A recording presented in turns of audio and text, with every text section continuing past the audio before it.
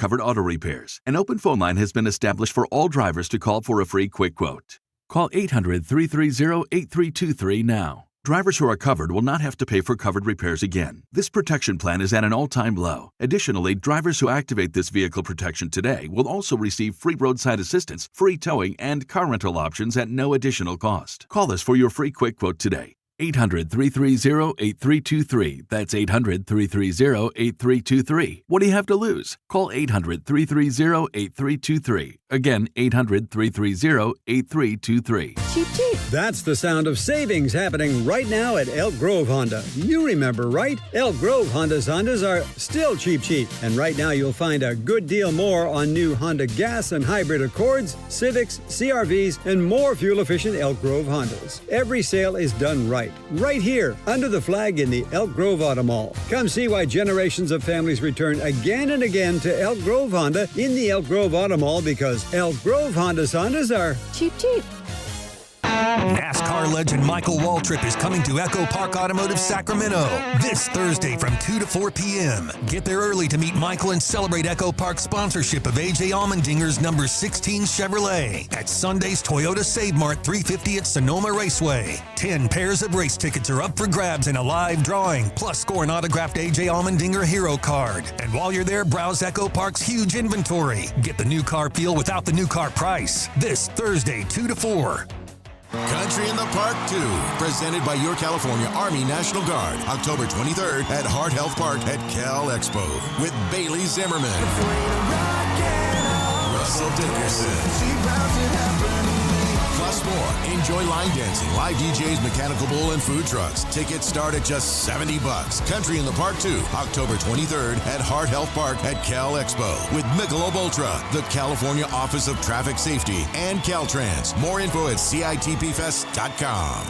Capital Casino is conveniently located in downtown, 411 16th Street, and has been a part of the greater Sacramento area for over 20 years.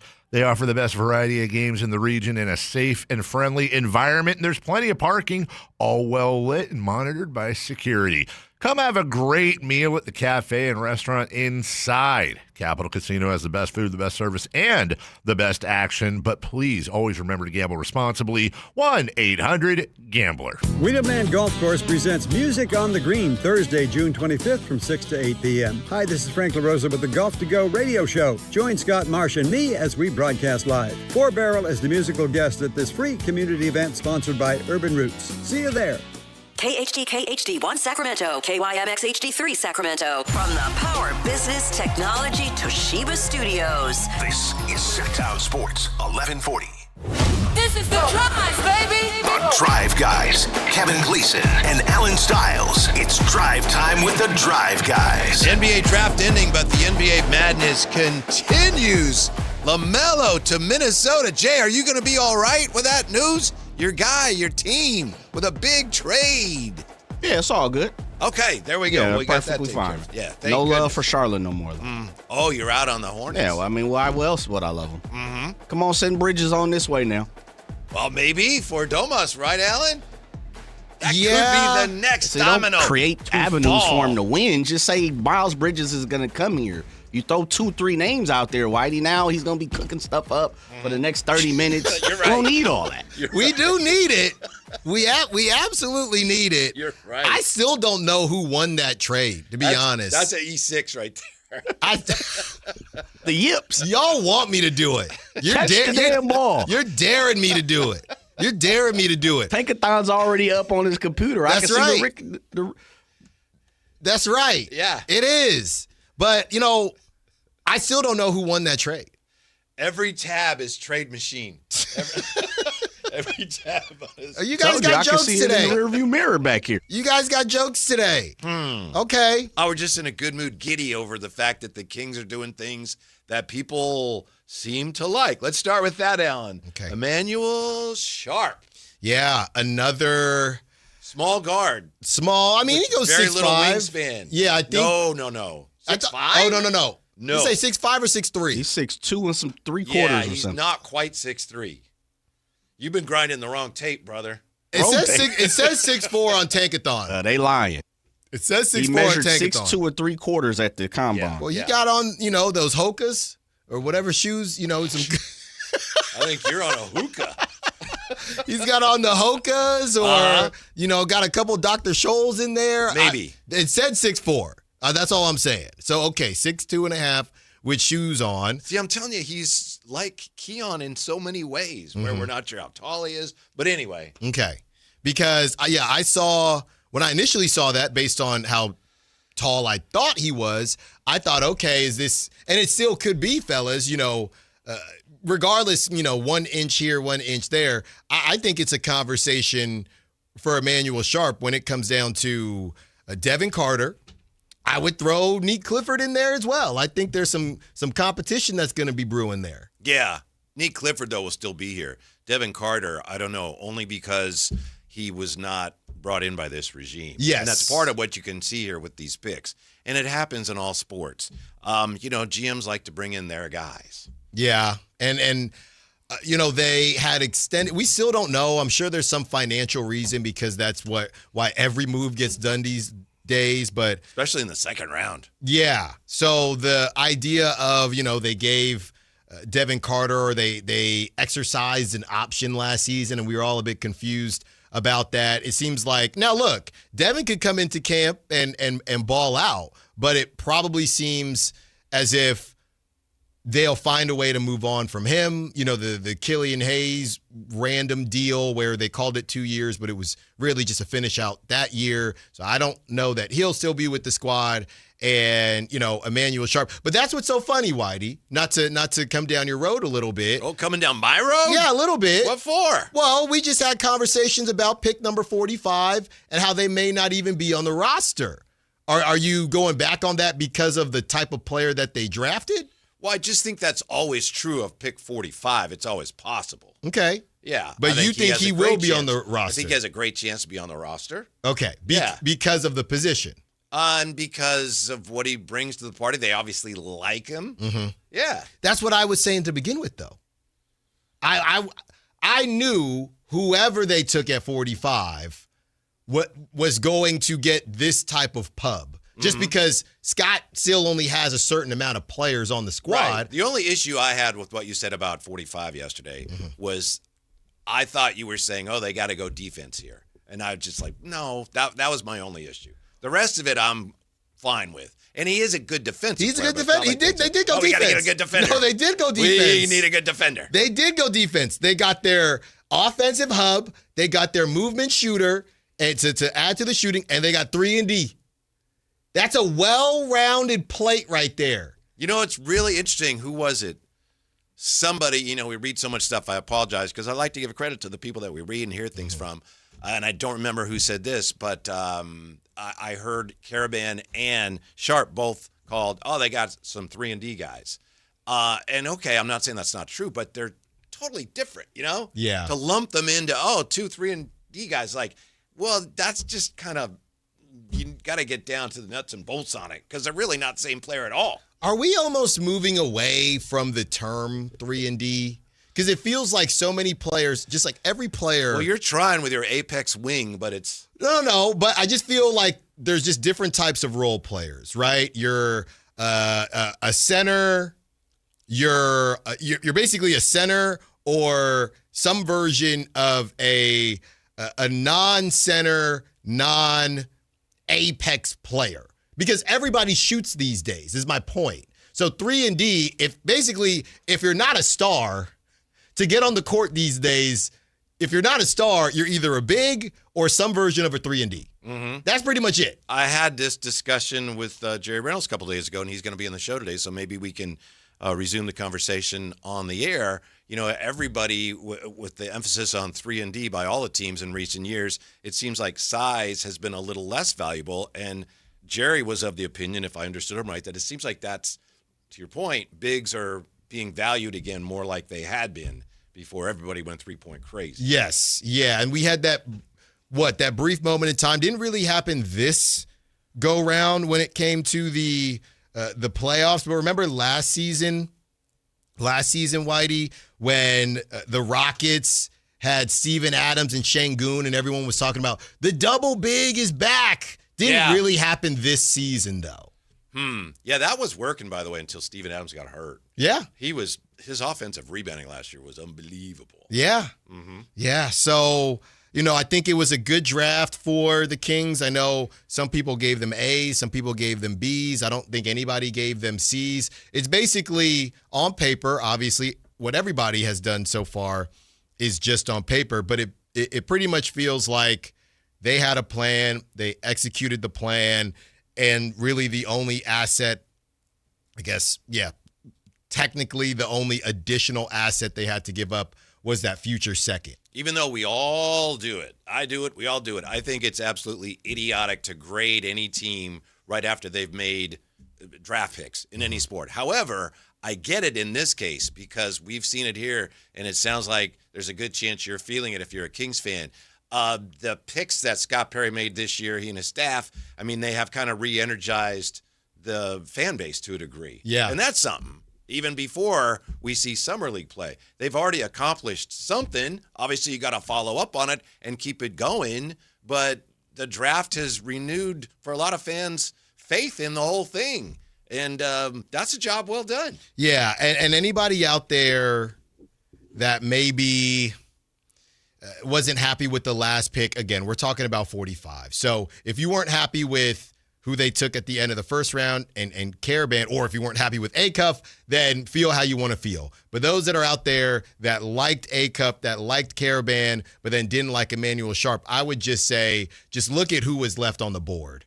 That board was looking pretty dry by the time 45 came around, with a combination of players that went back to school, players that were maneuvering around certain teams to get to other teams, which I guess Maxime Reynaud kind of did last season to end up on the Kings. There wasn't a lot going around. So as Matt George had put out, Kings had some targets, and again, doing a great job. The information that Matt's getting, obviously, it's being greenlit by somebody over there. Yeah, I guess he was 3 for 3 and you were 2 for 3, right? So. Well, I didn't get answers to the test. This was just off the top. You know what I mean? 3 for 3 and you were 2 for 3. Was he 3 for 3 when he threw out 4 options? He claims to have been. I saw him. I saw the post, but if the you little, the target, if you throw out 4 options and one of them gets picked, I guess technically He's 1 for.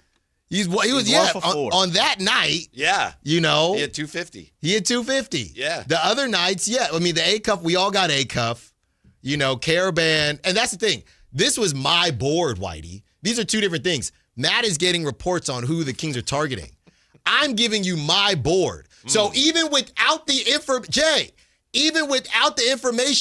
I understand how I'm reading tea leaves, and I'm understanding if I were Scott Perry, we follow each other on X, I read his Monday motivation. If I was Scott Perry, what's the direction I would go in? Yeah, but you got your sources too.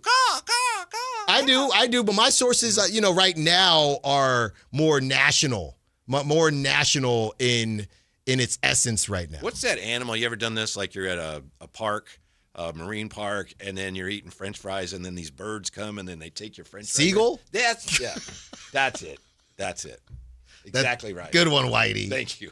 Good one. I actually didn't know where you were going with that. You're correct. No. You know what, Whitey? You're going to see it Summer League. You don't know. You don't understand. Yeah, back in my day, the tech world, that's why I'll probably end up being a politician. This was your day. No. It is my day. Yeah. But I'm saying I live different lives. That's why I'll probably end up being a politician, because I got to be a top 5 schmoozer. Top 5 schmoozer, at least in Northern California. To get ahead, to get a foothold. Oh, yeah. You'll see at Summer League. Nobody is schmoozing harder than me.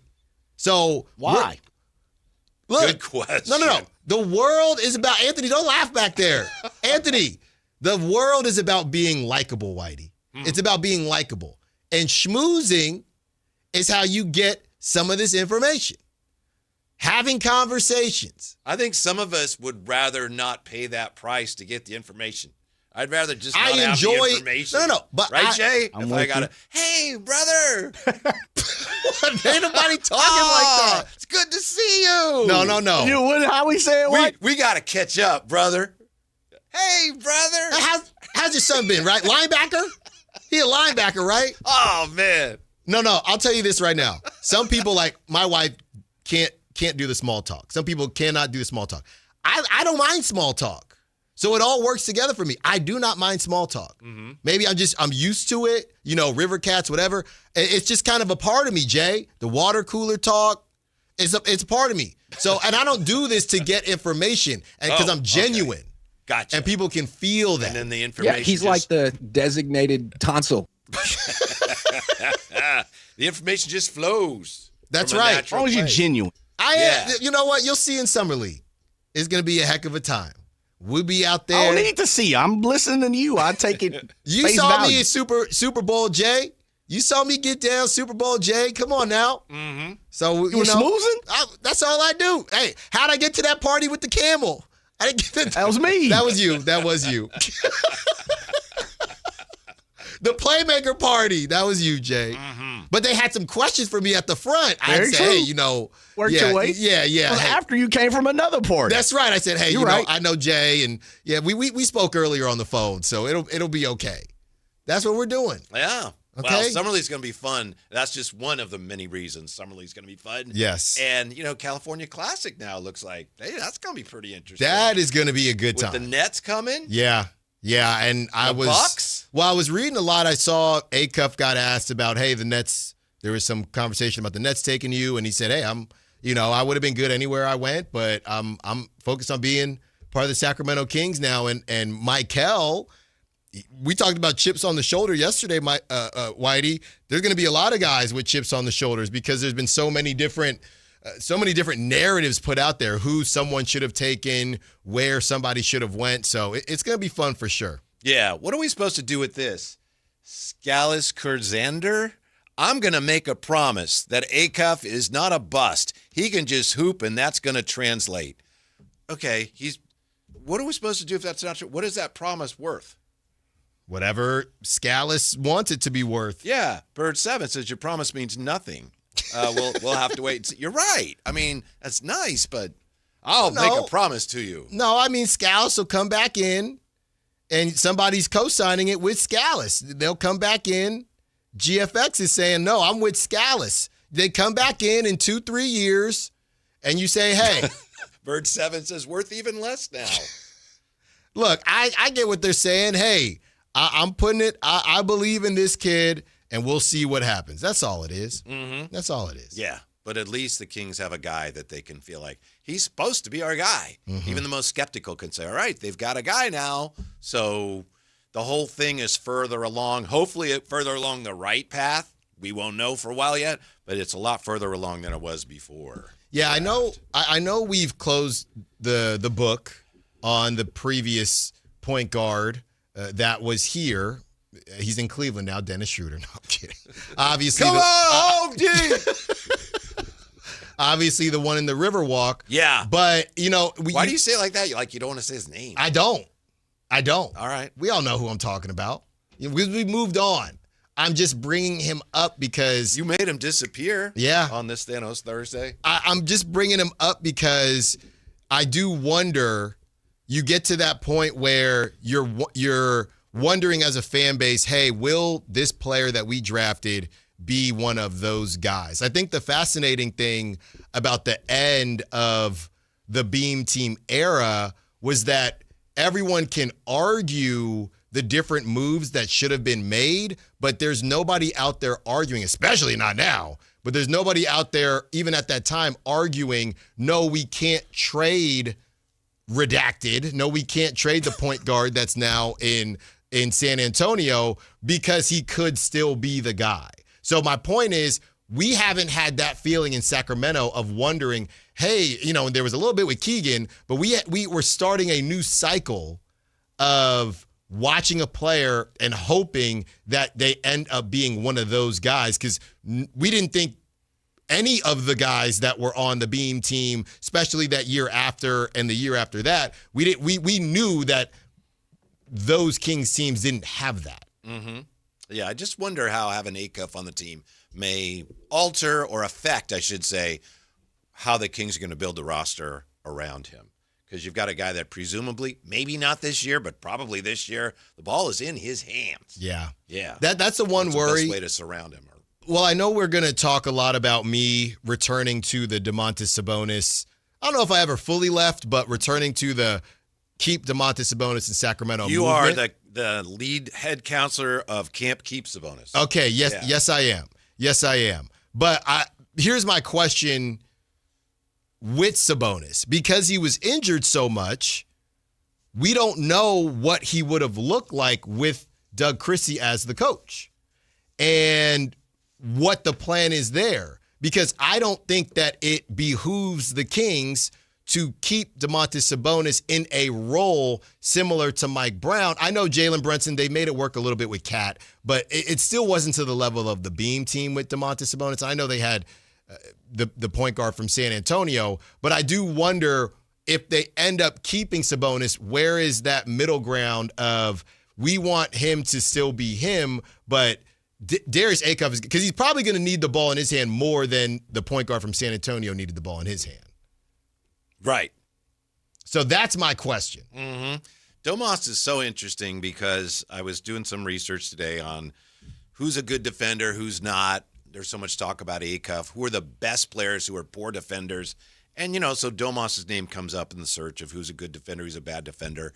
And he actually is a pretty good defender. He's got a reputation for, center, terrible rim protector. He is not a rim protector, which is one of the main things you want defensively from your center for the most part. He doesn't do that, but he is a good defender. He's a good help defender, and he works really hard on defense. So it's so hard individually in the NBA or just in basketball in general to identify who's a good defender, who's not. So often I think there are guys that Steph Curry has a reputation of being a bad defender. He's actually a pretty good defender. Yeah. It's just difficult. There's no clear-cut, stats or anything. And so Domas, it's complicated. Is he a good defender? Well, it's complicated. Well, and it's relative. I mean, you see the type. It's tough because Domas has always been an extreme case of a tweener in a way. Yeah. Because nobody talks about Jokic's defense because he's so good offensively and does everything else. And then you have Rudy Gobert, who's so good on defense that anything small that he does on offense, you'll take. So Domas is really good offensively, not elite.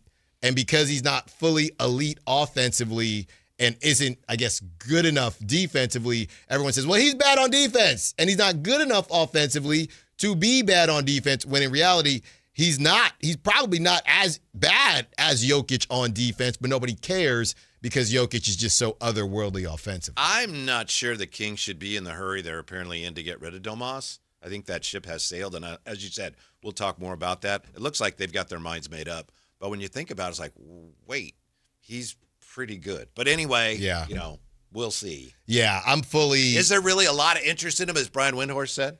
He said, I don't know. I mean, look, it's not about... Brian Windhorst can probably make a couple calls to Sacramento right now, not necessarily to the team, but Brian Windhorst can get some Sacramento information if he wanted. I don't know where that's at on his priority list. So when I heard it live when I was driving home, it more so sounded like, yeah, he's got some interest, or so I've heard. Yeah. Right? It wasn't him. You know how Mark Spears will say something on a show and you'll kind of, was that a report or was he just saying it?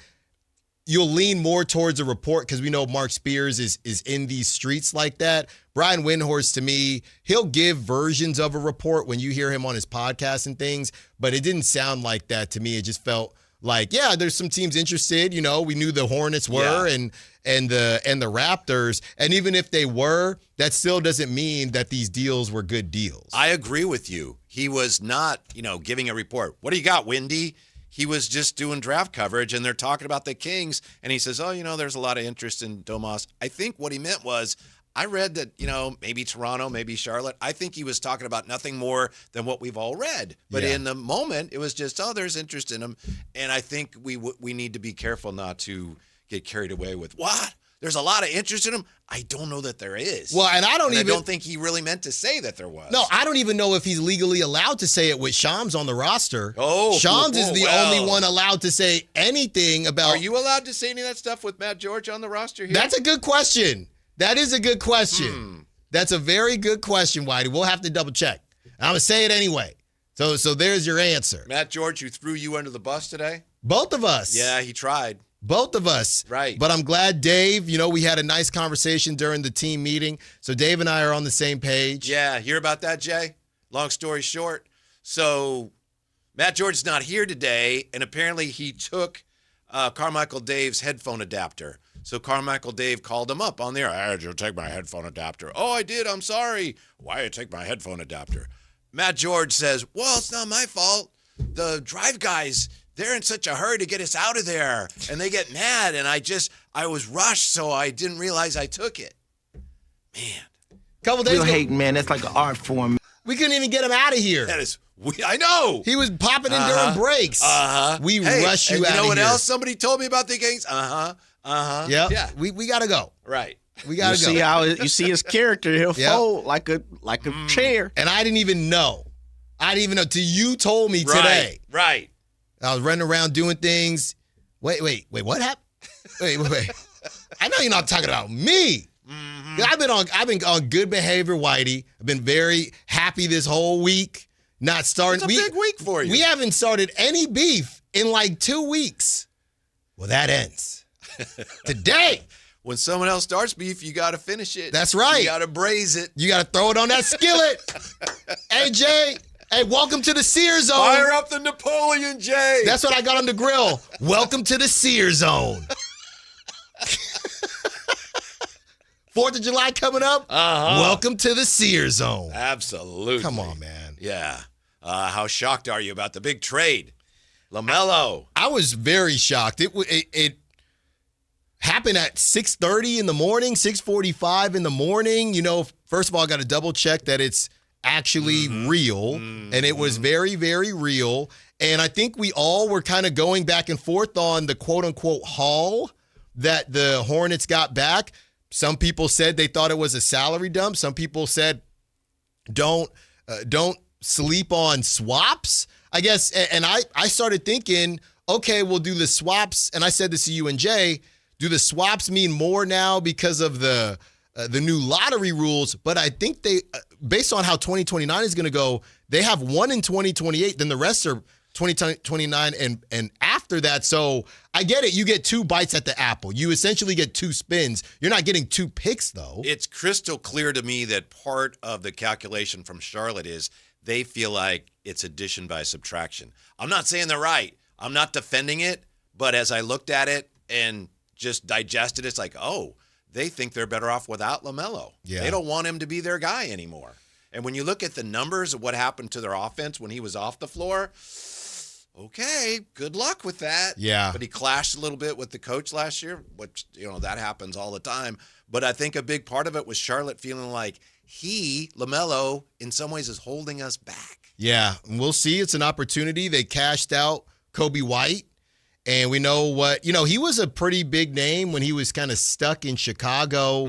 Maybe that was always their plan, Whitey. Hey, we're going to bring in Kobe White because, he was essentially backup to LaMelo. But maybe the Hornets thought, hey, we have a long-term plan here. The reason we brought Kobe White in is because LaMelo misses time. LaMelo typically misses time. So they brought Kobe White in.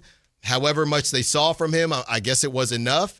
And now they're going with Kobe White. Maybe they bring in somebody else. Sounds like there's a world where they're not done. They have that ridiculous $40 million, the biggest trade exception in the history of the NBA. And, I also think this says a lot about Brandon Miller, who, again, another guy that has struggled to stay. And even the guy they just drafted, Christian Anderson. That's true. Yeah. That's true. But somebody. Jay is not a Charlotte Hornet fan anymore. Yeah, those days Can't are be gone. led by Con Knuckle and think you're going anywhere. Yeah, but I'm telling you, I think it's more about Brandon Miller, who missed a lot of time too. But two seasons ago, Brandon Miller was really talked about as taking a leap, and then he got injured. So if you got 2 guys that you're just taking a guess and hoping which one's going to stay healthier, let's hope they made the right call. Could the next big NBA trade involve a guy whose name rhymes with Bomontis Bobonis? We're back with that next on Sactown Sports. Hey, brother. Ain't nobody talking like that. It's good to see you. No. How we say it? We got to catch up, brother. Darius Acuff Jr. is a Sacramento King. The Sacramento Kings select Darius Acuff Jr. from the University of Arkansas. After a private workout and an entire offseason of speculation, the 6'2" point guard fell to the Kings at number 7 and will be the latest young star to take the floor in Sacramento. Will the SEC's leading scorer continue the small guard resurgence in the NBA? Your exclusive home for Kings basketball. Sactown Sports 1140. Cheap, cheap. That's the sound of savings happening right now at Elk Grove Honda. For more than 50 years, Elk Grove Hondas are still cheap, cheap. You'll find us under the flag in the Elk Grove Auto Mall, Highway 99 at Elk Grove Boulevard. Elk Grove Hondas are cheap, cheap. Don't miss out on the biggest action sports event happening in Sacramento this June. Tickets are now live for MoonPay X Games Sacramento 2026. See nearly 100 of the world's best skate, BMX, and Moto X athletes compete at Cal Expo June 26th through 28th. Music performances featuring electronic music icon Cascade on Friday, June 26th, and Grammy-winning producer and artist Mustard, and music producer DJ Subtronics on Saturday, June 27th. Score your tickets today at xgames.com. Is the volatility of the stock market driving you crazy? Is your retirement account sinking, yet you're getting older and you're starting to worry about, will I have enough for retirement? What about the money in the bank? These banks pay nothing these days. How do we get growth to get to retirement account? It's simple. Move into gold and silver. Want to know how to do it? Listen to my show, Striking Gold, with me, Kenny Michaels. This is a special alert to all Americans who own a vehicle with less than 200,000 miles with an auto warranty about to expire or with no warranty coverage at all. Due to a decline in the economy, CarShield is announcing a low-cost month-to-month vehicle protection plan that is now available to the public to save any driver out-of-pocket expenses on future auto repairs. Call now to find out how you can pay almost nothing for covered auto repairs. Yes, you heard that correctly. Pay almost nothing for covered auto repairs. An open phone line has been established for all drivers to call for a free quick quote. Call 800-330-8323 now. Drivers who are covered will not have to pay for covered repairs again. This protection plan is at an all-time low. Additionally, drivers who activate this vehicle protection today will also receive free roadside assistance, free towing, and car rental options at no additional cost. Call us for your free quick quote today. 800-330-8323. That's 800-330-8323. What do you have to lose? Call 800-330-8323. Again, 800-330-8323. Catch every soccer tournament match live on the big screens at Super Taco. Join Sactown Sports 1140 for the ultimate viewing parties. Win official jerseys, gift cards, and epic merchandise while enjoying great food. Bring your friends, wear your colors, and catch the action. Super Taco. Great food, great fun. See you there.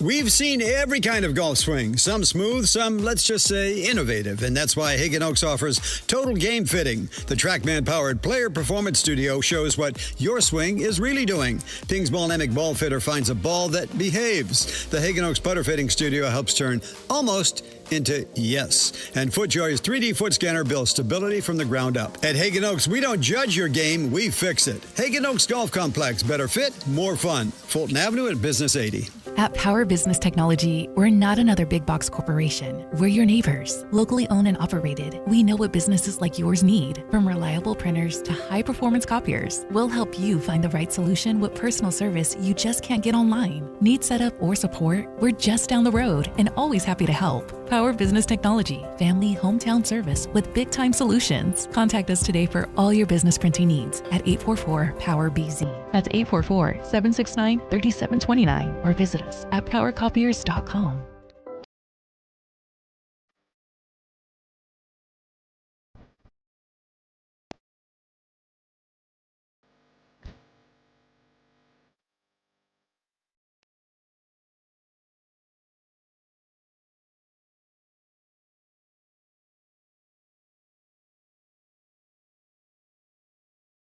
Live and local, it's The Drive Guys. Watch the show on youtube.com/Sactown Sports 1140. Or listen on the Sactown Sports app. Well, Alan, I know your Giants have been shoving around the A's this week, but what happened last night? Tony V told a joke and nobody laughed. It just seems like the Giants this year, and we'll get back to the NBA in just a moment. It seems like the Giants this year is laugh at us when you're not supposed to, and then when we want you to laugh, don't laugh. Yeah, I didn't see it live. I mean, great walk-off, Victor Barracoto. That ball, I guess, him admiring it. He almost hit the ump with his bat toss. The whole thing was incredible. Rafi Devers tied it up as well. But after the game, he says, "Yeah, we told Devers." And for those who don't know, Devers gave a shoe to a pinch runner because he wanted to stay in the game, and that caused a whole kerfuffle. So a couple days later, as he hits the home run, Tony Vitello says, "Yeah, we told Devers if he got a hit or got on first base, we were going to pinch run for him." And that's what it sounded like in the media room. And he points to someone saying, "Oh, I got a courtesy smile out of you." Well, that was a joke, everyone, and just walks away. Which is crazy because it actually went viral, and a lot of people are saying, "Dang, what's up with SF?"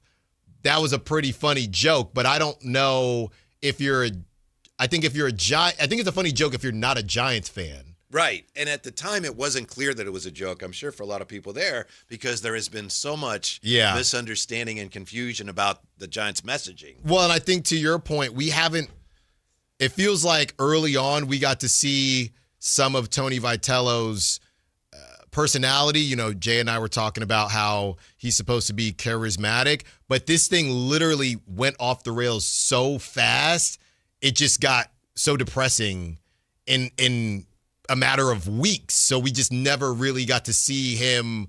Like, if you watched him coach at Tennessee, he's a completely different guy, and we just kind of got robbed of that this season. Well, I know Dwayne Kuiper said, I think it was on their flagship earlier this week, he pointed out there have been a lot of people that have been wanting him to fail, have been wanting Tony V to fail from day one. But, okay, that's fair. But he hasn't done a very good job from day one, where day one he was calling out reporters. Remember, he's calling out Bagley for. Oh, that's true. Baggerly, pardon me. Yeah, Baggerly for. Who said? Yeah, it was a foregone conclusion. Right. Yeah, right. it that has was the been first weird. day he met with the media. Yeah, it was weird. Yeah, that was bizarre. Mm-hmm. But hey, if you won, nobody would care. But they're not. They do own your A's, though. I think they said they're 10-2 against the A's since 2024. Maybe Jay's A's. I don't think they are, but they're not my A's. 2024, 10-2. Mm-hmm. And if they win today, I mean, this would be the first time the Giants got a sweep this season. John Fisher's A's. That's right. It's 6-2 right now, end of the sixth. The Barracuda A's hit another home run, according to Ramjack. This could be the first sweep. Yes, Barracuda, 2 RBIs, 1 ding-dong Donkey Kong. Willie Adames, 1 ding-dong Donkey Kong. Are people going to start wearing, like, Barracuda hats now at the Giants games? He might be back in Sacramento with us. Yeah. Because Elliot Ramos is coming back. Baby giraffe and the panda. Barracuda sounds like Barracuda. Oh, what's that? Hey, look, Kipe, they're wearing the Barracuda hat. Those Giants fans, I got to tell you. And someone's got ice cream. Yeah. I got to get that, got to get that. That's a happy camper. Uh-huh. Gamer babe right there with a Barracuda hat. Probably. I'll buy you one. I'll buy both of you one. Okay. That's terrific. Save your money, fella. People are a little bit concerned here over the notion that Sabonis could be traded, might be traded. You know, there's people here in the chat saying, well, wait, don't you want to see how well he functions in the pick and roll with Darius Acuff? Yeah. I mean, for a little bit. I mean, like I said, I'm not saying don't move Domantas Sabonis. And I've never really said to be in a rush to move Domantas Sabonis. I'm just more firmly in the camp of really don't be in a rush. Let's let this thing marinate. Let's see what it looks like. You can't be in the relegation sensation. You can't be down there. Mm-hmm. Okay, so that's the main thing. I know Chris Haynes said something about DeMar DeRozan. I don't know, other than saying, I think, a date. If it doesn't happen by this date, they probably will stretch and waive him. I don't know that he added anything new to what we thought we already knew. No, I think we're all just waiting on that front, and you're already starting to see the, not narrative, but conversation change. Remember, it feels so long ago, DeMar, when he he broke a record, and that dude came out. I forget what his name is. You were calling him Drake. Justin Bieber. No, you were calling the dude. Well, Drake had. We didn't even talk about some of the lyrics Drake had for DeMar. It was pretty crazy. Yeah. It was pretty nuts. Mm-hmm. You're the Drake guy. It was pretty hardcore. So they're done no matter what. Right. But it was. I know who you're talking about. It was the kid came out. I don't know how old he is, but oh man, it's crazy that DeMar could pass this and that, and I do think that at least in Sacramento, because it was tough too, winning some games that people didn't want to win. What was it that guy said though? I mean, seriously, I'm not making. It was a joke. basically like, when he doesn't help you win or something like that. It started. Or no, it was like, how can he be higher on the list? It was something to the effect of DeMar could end his career higher on the scoring list than these group of players, and I find that disturbing. Yeah. That's the word he used, and then DeMar hopped in there. So I think a lot of Kings fans as well didn't know what to do with DeMar because of, just how things ended up, and they're winning games, and you're trying to get the first pick. But now that everything is done and we've closed the chapter or are trying to close the chapter on all that, yeah, he's going to get his flowers, get an opportunity, maybe finally get to play with the team in L.A., and all's well that ends well. So who's going to be the next big name in the NBA to move one way or the other? We still are just, little ways away from free agency, but it sounds like some of these, we've seen these trades pop. Domas, according to Windhorse, there's interest there. And Jaylen Brown has an interesting situation where the Celtics are trying to make sure he understands, we value you, trying to see if they can move him, but they know they might not be able to, so they don't want to upset him and offend him too much. It's a delicate dance they're doing. And one of the things that came out of all the maneuvering in the second round of the draft was that Detroit, according to Hollinger, Detroit may be trying to free up some cap space to do something. Maybe they would be looking at, we all hope they're looking at Levine, maybe they would be looking at a way to bring in Jaylen Brown. Yeah, from what I'm hearing, it sounds like Jaylen Brown is next. That's what it feels like. Sources? You talked to Matt George? No. Like I said, now Matt's on vacation. Okay, you know so what I mean? You're allowed to. Yeah, so I'm allowed right now. But Jaylen Brown, I think it just comes down to the type of team that wants him and what they're wanting him to do. Let me give you an example, one that you just threw out. Jaylen Brown goes to the Pistons. Does that work? And who is the number one? You probably have, ideally co-number ones. I mean, doesn't he want to? Isn't that what started all this? Yeah. But you can't expect to win if you're like the only good player on a team. Well, that's what I'm saying. It's right. Yeah. Well, I'm trying to figure out what that balance is. It's Cade's team. Right. I'm trying to figure out what that balance is. If we look at some of the teams that have won championships, I guess outside of the Celtics, there haven't really been overlapping roles, right? And the Celtics were so well put together, the one overlapping role, it just didn't make a difference. So it's more about the personalities versus it working or not. If you look at the Bucks, no overlapping roles. Even the Warriors, I don't know, kind of weird with KD and Steph, but not overlapping roles in that way. It could be Jaylen Brown might recognize, all right, you've got some things going on here, but you need me to win. Yeah. You want me to come in and, okay, it's Cade's team, I get that, but you need me to make it all work. Maybe he'd be more comfortable with that rather than, wait, you drafted me, you drafted him, you drafted Tatum. Well, how come he's the guy and how come I'm not the guy? Yeah, well, it's just the age-old question as well, who's taking the last shot? I know it's a cliche, but that would be the question in Detroit. And look at the Nuggets as well. No overlapping there. Everybody kind of plays their role. Mm-hmm. So that's what I find fascinating about whoever is interested in Jaylen Brown. Mm-hmm. Conversation continues any way the Kings fit into any of that. Next on Sactown Sports.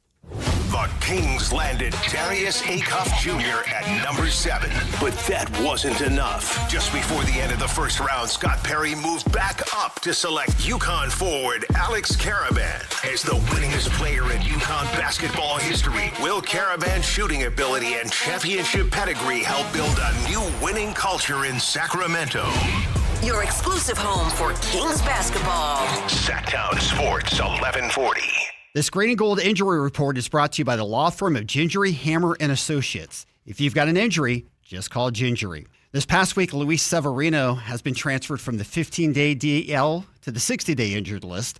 Mark Leiter went on the 15-day IL due to a right hip impingement, and Brett Rooker was sent to the 10-day IL with a bone bruise in his left knee. Gunnar Hoagland will now officially miss the 2026 season after undergoing surgery on his left hip last Monday. Hi, I'm Justin Gingery. One of the most common questions I receive is, what makes us different from other law firms? At Gingery, Hammer & Associates, we handle your case from beginning to the end. Whether your case reaches a settlement, whether it must go into litigation, or whether it has to go all the way to trial, we will be with you along the entire way. And because we are committed to your case, we are as invested as you are in making sure you get the outcome you deserve. When you get an injury, just call Gingery. If there's one thing you can count on, it's 24/7 protection when you bundle home and auto insurance with Progressive. And if there's two things you can count on, it's your smoke detector battery dying at 3 a.m. Not 3 p.m. on a Saturday when you have nothing going on, but in the middle of the night when you're fast asleep. Oh, come on. Get 24/7 protection when you bundle home and auto with Progressive. Just one more thing you can count on. Progressive Casualty Insurance Company affiliates and third-party insurers. Not available in all states or situations. This summer, the Honey Pepper Pimento Chicken Sandwich and Pineapple Dragon Fruit and Sprite are back at Chick-fil-A. Girl, it's back. We've been waiting. I love that honey pepper pimento sandwich. And that pineapple dragon fruit and Sprite is everything. It's got that razzle-dazzle that makes you stop and say, okay, wait a minute. I love the creaminess of the pimento cheese. It's savory, it's bold, it's flavorful. Our faves are back. High five, girl. Which fan favorite will you choose? Real customers paid for their testimonials. Are you looking for a night out that actually delivers? Grab your friends and head to Sutter Health Park for Sacramento River Cats baseball. We've got cold drinks, great vibes, and live baseball all in one place. Get your tickets at rivercats.com. And the match is about to begin. Most of the team is out with COVID-19, so there'll be some substitutes tonight. What's this? We have an unexpected guest on the field. It's a dog. Well, they could do with extra players. She's going for the ball. Our front paws, hands or feet? Soccer season is full of surprises, and COVID-19 could be one of them. If you test positive, prescription medications may help. Ask your doctor if they're right for you. Learn more at PfizerForAll.com. Sponsored by Pfizer. Now that Wendy's has these new biggie deals, everyone in the family can get what they're craving, from nugs to JBCs. The parental units can get an $8 biggie bundle, the eldest who think they're so grown can get a $6 biggie bag, and the little one who can do no wrong can get a $4 biggie bites. You know, assuming they have a credit card. No, I'm kidding. We take cash too. 4, 6, and $8 biggie deals for the whole family. Only at Wendy's. Price and participation may vary. Single items at regular price. Prices may be higher in Alaska, California, and Hawaii. Struggling to find your perfect Ram truck? Look no further. Hoblet Dodge Chrysler Jeep Ram in Woodland has the best selection of hard-to-find Ram heavy duties. And right now you can save up to $14,000 off MSRP on new 2026 Ram 2500 and 3500s. Your new Ram is waiting at hobletdodge.com. 14,000 total net savings on select new 2026 Ram 2500 Laramie after $10,500 dealer discount. Incentives include $500 on-the-job upfit for eligible upfit, 1,000 Hoblet business owner bonus with proof of business ownership, 1,000 Hoblet trade-in assistance with eligible trade-in. 10% savings. See dealer for details. Golf to Go is brought to you by the Hagen Oaks Golf Super Shop. Here's Frank LaRosa. We golfers tend to grumble too much. Golf Monthly's Nick Bonfield compiled our biggest complaints. They include our own game. The refrain, is it going to be another one of those days, should maybe be realigned and set about the next shot with positivity. Next is our equipment. We always blame our tools even though they were just along for the ride. Course conditioning is another gripe, and maybe you should try getting up while it's still dark, whether it's 108 or 32 degrees, and deal with global warming, limited budgets, and sustainability. And then go hug your superintendent for what they do. Dress codes get a lot of attention. Some feel the tradition should be maintained, and others are comfortable in T-shirts. It's a game, people. Also in the mix are rules of golf, slow play, the World Handicap System, tee time booking systems, bad luck, and more. I say you get out of it what you're willing to put into it. You're on a golf course, your phone's not ringing, and you might make a birdie or two. Enjoy the moment. There's lots of time left in the day for complaints. That's your Golf to Go. I'm Frank LaRosa.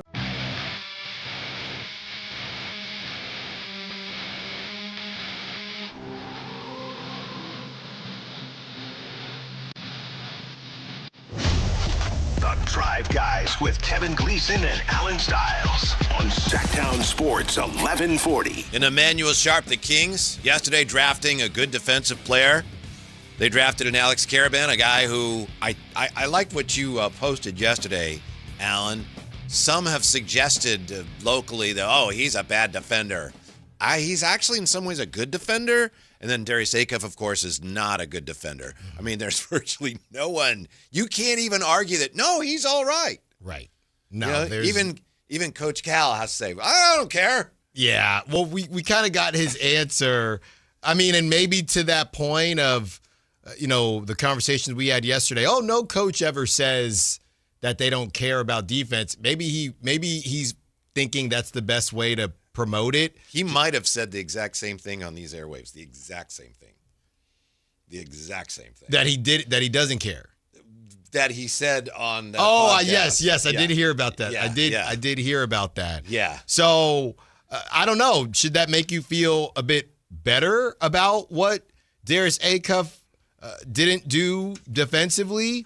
Depends on who you ask. I mean, I guess I don't know. I would never say something is selfish, but it kind of reminds me of, guys come into certain situations and they're not prepared, and you can decide whether that's on a coach or not. Hey, well, is that Cal's job to, hey, you need to play defense because you're going to need this at the next level? Or is it Coach Cal's job to say, I need you on the floor and I just need you to focus on offense? I don't know. You ask 10 different people, you'll probably get about 10 different answers. Well, that's not really Coach Cal. That is Coach Calipari, the basketball coach that we've heard on the station, on the podcast that you're alluding to. That was Coach Calipari, the promoter, basically. Yes. He's really good at that. It's not a criticism. Right. But obviously he wasn't in the huddle, to your point, during games going, your offense is so good, I don't care. Yes. Yeah, I don't give a bleep what you do with the other end. But now, of course, he's great. Everything's great. Yeah, we told him don't worry about it. But he can play defense. We just told him don't. So I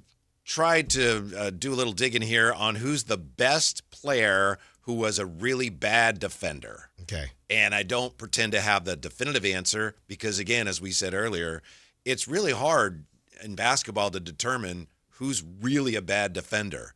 Sometimes players have a reputation that isn't deserved. Sometimes guys make a bad play. Sometimes guys don't try. Like James Harden, when he tries, he actually is not a terrible defender when he actually is trying to defend. Right. But so often he doesn't, in which case, he's awful. This is from basketballegg.com.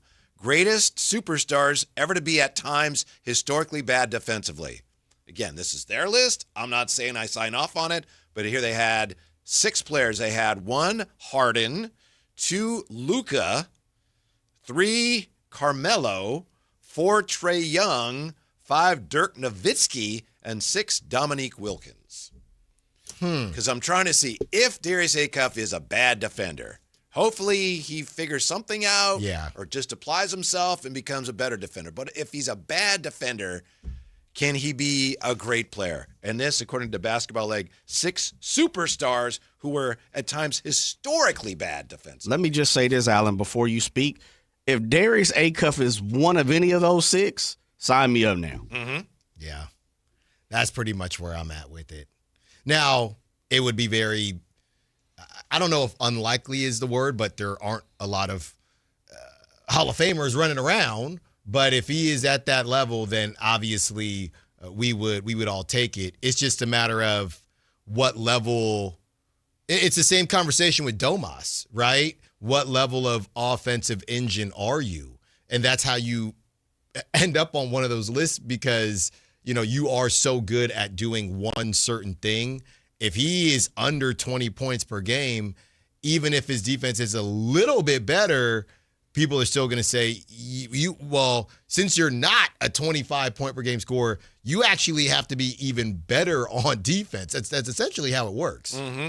I have to admit, when I first looked at this, I thought, no championships. But hello, Dirk Nowitzki's on here. Yep. Dirk Nowitzki is an NBA champion. And one of the hardest championships they'll talk about. Luka, yeah. Yeah, I would say the first thing that I heard from 2 things, Whitey, was if Acuff is anything close to any of those guys, sign me up. The second part of it is if you look at most of those names,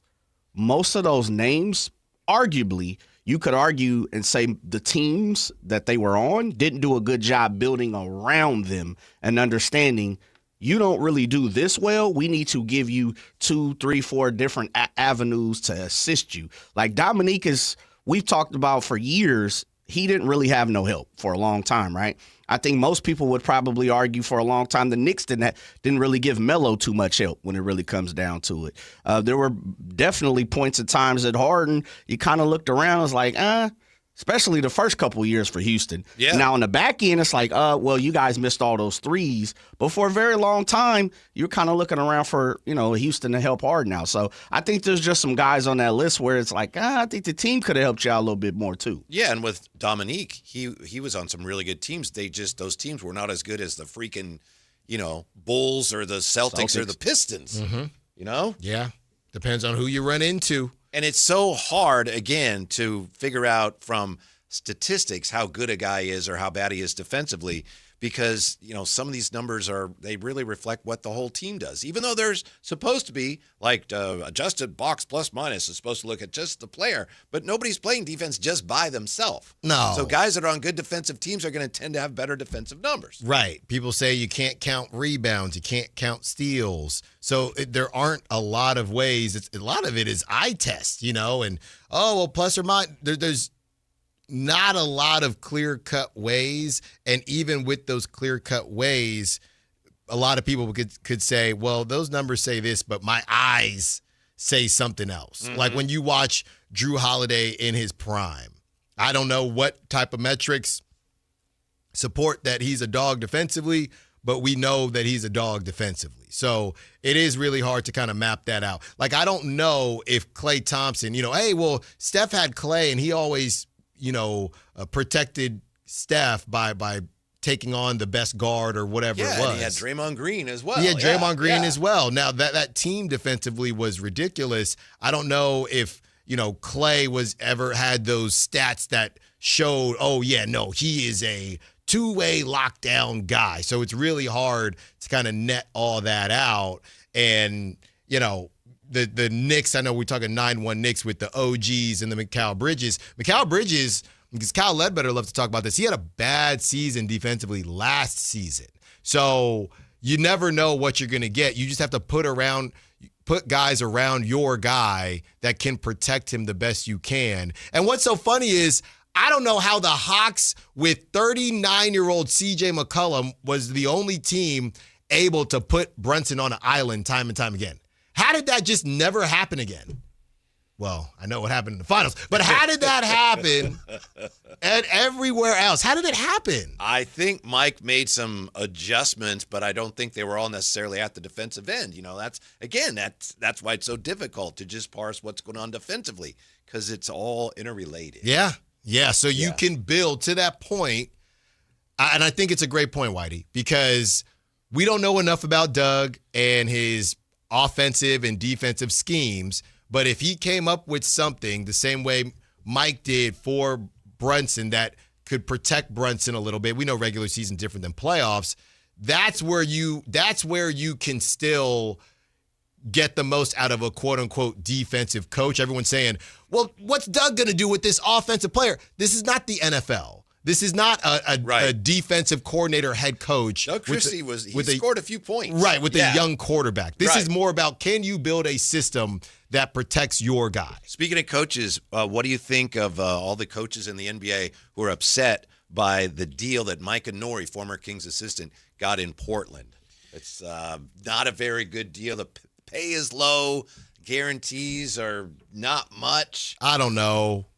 I mean, I kind of feel as he says, I never look at money or years. I know that if I'm successful, the rest of these things will take care of themselves. I thought this was the most obvious thing ever. I know maybe people didn't think that the Blazers had the you-know-whats to actually do it, but the Blazers been telling us they cheap as hell. Mm-hmm. What are we surprised about? They told us they were cheap. They told us when they were looking for a new coach they were going to be cheap. So what are we surprised about? I don't know if it's a surprise so much as it's just interesting to me to see the reaction from other coaches who recognize, whoa, if this becomes a trend, we're all in trouble. Well, probably. Mm-hmm. Probably. But it's already gotten weird from the season prior where, all those coaches got fired, including Mike Brown, and it turned into, hey, does our best player like you? Cool. If not, then you're out of here. Yeah. So apparently this unique deal features one guaranteed year. So Mike Inori coaches out the 27 season, and the Blazers will have 2 team options. Financial terms haven't been reported, at least as of this writing. They hadn't been. Early reports indicate the Blazers were offering far below typical market average for an NBA head coach. And I like what I think it was it J.B. Bickerstaff said, look, I'm happy for him. He shouldn't have to make that choice, though. Yeah. You know? And Mike Inori's like, this is a great opportunity, but whoa. He should have a better offer. Yeah. I thought I saw about 800,000. Really? Thought someone reported. It might have been Jason Quick, and I could be wrong. Not even in the millies? I don't think he got a milli. Yeah, I thought it was somewhere around 800K. I have to go try and find it. At least, like I said, Whitey, you knew you were dealing with some frugalness, we'll say. Yeah. You knew that, and I get it. Well, he's between a rock and a hard place. There's only so many of these jobs. Take it or leave it. It's tough. It's tough. It's hard for me to speak on. Obviously, an NBA coach can say, well, he deserves X, Y, and Z. But from where I'm sitting, we knew what they were going to do. Yeah. It's kind of like what happened to running backs in the NFL a few years ago. Mm-hmm. It's just the position runs a risk of being devalued. So right. for those who hold it and live in that line of work, they're obviously going to say, whoa. Yeah. Whereas to most of us, I'd do that in a heartbeat. That's it. If the Kings nail the draft, why does ESPN only give them a B+? We'll look at it next. Sactown Sports. The Kings officially got their guy. Following a breakout season at Arkansas, Darius Acuff Jr. is headed to Sacramento. After adding one of the most electric scorers in college basketball, has Scott Perry officially found the new face of the franchise. Your exclusive home for Kings basketball. Sactown Sports 1140. This is the story of the one. As a safety manager at a manufacturing plant, he does everything he can to keep his coworkers safe. From finding ways to reduce risks to keeping safety supplies in stock. And for that, he relies on Grainger. Grainger offers a broad range of quality products and next-day delivery, so he can always play it safe. Call 1-800-GRAINGER, click Grainger.com, or just stop by. Grainger, for the ones who get it done. Mark your calendars because MoonPay X Games Sacramento 2026 is landing at Cal Expo June 26th through 28th. Witness nearly 100 of the world's best athletes compete in skate, BMX, and Moto X events and catch live music performances by global electronic music icon Cascade on Friday night and Grammy-winning producer and artist Mustard and electronic music producer and DJ Subtronics on Saturday night. Don't miss MoonPay X Games. Lock in your tickets now at xgames.com. Country in the Park 2, presented by your California Army National Guard, October 23rd at Hart Health Park at Cal Expo with Bailey Zimmerman, Russell Dickerson. Plus more. Enjoy line dancing, live DJs, mechanical bull, and food trucks. Tickets start at just $70. Country in the Park 2, October 23rd at Hart Health Park at Cal Expo with Michelob Ultra, the California Office of Traffic Safety, and Caltrans. More info at CITPFest.com. Cheap. That's the sound of savings happening right now at Elk Grove Honda. You remember, right? Elk Grove Hondas are still cheap. And right now you'll find a good deal more on new Honda gas and hybrid Accords, Civics, CRVs, and more fuel-efficient Elk Grove Hondas. Every sale is done right here, under the flag in the Elk Grove Auto Mall. Come see why generations of families return again and again to Elk Grove Honda in the Elk Grove Auto Mall because Elk Grove Hondas are cheap. You can buy golf clubs anywhere, but buy clubs that fit the shelf instead of your swing. That's why Hagen Oaks offers total game fitting. TrackMan dials in your driver and irons. Ping's Ballnemic Ball Fitter finds your perfect golf ball. Hagen Oaks Putter Fitting Studio helps you roll it true. And FootJoy's 3D foot scanner matches you with balance and stability. Whether you're a beginner or accomplished, your best game starts with the right fit. Hagen Oaks Golf Complex. Better fit, more fun. Fulton Avenue at Business 80. With 25 award-winning years in Northern California, Ashton & Price is your local injury law firm. Pro attorney tip, if a firm presents as local but they're in L.A., red flag. If your first consultation is not with a lawyer, big red flag. At Ashton & Price, your first consult is with a local attorney, and if serious injury prevents travel, a lawyer will come to you. Still not enough? George Washington's my uncle. At Ashton and Price, no red flags, just red, white, and blue. Remember, for the best advice, don't think twice. Call Ashton and Price. This is Sactown Sports 1140. Hey, it's Carmichael Dave. What's up? It's Matt George. What's good? It's Alan Stiles. With the most trusted voices in the community. This is Jason Ross. Hey, it's Kayla Anderson. It's Whitey Gleason. Ready to help promote your business, both as partners and customers. All you have to do is ask. Pick up the phone, dial pound 250 and say, grow my business. To get connected with a team member today, that's pound 250 and say, grow my business. Our team will review your product, quickly pair you with a perfect endorser, and create video and audio samples, all at no cost or obligation to you. With the most live and local on-air lineup, a dynamic content-driven website, and a state-of-the-art mobile app, Sactown Sports 1140 is tailor-made to help you connect with a sports audience in Sacramento. So why wait? Dial pound 250 today. Say, grow my business, and let us help take you to the next level. KHD HD1 Sacramento, KYMX HD3 Sacramento. From the Power Business Technology Toshiba Studios. This is Sactown Sports 1140.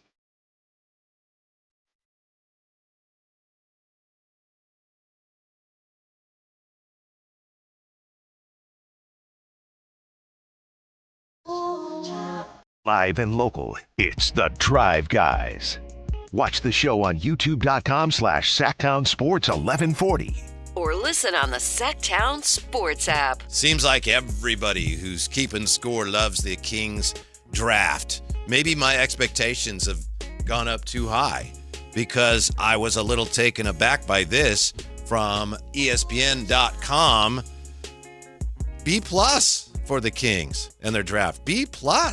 I think Memphis is the only team. Yeah, the Grizzlies are the only team that got the A+. So how do you not give the Kings an A? Well, here's what they said.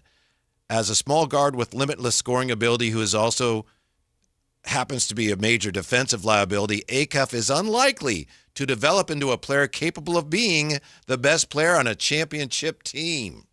So I'm assuming that primarily is why they limited the Kings to that B+, not quite an A. Well, what were they supposed to do? That's my question. Who was the other pick then? Fleming's not big either. Mm-hmm. I know better defensively, but they go on to say, I think this is Jeremy Wu. That's okay for Sacramento, which has more immediate concerns. Acuff got straight to work at Arkansas. Karaban won 2 titles at UConn, projects as a classic 3-and-D role player. So I think they just needed to explain why they gave the Kings short of an A, and that's all they had. Other than that, they paint a rosy picture. Okay. Well, look, San Antonio gets an A and the Kings get a B+? Yeah, I don't know. Alan, what? Well, what's San Antonio? Taking a high-level swing in their position with young players is the smart thing to do. The Spurs draft makes it clear they knew they needed to overhaul their front court around Wemby. Quaintance is a defensive game wrecker. When he plays. Mm-hmm. I guess, yeah, Terrace Reed will for sure help. And I guess, they're not looking for more offense per se. They're just looking for some help for Wemby and some more size because that's what they were lacking. But you know what? They're the hot team. When you're winning, Whitey, everything you do is gold. Doesn't matter. They could have taken a random G Leaguer, undrafted, whoever, and ESPN, because it's the Spurs and everything they do is good, they would have got an A. Mm-hmm. Memphis Grizzlies, the only team receiving an A+ from ESPN. And, hey, it looks like they had a pretty good draft. Cam Boozer, Kareem Lopez, and your guy, one of your 23 guys, Richie Saunders. Now that is how you build, fellas. That's how you build. I'm anxious to see Kareem Lopez with them. So was your guy Ty Jerome only was that just a 1-year deal, Whitey? I'm not certain. Okay, so he is my guy. Sometimes you call somebody my guy and they're not my guy. He's my guy. So yeah, I think Kentavious Caldwell-Pope. It's weird because the season just ended, but I think he has one more year. Opted in already. KCP already opted in. Okay, so he's back. Santi Aldama. Wait, how do the Warriors get an A? Don't get me started. It's right there, Alan. Golden State Warriors A. Zach Edey, Cedric Coward. Remember Walton Clayton Jr.? Remember when he was the savior? Mm-hmm. I have not seen that brother play basketball once in my life. Your guy Ramsey loves him or loved him. He got traded. How many Jazz games do you watch? He ain't on the Jazz. Well, I know, but I'm saying prior. I mean, you can't get on a highlight on a tanking team. Can't pop out for one game, Jay. Mm-hmm.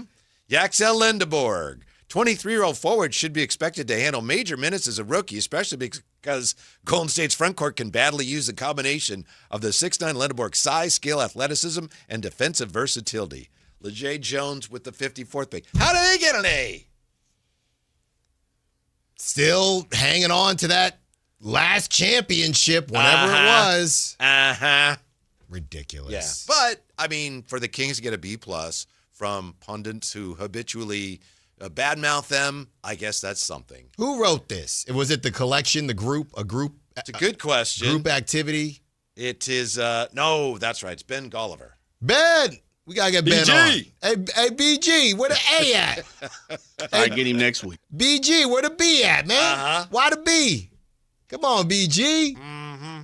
Who was trash? That's what I want to know. Hawks A-, Celtics A-, Nets C+, Hornets B-, Bulls B+, Cavs B-, Mavs B+, Nuggets C, Detroit B+, Warriors A. Let's see. I'm looking to if I see anything. Rockets C+. Lower That's than a rough. C. Yeah. Miami B+. D's and F's? Pelicans with a D. Didn't they not even have a pick? Maybe that's why. They had Jean-Pierre Jr. with the 58th choice in round 2. Come on home, D. Phoenix Suns, D. These are just teams. Come on home, D. Wait, so Pete, and they still get a D. Yeah. Come on home, D. Oh, Portland Trailblazers. You failed. An F. Oh. Yeah. They didn't make a pick. Okay. No picks for them. Only team in the draft didn't make any picks. Did Only you team in the league, see, I should say. and I can't see what's fake or not, did you see the Koa Pete? It was somebody from the Kings or from the Suns talking about Koa Pete saying, we believe he'll be a good shooter. Did you see that? No, but I mean, what are they supposed to say? Yeah, he's pretty bad. Yeah, he's a brick, but maybe one day he'll figure it out. Mm-hmm. Yeah. Okay, well, it's a rough go. I'll take a B+. Meanwhile, there's lots going on around the NBA, and there's a lot of speculation around Sacramento about Domas, where he may go. Some people here in the chat have referenced something that's going around that, according to Mr. Siles, is not from necessarily a rock-solid source. So if you see something about Domas in the Bucks, you don't necessarily put any or much stock in that, huh, Alan? No. Not to badmouth anybody for their efforts, but it's just not a source that has much of a track record. I'll put it that way. Yeah, I don't know what to do with this. In the name that somebody brought up, it says Sean Wright. This was somebody brought up in the YouTube. DePaul alum. I'm just reading his breakdown. Mm-hmm. DePaul alum, author of Right is Right, NBA insider, just a boy from the Bay with Irish roots. Then it just says featured on ESPN, Outkick, Port of My Take, and Sports Illustrated. He's got just under 4,000 followers. Mm-hmm. So that's not nothing. It's not nothing.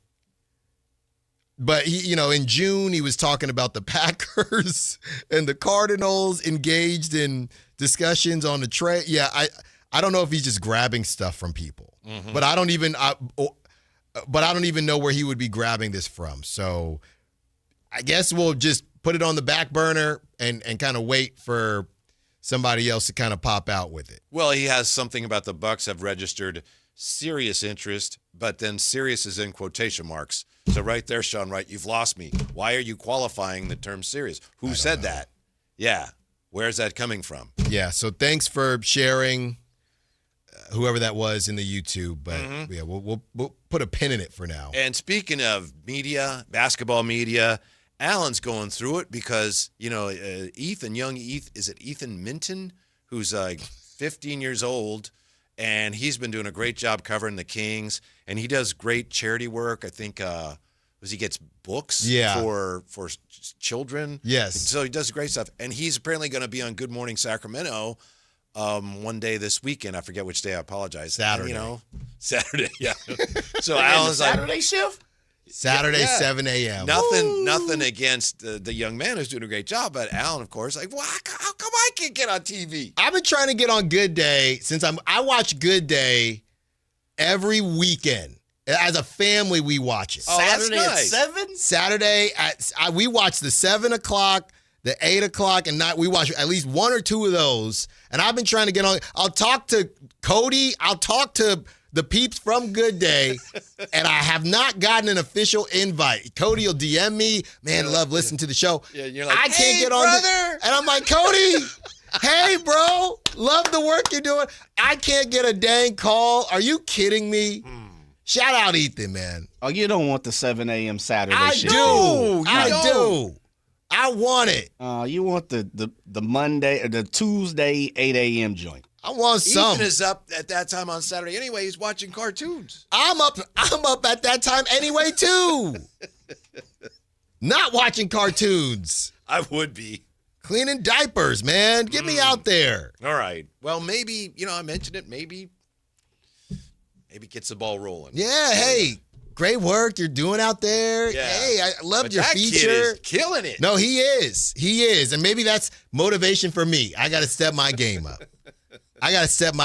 But, everybody out there, Good Day, shout out, man. Mm-hmm. Great job. Hey, love the special feature you did not too long ago. Great stuff. Maybe that's not working anymore. Maybe we should just be genuine. Yeah, I don't know. I got to work on things, Jay. I don't know. I'm a little rusty. Mm-hmm.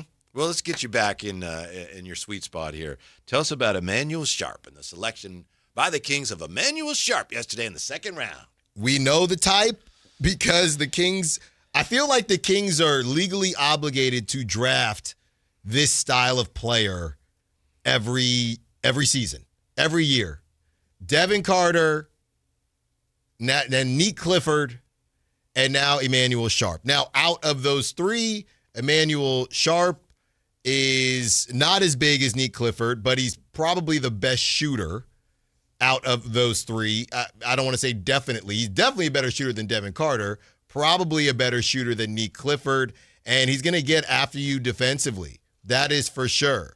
When it comes to his, like we were talking about, Whitey, when it comes to his playmaking, I believe what he have around, what was it, 2? Yeah, it looks like under 2 assists a game. So he's going to get after you defensively. Doesn't feel like he's going to do a ton of creating, but he's going to get after you defensively. Well, he played with Kingston, right? So he played with Kingston, so he was definitely an off guard. Exactly. And he can spot up, he can shoot, he can get to the rack for sure. He can create his own shot. And like I said, he's going to be a nightmare when the opposing team's guards take that ball out. I'll tell you one thing he can do. I don't know how often he gets to the rack, but when he gets fouled, he will knock down free throws. He is a deadly free throw shooter, which tells you that he is, no surprise, his three-point numbers are good. I think they can probably get even better because a guy who is a deadly, like upper 80% free throw shooter, he can be a good three-point shooter if he has an opportunity. But it's a matter also of, he's not very tall and he's not very long. Well, the other thing is, too, when I was listening to their kind of breakdown on him, that he has kind of not a hitch, but the shooting motion isn't incredibly smooth. I mean, orthodox. Yeah, that's what they use. It didn't look terribly weird. I don't know what's going on out there in Houston, right? They all have kind of unique shooting styles. He kind of is cross body a little bit, but there's no hitch or anything like that. But that always worries me, Whitey. But what he put up, the way he shoots, it is smooth. It's just kind of a flick, and he comes across his body just a tad. It ain't LaMelo or Lonzo. It's just not your cookie cutter this is exactly what a jump shot typically looks like. Now, here is the real test of just how much film Mr. Styles has grinded. The Kings, following the draft, have added 2 notable undrafted free agents for the Summer League roster. From LSU, Markel Sutton, 6'8", and from Pacific, Elias Ralph, who's a 6'7" forward. What do you got, Alan? Nada. They had someone from SMU too? Perhaps they did. That is the most recent information I have, Jay. If you have anything to add to that, please let me know. Am I tripping, or were they not super clear? Like, I'm going through all of the usual suspects, local media, and normally, one person tweets it out and then 3 other people tweet it out. It didn't feel like the Kings were very You talking about B.J. Edwards, Jay? I'm not sure who I'm talking about. SMU guard B.J. Edwards has signed a deal with the Sacramento Kings. From SMU, right? Yeah. Yeah, it was kind of hard to find. Looked like a guard. He's a basketball player, Basketball, Jay. 6'3" guard. He's a 6'3" hooper. guard. Sorry, Alan, I interrupted you. Yeah, it just didn't feel like the Kings, like the information was super clear. You like the person that you're looking at, Whitey, there wasn't a lot of just, the normal, hey, this happened, and now 4 Kings media people are all going to tweet out the same thing. That didn't happen. It's kind of weird. Yeah. I don't know. Maybe that's because some of this was just, more in terms of filling out your Summer League roster. I just feel like when they signed Dylan maybe that's it. Because when they signed Dylan Cardwell, felt like we were all talking about it. Yeah, I mean, opportunity is opportunity, but maybe this is more along the lines of, come in, play Summer League, and, then we'll see. Yeah. Rather than somebody that they're necessarily really interested in. Yeah, maybe with Dylan on purpose, they said, hey, we're feeling good about this guy. Let's get this info out here. Mm-hmm. Yeah, I didn't, and I looked too, and even just searching before the show, it wasn't super clear what the Kings did. Yeah, but Summer League could be fun, but even the California Classic with, as we said earlier, and as you probably know, you got the Bucks coming, and they also still have the California Classic in the Bay Area, but the Kings don't have a split team. Right. The Warriors, I think, do have a split team. A bunch of lefties. So that means when the Warriors are here, I would imagine, unless they stagger it, I don't know if Lindeborg's coming here. But the Bucks are coming here, right? So Ament, presumably, and Burries, and then the Nets with Michael Brown Jr. Yeah. Michael Brown Jr. against Acuff, assuming everybody shows up and plays. We got something. Oh, yeah. It's going to be a lot of fun. 4th of July got a little sizzle added to it. Oh, yeah. And there's going to be a lot of overreacting, and I'm going to be doing most of it. Hopefully it's positive, positive or negative. You know what I was thinking back to, fellas? As we were talking about Emanuel Sharp and, drafting that type of player, the whole Devin Carter thing was just so wonky from the beginning because you drafted him, right? You drafted him and, he's a top 13 pick. Then all the drama with the injury and whether or not they knew he was injured or not, because he didn't even play Summer League. So that whole relationship with him and the fan base, it's always been a bit tough. Now there's a new regime in here, so it's going to be a struggle for him to find his way. I mean, he really didn't play until the season was over. Can you believe that we're talking about the 4th of July? I mean, it's coming right up. Oh, yeah. Is that next week? What is that? Yeah. Next weekend, this weekend, and then the following weekend? Oh, we're here. Is that when it is? 4th of July? Yeah. Right after this weekend, we back. I think with the USGA handicap, the 4th of July falls on the 2nd. Here we go. I thought you would know about Well, I'm going to be back out there, too. One of those days and we you don't want to go back to the course that you dominated. Yeah, I don't know. I played so well. Yeah, so you want to go back and dominate. I'm kind of a head case, though. I did this last time. That's really interesting. You need to go back there and be more confident, given that for a fact you can play well there because you literally did it the last time you were there. Still early. I got a week. You probably convinced me. You probably convinced me to switch on over. I just think, honestly, I think it's really interesting that you're like, don't want to go back to the place where I played so well. I'm not making fun of you. It was a week. It was like, at that point, it would be about 2.5 weeks ago. I'm not saying necessarily that you're a weirdo or anything, but Jay, isn't that a little odd? Yeah, you want to go back and dominate a little more. Yeah. Own it. A short course now. Get out of town. Styles Bend. Yeah, that's true. Well, I'm not choosing, so I don't, I'm going wherever they say. Is that public or private? It's public. But it sounded like we were headed back because everything just kind of worked out.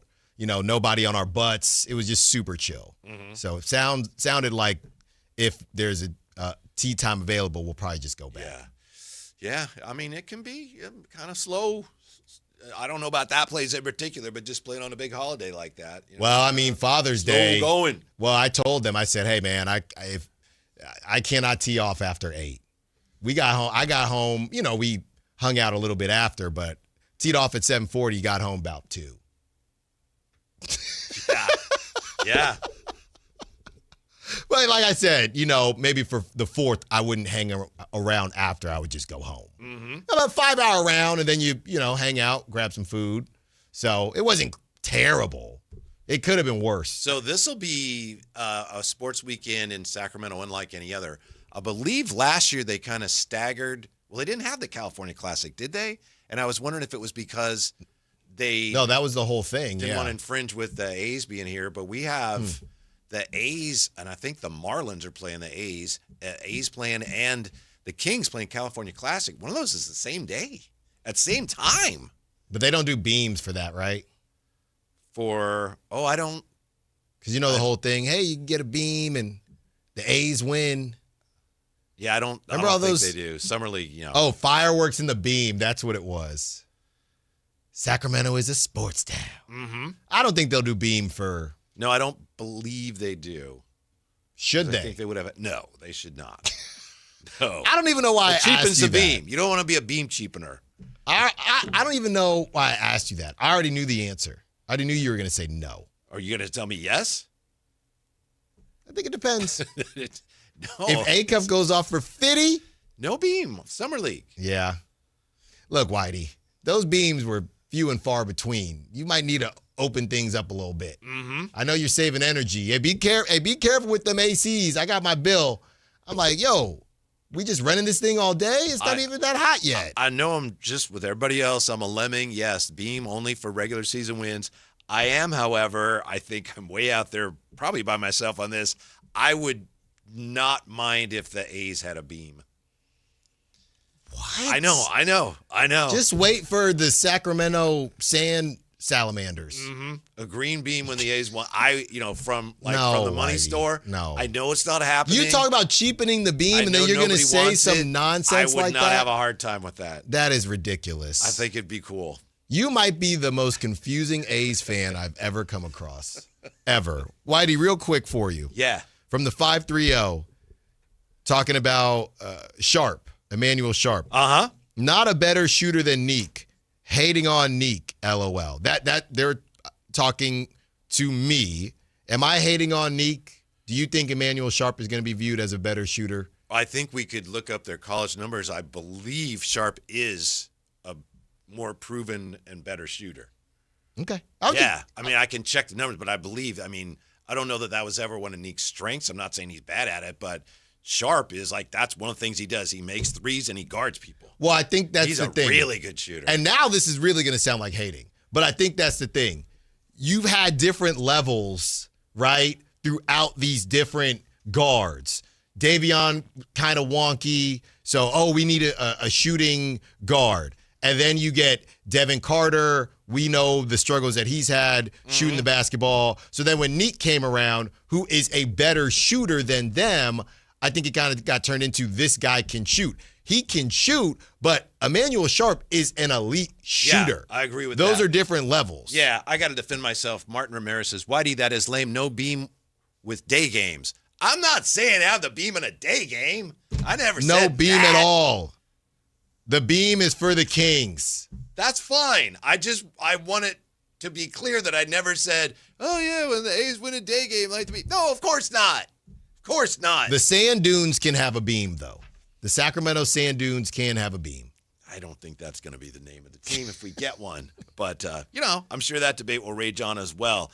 Alan Stiles welcomes you. Speaking of summer, you got summer camp. Oh, yes, it's time. And Alan welcomes you to Camp Keep Sabonis. Next on Sactown Sports. With Darius Acuff Jr., Alex Karaban, and Emanuel Sharp. The 2026 draft class for the Kings is officially complete. Alongside Maxime Reyno, Nick Clifford, and a promising young core of players, do Scott Perry and Doug Christie have the right foundation to bring winning basketball back to Sacramento. Your exclusive home for Kings basketball. Sactown Sports 1140. Hi, I'm Justin Gingery from the law firm of Gingery, Hammer, and Associates. When you have been injured by the fault of another, you will want advice you can trust. If you know an attorney you can trust, I hope you call that person. But if you don't, please call me. I promise I will be the attorney you can trust. Along with my partner and associates, I have been helping accident survivors recover for their injuries for over 25 years. And we can help you. There's no charge for calling, so please call us today. When you get an injury, just call Gingery. And we're live from the living room as Doug eyes up the match day spread. He's reaching for the Buffalo wing. Perfect. Hang on, what's this? Oh, he's gone for a can of Pepsi too. Incredible. What a finish. Sensational combination. Look at the delight on his face. There's no doubt about it. It just tastes better. Match days deserve Pepsi. Food deserves Pepsi. Grab a pack of Pepsi Zero Sugar for today's match. It's poetry in motion. Did you really think Pure Talk was just going to sit back and watch America turn 250 years old without doing something awesome to celebrate? Of course not. That's why they're raising $250,000 for America's Warrior Partnership by the end of July. America's Warrior Partnership is on the front line of preventing veteran suicide. They've had extraordinary success, and here's how you can help. When you switch your cell phone service to Pure Talk this month, you'll be invited to round up to support America's Warrior Partnership. No pressure, but if you do, Pure Talk will match your donation dollar for dollar. And to further celebrate 250 years of our extraordinary democratic republic, Pure Talk is offering unlimited talk, text, and data for just $34.99 a month. Dial pound 250, say Mike Rowe. That's pound 250, say Mike Rowe. And happy birthday to us. The Travel Guys, new on KHTK 1140 every Saturday at 11 a.m. We'll make you a smarter traveler. Tips you can use on the road and at the airport, plus reports from top consumer advocates. The Travel Guys, 11 a.m. on Sactown Sports 1140. Gas prices got you down? Now is the time to save at Hoblet Dodge Chrysler Jeep Ram in Woodland. When you save up to $15,000 off MSRP on the new 2026 Ram 1500 Crew Cab. With over 600 Rams available, your new Ram is waiting at HobletDodge.com. Nobody beats Hoblet, period. 15,000 total net savings after factory incentive and dealer discounts. Incentives include $500 on-the-job upfit for eligible upfit, 1,000 Hoblet trade-in assistance on eligible trade-in, 500 Hoblet business owner bonus for verified business owners, and 9,500 dealer discount. 10th net savings. See dealer for details. Feel the force at Star Wars Night with the Sacramento River Cats. Join us at Sutter Health Park on Saturday, July 11th for themed fun, costumes, and summertime baseball under the lights. It's one of the most popular nights of the season. Get your tickets now at rivercats.com. Wheatland Golf Course presents Music on the Green Thursday, June 25th from 6 to 8 p.m. Hi, this is Frank LaRosa with the Golf to Go radio show. Join Scott Marsh and me as we broadcast live. Four Barrel is the musical guest at this free community event sponsored by Urban Roots. See you there. It's time for your Sactown Soccer Report. Powered by Sac Yolo Mosquito and Vector Control District. This week's key matches include Jordan versus Algeria, England versus Ghana, Switzerland versus Canada, Turkey versus USA, Norway versus France, and Panama versus England. In soccer, defense wins championships. At home, defense stops mosquitoes. Train standing water. That's your backline. Dress with sleeves and defend with repellent. That's your keeper. Keep your doors and screens tight. That's your shutout. Sac Yolo Mosquito and Vector Control District. More tips at fightthebite.net.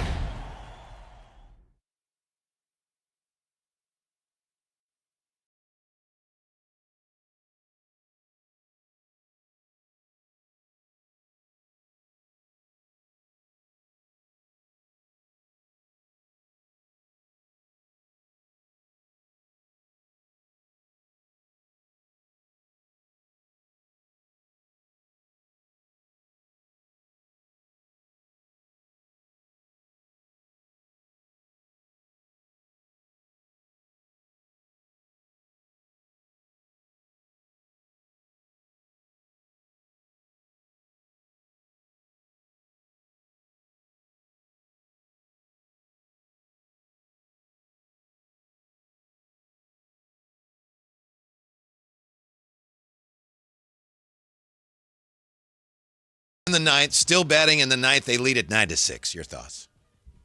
Put that broom away. Yeah. I was vaguely paying attention because I saw somebody hit me up or actually I saw someone say, "How is Buster serious with a bullpen like this?" At that point, Whitey, it was 6-4.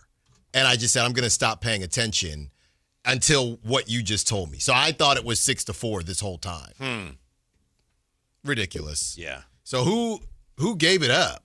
Well, it looks like Killian had a rough, let's see. Oh, my goodness. 4 hits, 4 earnings, and 2/3 of an inning. Okay, so basically they were, all right, so he blew the game. Basically, It's not over yet, Al. Well, he came in the ninth. Is that what is happening? Yeah. Yeah, to close it. Yeah. And honestly, they were up 6-5. Yeah, he came in the ninth. He was named the closer early last week, and gave up 4. Was it a grand salami? I mean, how you give up 4? How do you do that? Mm-hmm. Did my guy Kurtz get in the action? The A's have not hit any home runs today. So. See, well, that's because they're playing in a real ballpark. Sure, yeah. I mean, I love Sutter Health, but I know Nick Kurtz hit a ball yesterday. I know he thought that thing was gone. No, that's E8, brother. Welcome to Oracle. Welcome to the dead zone. Well, I take no pleasure, not a lot of pleasure, in telling you about that. I know you do. Yeah, but I am wondering, speaking of pleasure, I'm wondering what kind of activities you have planned for us here at Camp Keep Sabonis. Man, oh, man. Well, I was never camp immediately move off of Sabonis. It was more of, hey, how's this going to work with Maxime and Dylan Carver? We were just having that conversation yesterday. And with some of the deals that have come through, I know Giannis, we knew what the haul was going to be with the Heat, but Giannis to the Heat and this LaMelo deal. And I know the Julius Randle conversation, everyone's saying, man, that's going to destroy Domantas Sabonis' value. But the Julius Randle conversation and the lack of trade assets, then you have LaMelo and everybody arguing, was this a salary dump or, should we be valuing those swaps more? The long and the short of it is, yeah, it just doesn't seem like you're going to get any type of value for Domantas Sabonis. Now, Whitey, if you can get an unprotected or a lightly protected first for Domantas Sabonis, let's have a conversation. But if we're talking seconds and pick swaps or, like I joked before, the Tajon Salons of the world, just keep the brother and let him play with Acuff and get his value up this season and revisit. That's where I'm at. About that time here in the chat says, if people want Sabonis gone, they're not actual Kings fans. They are idiots. What do you think? I'm not going to speak on that. That's his opinion or their opinion. Everybody's going to have different thoughts on it. And, of course, 916-339-1140. How eager are you to move Domantas Sabonis? Because I almost feel like he's representing what's left of the Beam team, right? I think some fans want him gone, not because he's a bad player. It's obviously not your money. And some of it might be how much you love Maxime. But I think a lot of it is he represents the past. I don't want him gone. I'm just trying to look at it objectively, unless there's something I can get for him that really helps. But it seems like, based on what we're hearing, they're really looking to deal him, which suggests they want to get out from under that money. I understand that. But when you have a guy that's as good as he is, it gets back to that timeline conversation. Well, especially now when you can't tank. What's wrong with having a guy on your team that could help you be better this year? Yeah. Unless there's no other way you can free up the money. And even then, what are you going to do with the money once you get out from under his deal? Yeah, exactly. That's the whole thing. Well, I know they're bumping up against the second apron, and that's not great. But that's not why fans want him gone, though. Right. But that may be part of why the team wants him gone, if they in fact want him gone. Yeah. Look, I don't understand exactly why fans want him gone. Well, I'll say this. I was talking to someone, when was this? I think earlier this week, and Raider Ted says, man, I'm an idiot. I was talking to someone earlier this week, and the DeAndre Hunter situation, we know he didn't get to play a lot, but the reality is a 24.9, basically a $25 million expiring contract, that is worth something in the league, right? There are teams that are more optimistic that they'll be able to sign a free agent or use that money. I don't know if they'll get a first rounder. I'm almost more so certain that they won't unless DeAndre Hunter's looking great. But I think that's the thing. You may be able to move him either way. So then you'd be looking at DeAndre Hunter is gone, DeMar DeRozan is gone, and at the end of the season, Zach LaVine is gone. So everybody wants to move Domantas Sabonis now. Those three dudes are already going to be gone. So you're already a year away from the youth movement. So unless your reasoning is truly because, Allen, I want Maxime, and they did not add a center that I saw this draft, which speaks to how much they do care about Maxime and Dylan Cardwell. It could also speak to, you know what, we're not in a rush to move Domantas Sabonis. So you get through this season. Look, shop till you drop. I'm not saying don't shop him, but if you can't get good value, and in my opinion, a one pick swap, or I don't know, Whitey, we could have a conversation about 2 pick swaps because that's the hot new thing. Yeah. But 1 pick swap and a second, I'd rather just keep him, let him work with Acuff, see what it looks like, stay out of the relegation sensation, maybe mess around and get in the play-in. Then at the end of the season, he's expiring. Malik is expiring. Those 3 dudes I just told you are gone. You're a year away from a very, very fresh start.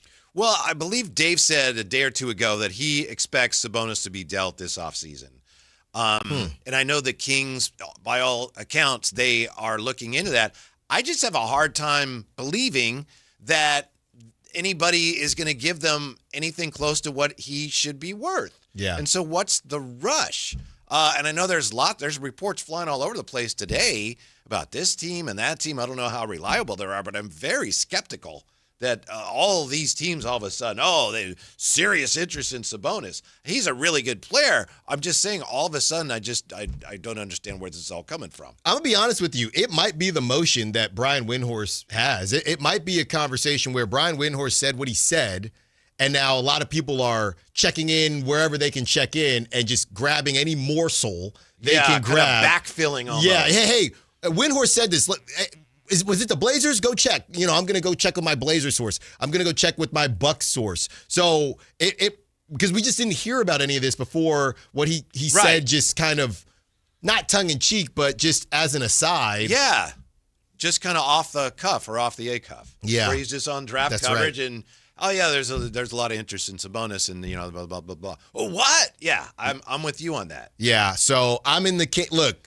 And I'll just put out what my line is, Whitey, and I think it's pretty simple.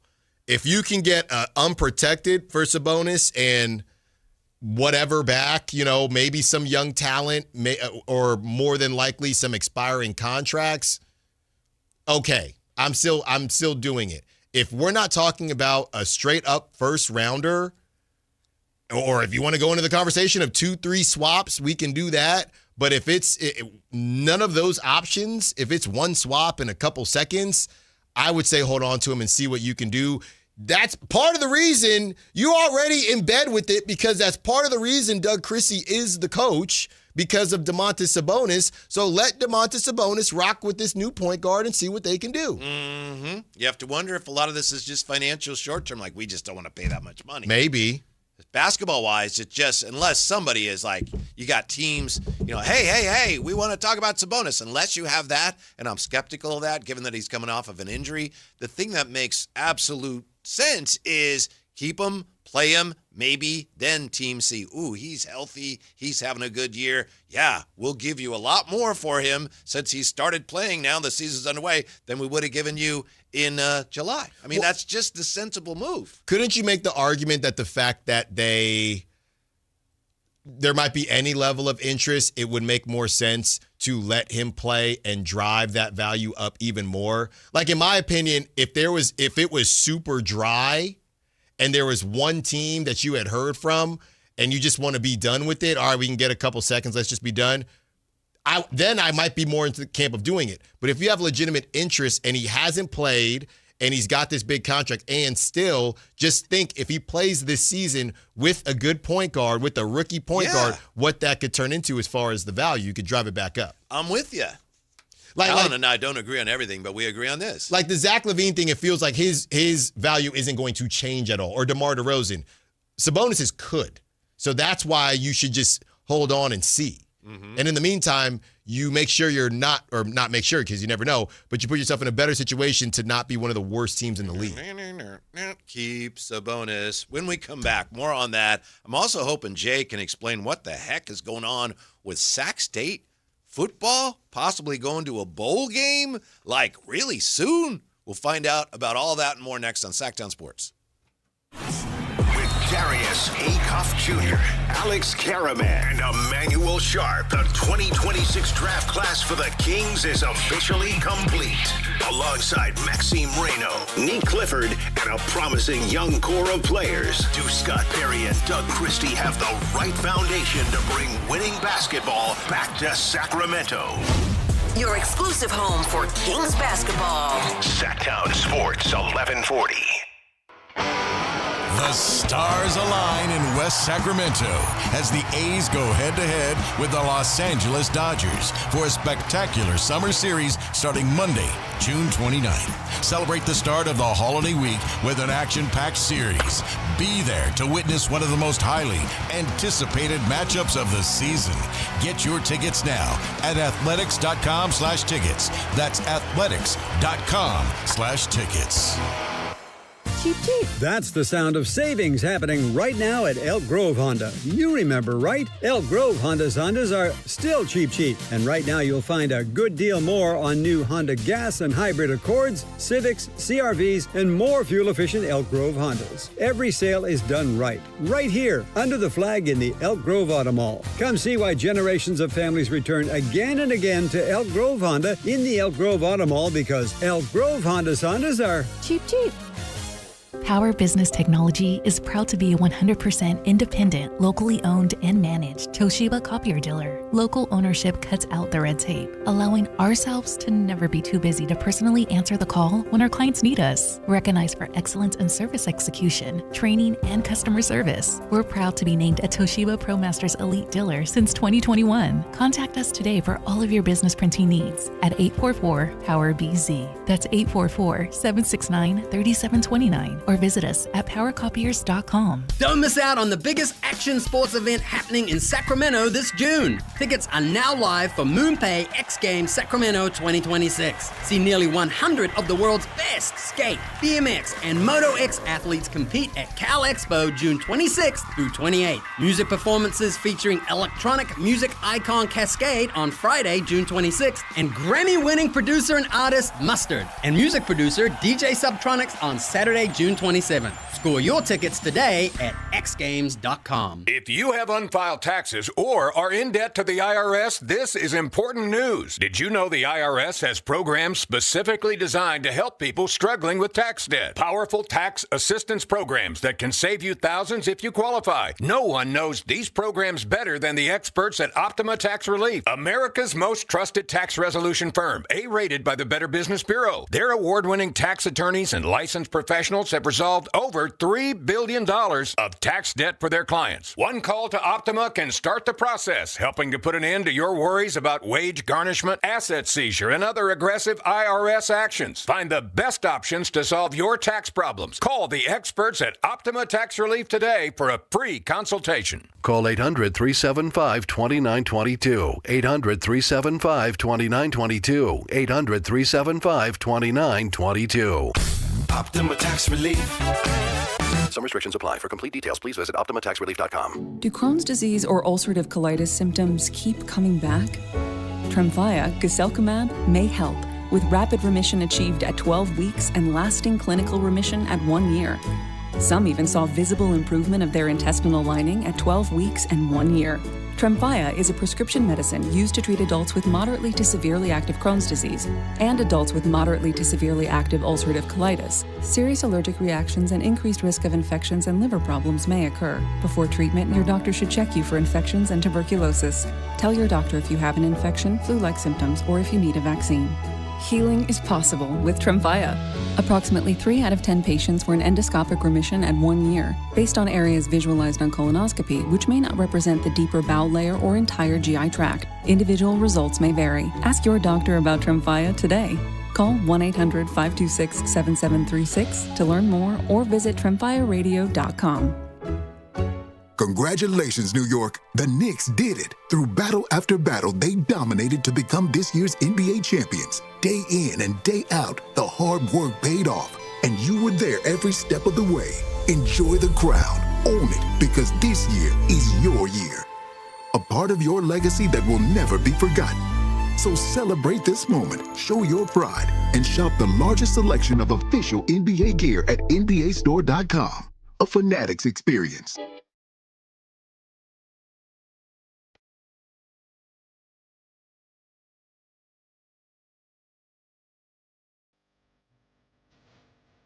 Download the app and listen to The Drive Guys. The Drive Guys with Kevin Gleason and Alan Stiles. On Sactown Sports 1140. We've just been talking about the draft here, hanging out at Alan Stiles' Camp Keep Sabonis. One of the things I want to do, with your permission, head counselor Alan Stiles, I want to claim a victory here. It might be premature, but I'm pretty confident in this. And if I'm wrong, I'll deal with the fallout. I want to claim a victory on the whole Ja trade stuff, because increasingly there are stories about how, it's going to be hard for them to trade him. Nobody wants to give him what he's worth, and his contract is so huge. And I never had any issue with any fan suggesting, hey, the Kings should get him. That's what we do as fans. I did have an issue with members of the media who, in my opinion, knew better than to think something was going to happen, who tried to make something out of nothing. Yeah. Like, hey, I can see how this could happen. That was the issue I had. I know I got I crossed the line there a little bit at one point there. I didn't have any issue with any fan. That's the fun of being a fan. But it bothered me that, in my opinion, some media members were being a little loose with the whole thing, like, need something to talk about. Hey, how about John Moran? Anyway, Alan, looks like it's not going to happen. I don't think it was ever going to happen with your Sacramento Kings. And I think we're beyond that now, I hope. I pray. Yeah, I mean, things can get very sticky when it comes to how you word things and whether something could happen, whether I'm just saying you out there hear something or thought they heard something. So I don't believe that anybody fully made anything up out of thin air. Did some things by whoever, I don't know, get stretched at one point as content gonna content? Maybe. I don't really know, Whitey, because the pick is a pick and content gonna content. Content gonna content, and the pick is the pick. Because for me, it was just pretty simple, and it just kept rehashing. If anything, maybe it was this, Whitey. Hey, we're interested in Ja if you're gonna attach assets. Exactly. No, hold on. No, we're not. No, we're not gonna do that. Okay. That's Scott Perry, allegedly. I don't know, right? But just why it kept coming up. That's Scott Perry, I don't know, in December, the first time. Now it's when? End of the season or April, whatever. Hey, you still don't want to attach any assets? Nope, we're good.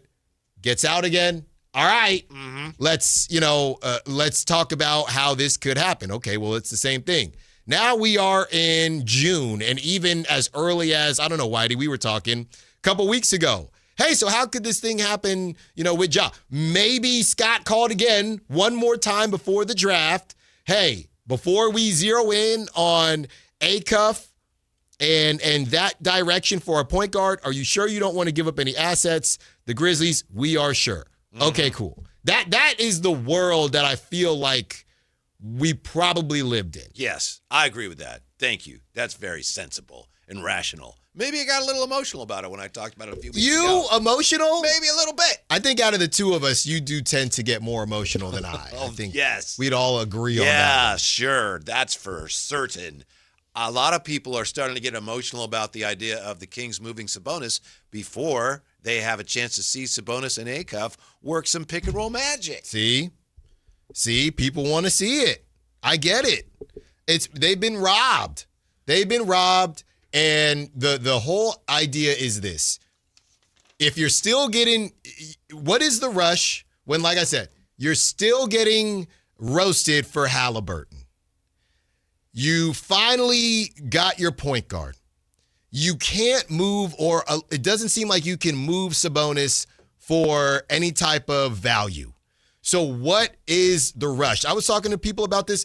Honestly, Whitey, I know it's a bit confusing with all the different rules. It does feel like, because Jay had a great point. You can still go draft 3 and then 5 and then 6, 3 years consecutively. You can do that. You can.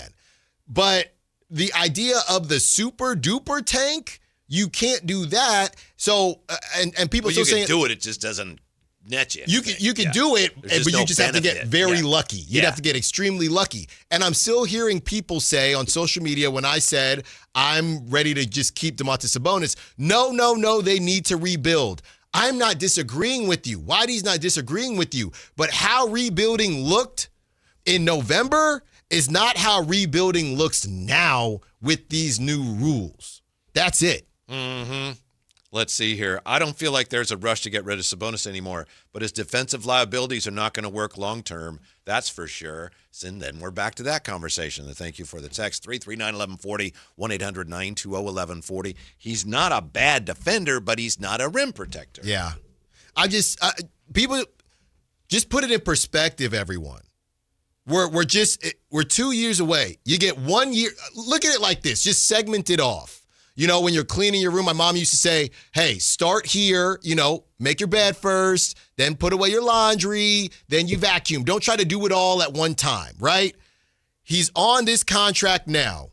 You get 1 year. A lot of people want to keep Westbrook to, show Darius Acuff the ropes, and I get all that. I think that Domantas Sabonis can show him the ropes in an inverse way of Maxime and Westbrook. That's what I would say. And again, based on not being able to get full value, you get 1 year with Sabonis, working with Darius Acuff, showing him, hey, playing with big men, he's getting to play with Maxime as well.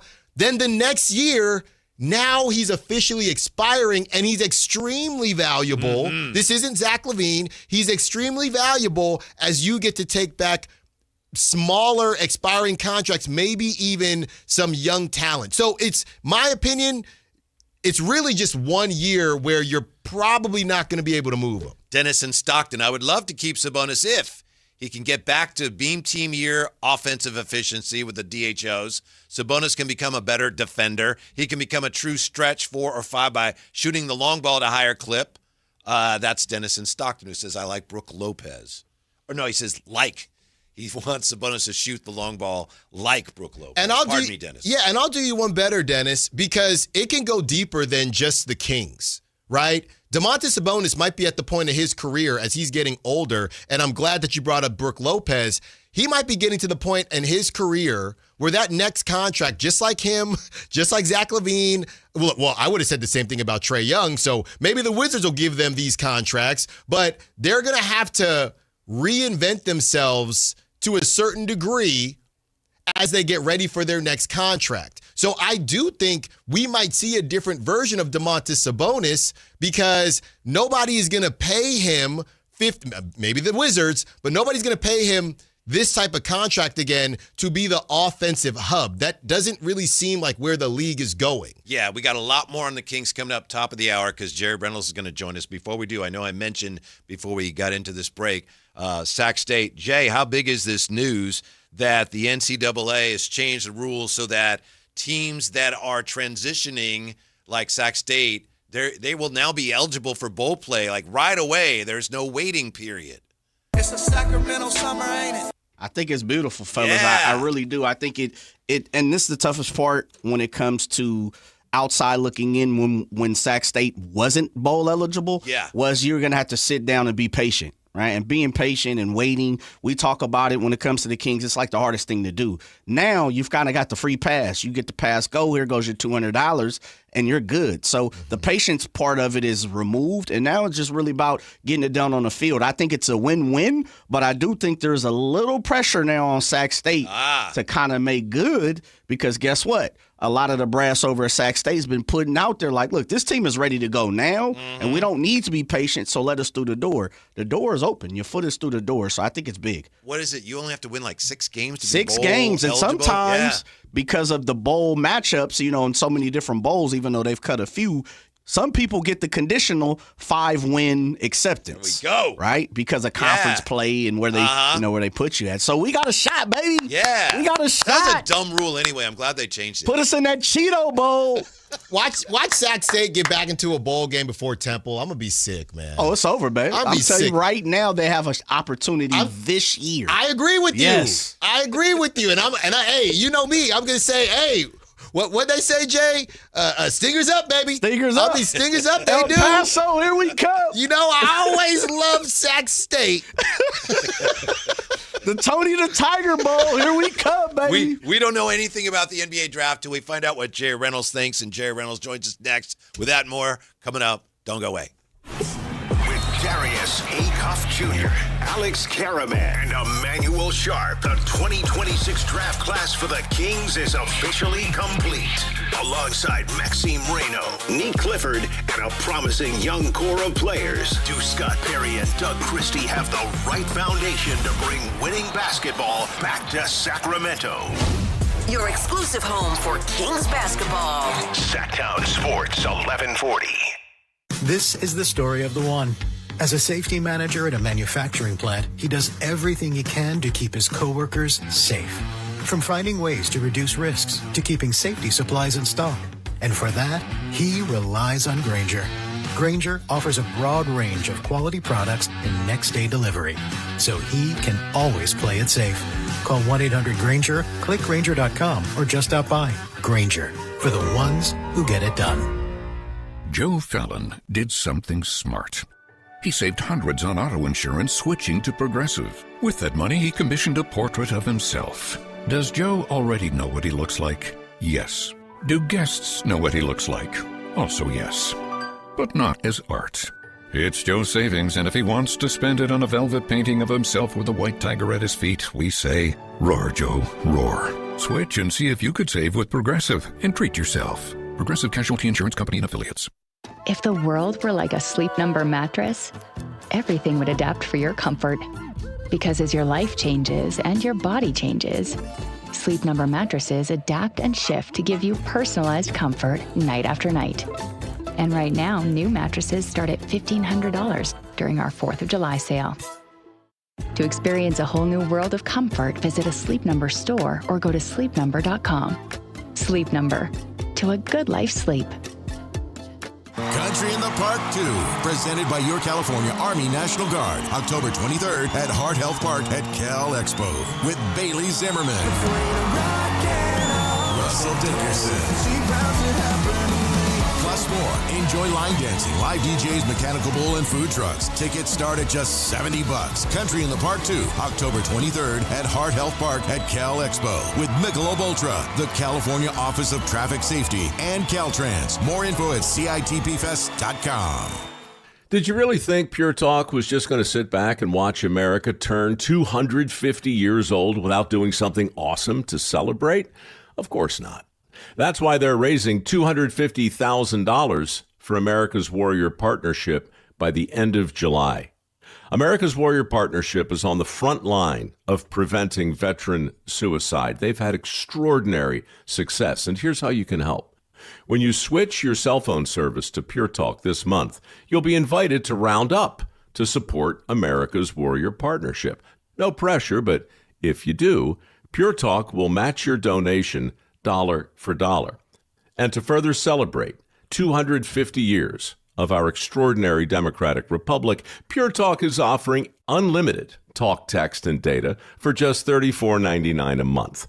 Dial pound 250, say Mike Rowe. That's pound 250, say Mike Rowe. And happy birthday to us. Capital Casino is conveniently located in downtown, 411 16th Street, and has been a part of the greater Sacramento area for over 20 years.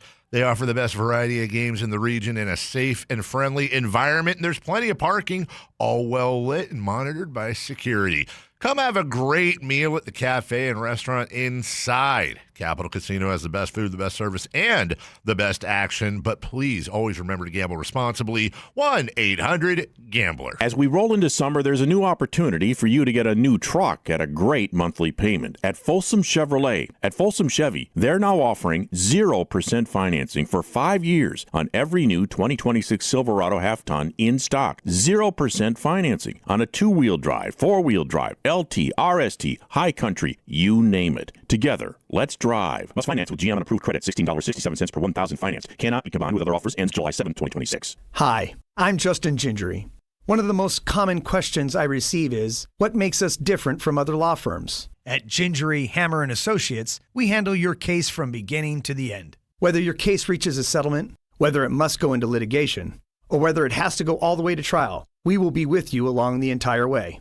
And because we are committed to your case, we are as invested as you are in making sure you get the outcome you deserve. When you get an injury, just call Gingery. Are you looking for a night out that actually delivers? Grab your friends and head to Sutter Health Park for Sacramento River Cats baseball. We've got cold drinks, great vibes, and live baseball all in one place. Get your tickets at rivercats.com. Wheelman Golf Course presents Music on the Green Thursday, June 25th from 6 to 8 p.m. Hi, this is Frank LaRosa with the Golf to Go radio show. Join Scott Marsh and me as we broadcast live. Four Barrel as the musical guest at this free community event sponsored by Urban Roots. See you there. KHD1 Sacramento, KYMX HD3 Sacramento. From the Power Business Technology Toshiba Studios. This is Sactown Sports 1140.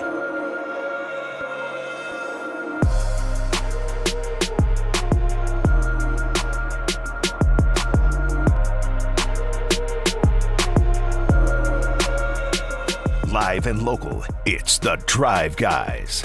Watch the show on youtube.com/Sactown Sports 1140.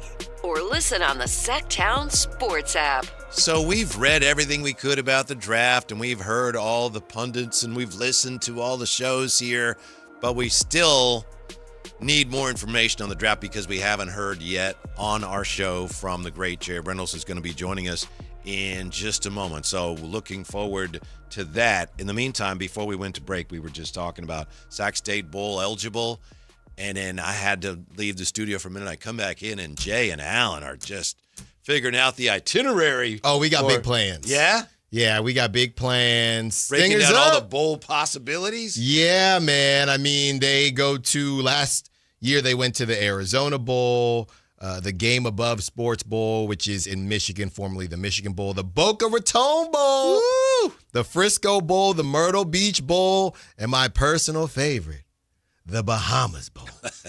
Richie, I'll take the black card, baby. Richie, hey, I'll take. Hey, you get in early. Hey, we get in early now. Yeah. Richie, look. We look, the planes, it doesn't, I can be in the back. I don't need to fly first class. No, of course not. No. Yeah. You just want to do what's best for the station. Yeah, we have a lot. I just want to make sure I'm on location so we can get the best coverage possible for our Sac State. Yeah, and you want to do what's best for the station and for the community, right? You wanna, exactly. Yeah. I want to make sure that that there's somebody there from the area that is making sure that all the coverage is exactly what they want, and it's from a Sacramento lens. And that's what we're going to do. So don't worry, just for y'all, I'll bite the bullet. I'll go to the Bahamas. I'll go to Boca Raton. I'll go to Myrtle Beach. I mean, any of those places. Doesn't even matter to you which one, right? If that's where they're playing, you're going. I mean, there's some I'd prefer. I don't know if I can speak for the audience, but I'm going to speak for the audience when I say thank you. Well, you're welcome. And it's not for me. I know that. Yeah, it's not for me, but you are welcome. You keep mentioning that. Now I'm starting to wonder. No. It's not for me, but you are welcome. Can't wait. Can't wait. I will be the biggest Sac State fan this year. I'll tell you that much right now. So you're not that optimistic about your Temple Owls? No. It's just, it's a wrap. There were some rumblings of maybe becoming a basketball-only school. I think some of my friends honestly may prefer that. So, yeah, we'll see. They're probably due for one of those seasons where it's a stepping stone year where a coach has a good year and then leaves. So they are probably due for one of those soon. Our coach he always comes back. He leaves, he comes on with us, but then he comes back. That's and he's right. back with us. All-time Kings icon, Jerry Reynolds. How are you today, Coach? I'm really good. I'm still excited about the draft. Looking forward to Summer League. Haven't said that in a long time. So, and I'm hoping I'll still feel that way after the first few games. But anyway. Yeah, everyone wants to know. I mean, we got people or, listener asking us, well, how does Jerry feel about Acuff? So how do you feel about the Kings picks, starting with Darius Acuff? Well, I think they got a real potential star. I really do. I started watching him, in December, and I think, we talked about it. I just think, there's been drafts where he'd have been certainly a top 3 pick most of the time. And, I really think I'll be surprised if he's not the best guard to ever play in Sacramento. Whoa. Jerry. Yeah. That's what I like to hear, Coach.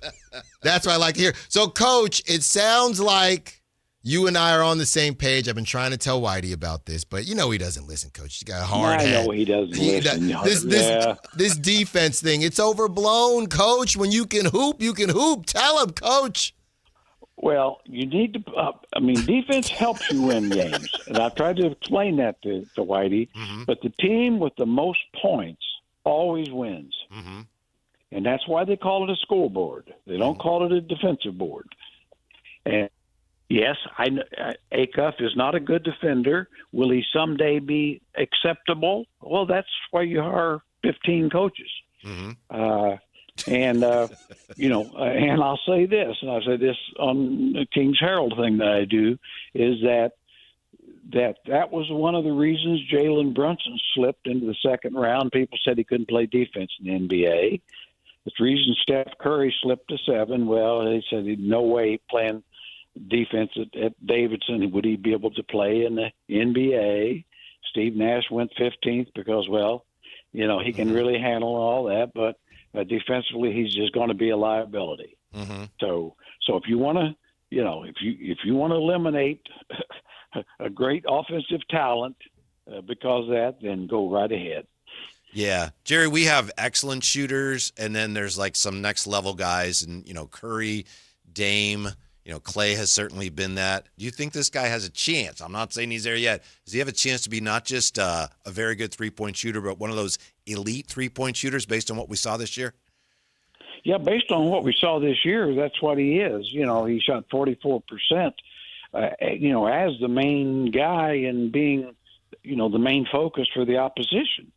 And the thing I liked is that, he didn't shoot 44% shooting spot shots. Not that he didn't, make them, but he made threes off the dribble, going right, going left. I'm certainly not going to say he's Curry-like, but there's not very many point guards in the league that really are comfortable doing that, shooting with a winning percentage off the dribble at 3. Coach, you brought up the shooting with Acuff, and I know we were all caught up in the Jalen Brunson comparison because we watched him play this whole time as they won a championship. But another name that popped up, and he hasn't been as visible because he's been injured, but he did it for a long time. It's funny because you brought up Steph Curry, and this is a guy who has said, well, I think I might be the second best shooter, whether you disagree with it or not. But also seeing some Dame Lillard comparisons pop up as well. I don't see the explosiveness as far as dunking the basketball that Dame had when he first popped in, but as far as those tough contested shots, I do see it there. What do you think about the Dame Lillard comparison? I don't really either. I'll tell you who I think he's like. And of course, I remember I scouted this guy a good bit. He didn't play a lot in college, only Kyrie Irving. In his last 8-10 games he played for Duke. I think he reminds me a lot of Kyrie. His ability to finish at the basket right and left-handed. He's strong. You know, he can go through guys, and of course, great handle. I'm not saying his handle is as good as Kyrie's now. He's certainly not. But I'm comparing him to Kyrie as a freshman at Duke. Wow. And I think I really think it's a legitimate comparison. I don't know that he's, whether he's going to be be as good in clutch times and big games, all that stuff, because he hadn't been there in the pro game. It certainly has in college.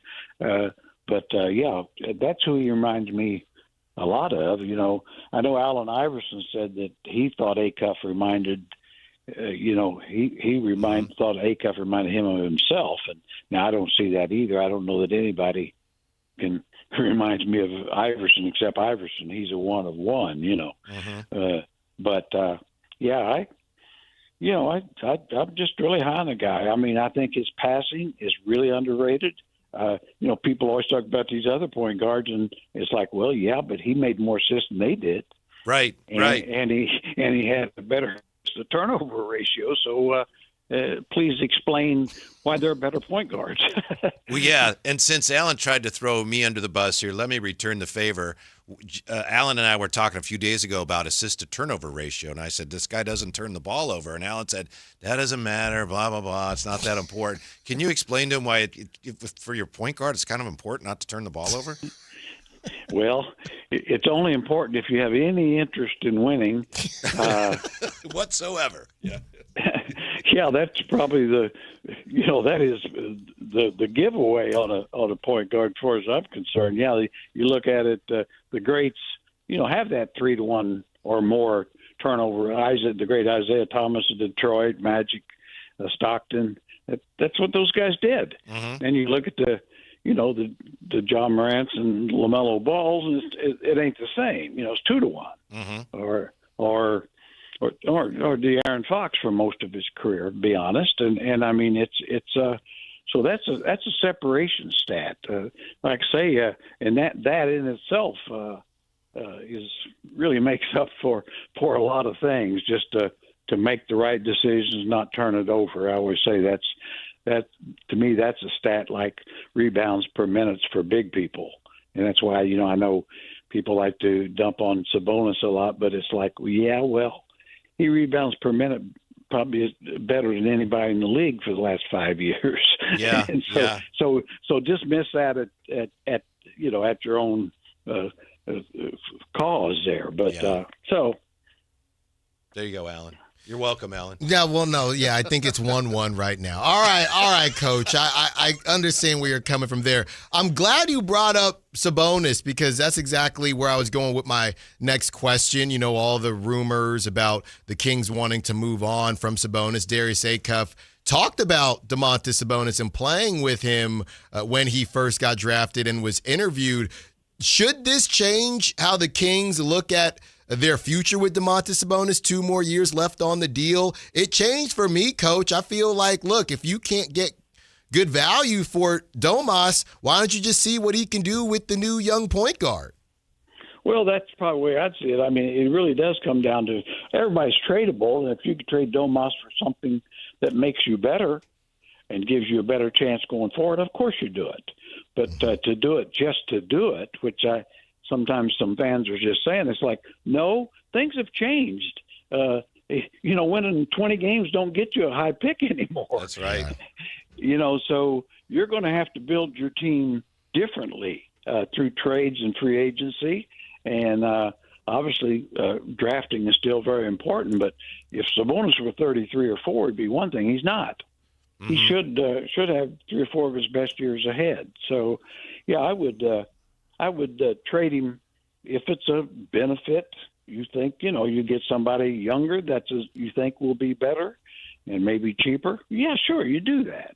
But to dump him, just to try to, and you're not going to be able to dump salaries with most teams are so backed up against the cap. Yeah. They don't have room to take him unless, it's kind of like the Schroeder-Ellis trade. Well, yeah, you moved Schroeder, but then you took back Hunter, to make it work cap-wise. Mm-hmm. And so you're in the same spot. You just got one player for two. Yeah, you're just moving the money from one drawer or moving the bills, actually. Exactly. And now you hope it works out and all that. But and I certainly think there's a good chance it will. But anyway, that's my rant on that. It's like, it's different. I think I heard Alan and you guys talking about it. It's different rules now. So you just can't think, oh well, let's get rid of everybody and start over. Well, if you want to win 20 games for the next 5 years, well, just have at it. Right. Be careful what you wish for. How about the other picks? Yeah, Emanuel Sharp and I know we've talked, Alex Karaban. How do you think the Kings did with those picks? Well, I think Karaban is a good role player. I don't know just what he'll be able to do. Great college resume, played on champions and can really shoot the ball. Tries to defend, a little undersized, I think, for a small forward, which is what he'll probably have to play. I can see him, carving out maybe a limited niche in time. But could he be like a Jake LaRavia type player? Yeah, he could. Okay, that's a great analogy. Actually, he's a better shooter than Jake by far. But probably not quite as good defensively in my mind, and not as physical, not as big. But that's a good analogy. And Jake has got a spot in the league, And Sharp kid, I like. He's tough. That to me, he's almost like a Lou Dort. The guy can really spot shoot, and he can guard the heck out of you. And he's a tough little buckaroo. And so, when they talk about defense, actually, they got one. How about that? Yeah, they did. How about that? Jerry, I'm trying to envision, and it's making me very excited, training camp. Now, last season, Dennis Schroeder had just come off of, the FIBA, and he was MVP, and it sounded like all these games and everything, the competitiveness in training camp was so much fun. There was so much going on. Oh, my goodness. Jerry, then they came out and they lost every preseason game, and it was a terrible season. But this go-round with all the young talent, we talk about a guy like Emanuel Sharp. Jerry, this was a better draft, or it's supposed to be, than the last couple seasons. Wouldn't you say that even an Emanuel Sharp could come in there and with a little bit of redundancy, whether it's Devin Carter or even Nick Clifford to a different degree, wouldn't you say that some guys are on notice this training camp? Yeah, I would. I think they better be. And I want to give Scott Perry and his staff their flowers. I think they drafted extremely well last year, and of course picked up a good undrafted player in Cardwell, and I think they've really did well. I don't know who they could have got. Certainly at 7, I think time will tell, of course, but I think they got to hit a home run there, and Karaban, probably is a B-, and Sharp might be, for where he's taken, might be an A-. Okay. I want to get back. Grades. Yeah, gotcha.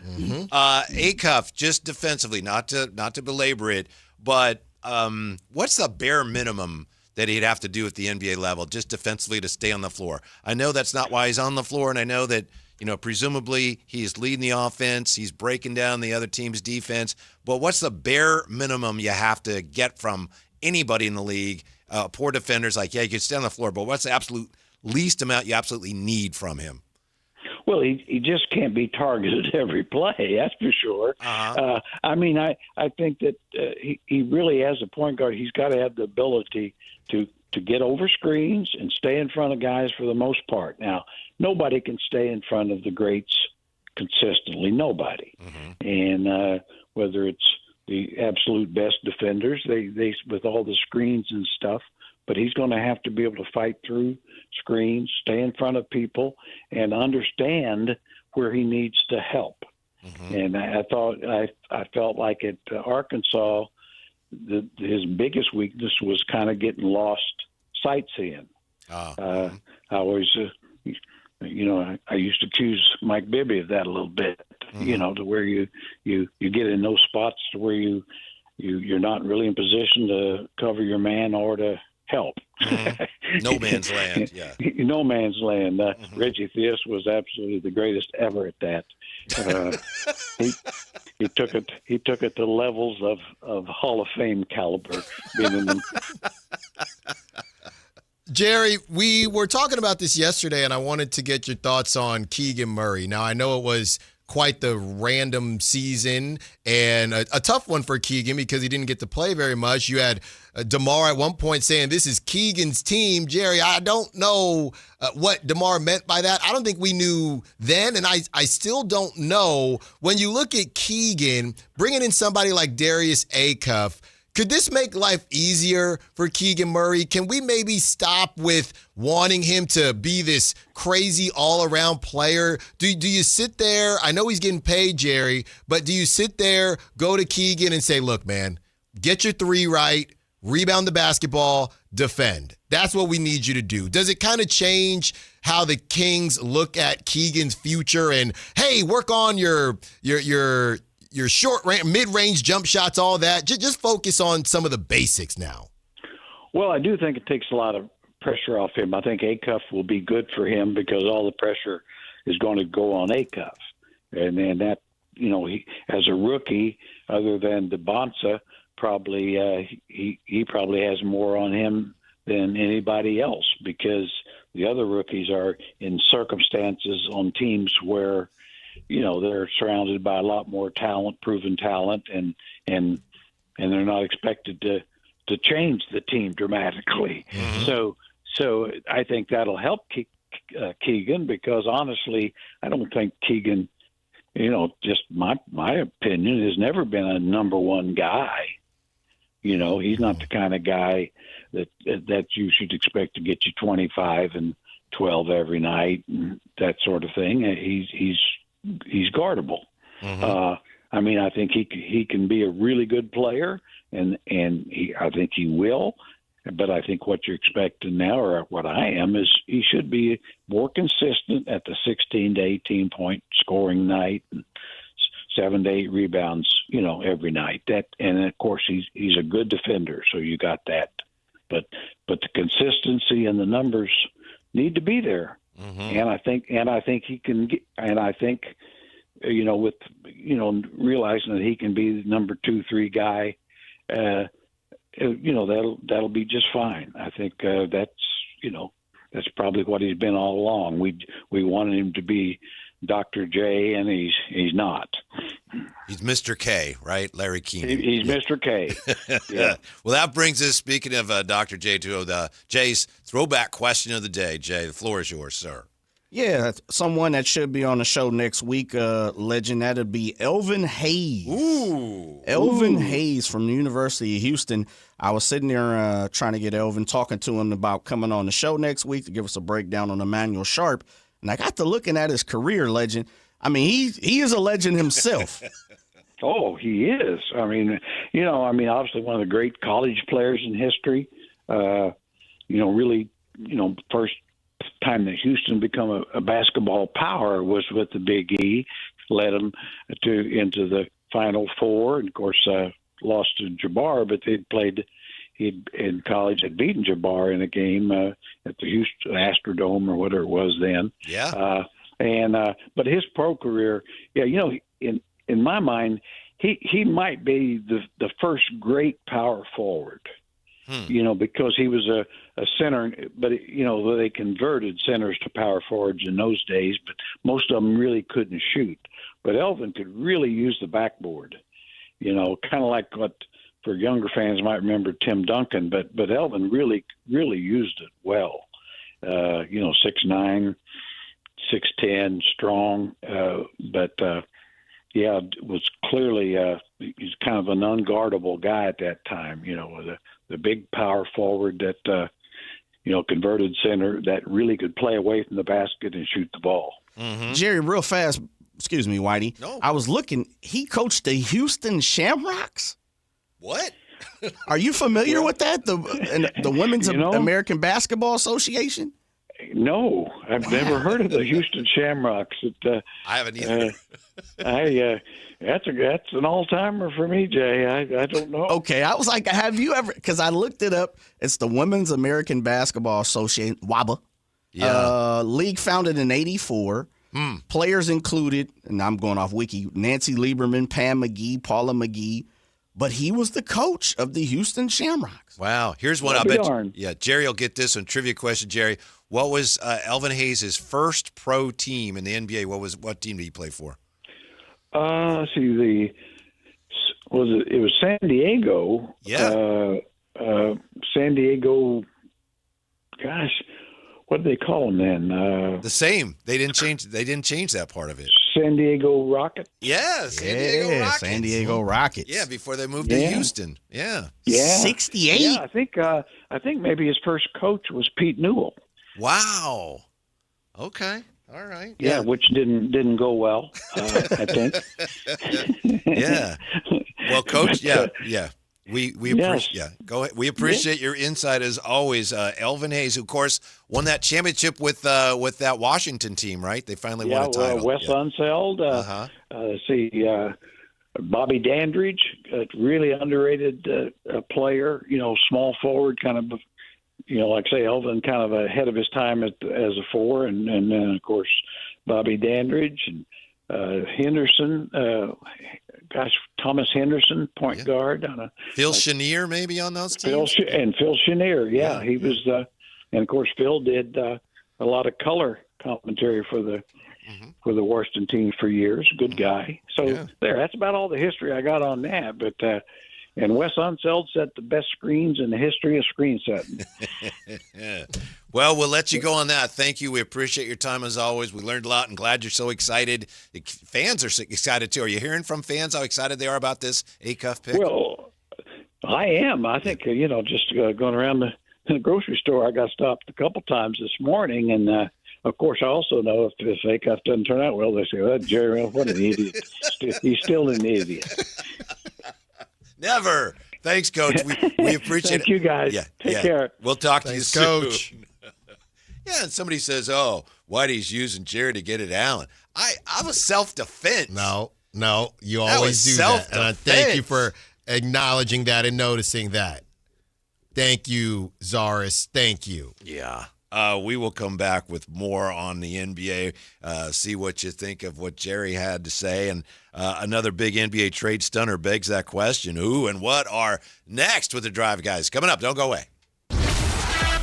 With their final pick in the 2026 NBA Draft, the Sacramento Kings selected Houston guard Emanuel Sharp as a top-tier perimeter shooter and an all-defensive player for the Cougars last season. Did the Kings find the perfect wing to play alongside Darius Acuff Jr.? Your exclusive home for Kings basketball. Sactown Sports 1140. Sacramento weather is brought to you by Bonnie. I'm Tamara Berg in the KCRA3 Weather Center. For your Thursday, we're looking at mostly sunny skies and feeling that Delta breeze. It's going to keep temperatures a bit below normal for highs today. Plan for upper 80s across the valley. That Delta breeze will come in pretty strong overnight tonight, dropping us back to the 50s first thing Friday morning. Get the latest forecast on the KCRA3 News and the KCRA3 app. Oh, the Sacramento heat. Right now, get your AC professionally tuned up for as low as just $59 and enjoy your summer nice and cool.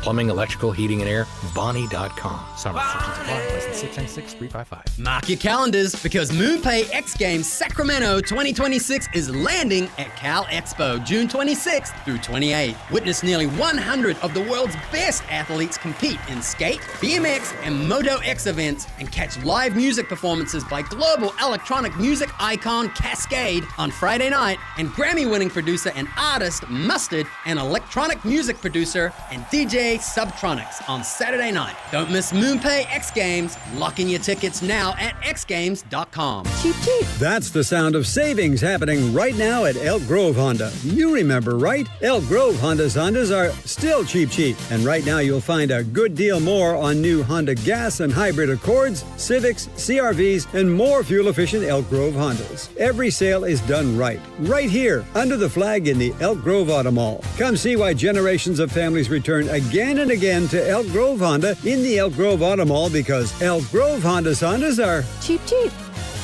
This is a special alert to all Americans who own a vehicle with less than 200,000 miles with an auto warranty about to expire or with no warranty coverage at all. Due to a decline in the economy, CarShield is announcing a low-cost month-to-month vehicle protection plan that is now available to the public to save any driver out-of-pocket expenses on future auto repairs. Call now to find out how you can pay almost nothing for covered auto repairs. Yes, you heard that correctly. Pay almost nothing for covered auto repairs. An open phone line has been established for all drivers to call for a free quick quote. Call 800-360-0681 now. Drivers who are covered will not have to pay for covered repairs again. This protection plan is at an all-time low. Additionally, drivers who activate this vehicle protection today will also receive free roadside assistance, free towing, and car rental options at no additional cost. Call us for your free quick quote today. 800-360-0681. That's 800-360-0681. What do you have to lose? Call 800-360-0681. Again, 800-360-0681. And we're live from the living room as Doug eyes up the matchday spread. He's reaching for the buffalo wing. Perfect! Hang on, what's this? Oh, he's gone for a can of Pepsi too! Incredible! What a finish! Sensational combination! Look at the delight on his face. There's no doubt about it. It just tastes better.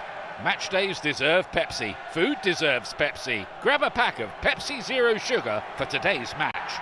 It's poetry in motion. Thunder, feel the thunder. It's the energy all around you. Lightning and the thunder. Thunder. The thrill of the moments to come.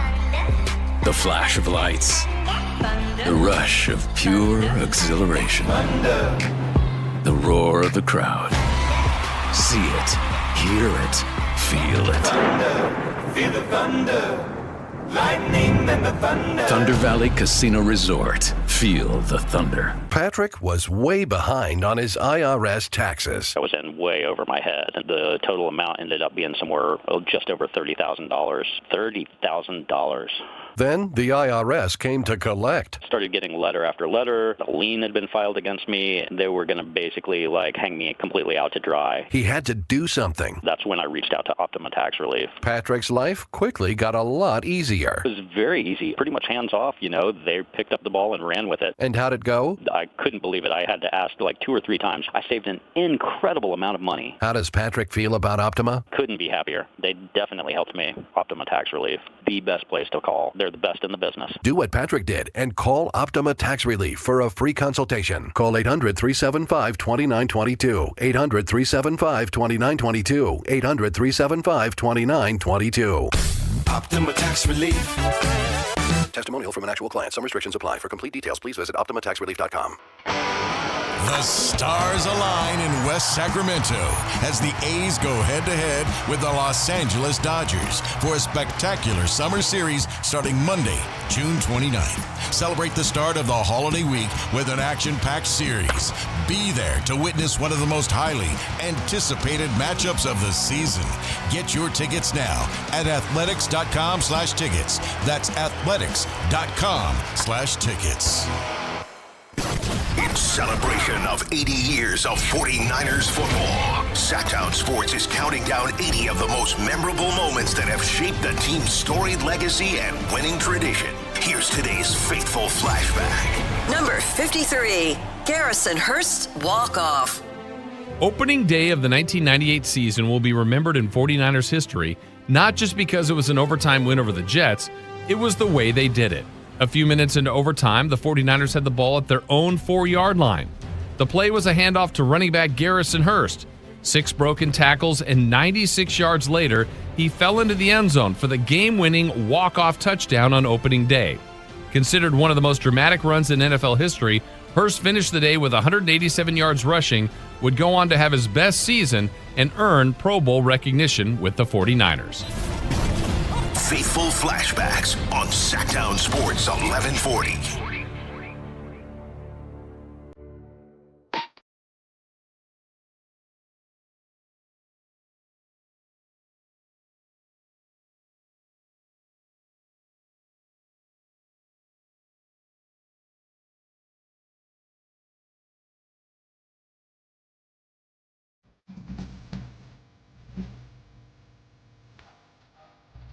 The Drive Guys with Kevin Gleason and Alan Stiles. Sounds like Jerry Reynolds loves the Kings draft. Next question is, when is Alan going to have his follow-up hit? How's it going to be related to the draft? It was Acuff. I don't know. Yeah, they've been asking for me to. Well, somebody said to make a diss track when we were talking about Matt. That was early in the 2 o'clock hour. Somebody text saying make a diss track. No, I'm not gonna do that. I'm not doing all that. But you just brought it up, so it must be. I thought it was funny, but I'm not gonna do it. So we gotta figure out. Yeah, we gotta get back in the booth, see what we do. Looking forward to it. I know you are. Yeah, 339-1140, 1-800-920-1140. Oh, boy. Look who's on hold. It's JR in Sactown Sports. How you doing, JR? Hey, the real JR's so friggin' funny. Yeah. That Jerry Reynolds is an idiot. He's so friggin' funny. Oh, hey, but Alan, I got a little fact check for you. Do you realize when you turn over the ball, you don't score on that possession? Do you realize that your team? I did realize that, JR. Thank you. It's not that I don't care about turnovers. I just don't obsess over them like Whitey here. Okay. But I will give you credit. The Keegan thing to me is big. I think we all have amnesia on how good Keegan was, his rookie year. I think he's like the 3-point king ever in the NBA, right? Didn't he break the all-time record? For a rookie, that rookie record I think has been broken, but still he did have it for a while. Yeah. Oh, I didn't know that. I got to get on my people with my fact checks. Anyway, he still was phenomenal, and I think what you said was accurate. If he can come off the ball, our boy Cuffed Man, I'm calling him Cuffed Man, by the way. I'm going to put that as a trademark. Not Iceman, but Cuffed Man. If he can come off the ball and get the passes that Acuff was probably going to dish to him, he's gonna have a great year. Stays healthy. He's the guy we're all looking for to have a great year. It's going to be exciting to watch him. So, hoping that plays out. And Whitey, please educate Mr. Stiles there on. Oh, we educate each other, JR. Thank you. Appreciate that. I know. Bye-bye, boys. See ya. Yeah, Keegan Murray in 2022-23 made 206 threes, and that was the record for most threes made by a rookie in NBA history until Con Knipple last year made 264. Crazy. And that's the new record. Somebody will break that soon enough. Mm-hmm. Yeah. Darius Acuff will. Is it even possible for Darius Acuff to break it simply because of the types of players that set it? Keegan was just set, shoot, Con, set, shoot. I feel like Darius will be doing other things, so it'll be harder for him to do it. Yeah, I was just going to look here as you were talking. How many is that a game? Pardon me, off the top of my head. I'm not smart enough to do it. And Con is getting roasted because of this trade with what the Hornets offense is going to look like with him initiating it. You saw that meme of Kendrick Perkins dribbling in a driveway. Yeah, the driveway. Con trying to initiate the Hornets offense. Got to be about 3 a game. Yeah. Just do the math, Whitey. Mm-hmm. 3 times 8 is 24, so. Yeah. There you go. It's a lot. Average 3 a game. Yeah. That's doable. 264, you said? 264. Yeah, so 3 a game. Yeah. I was going to see how many he took, again. Yeah. I'll figure it out. Yeah.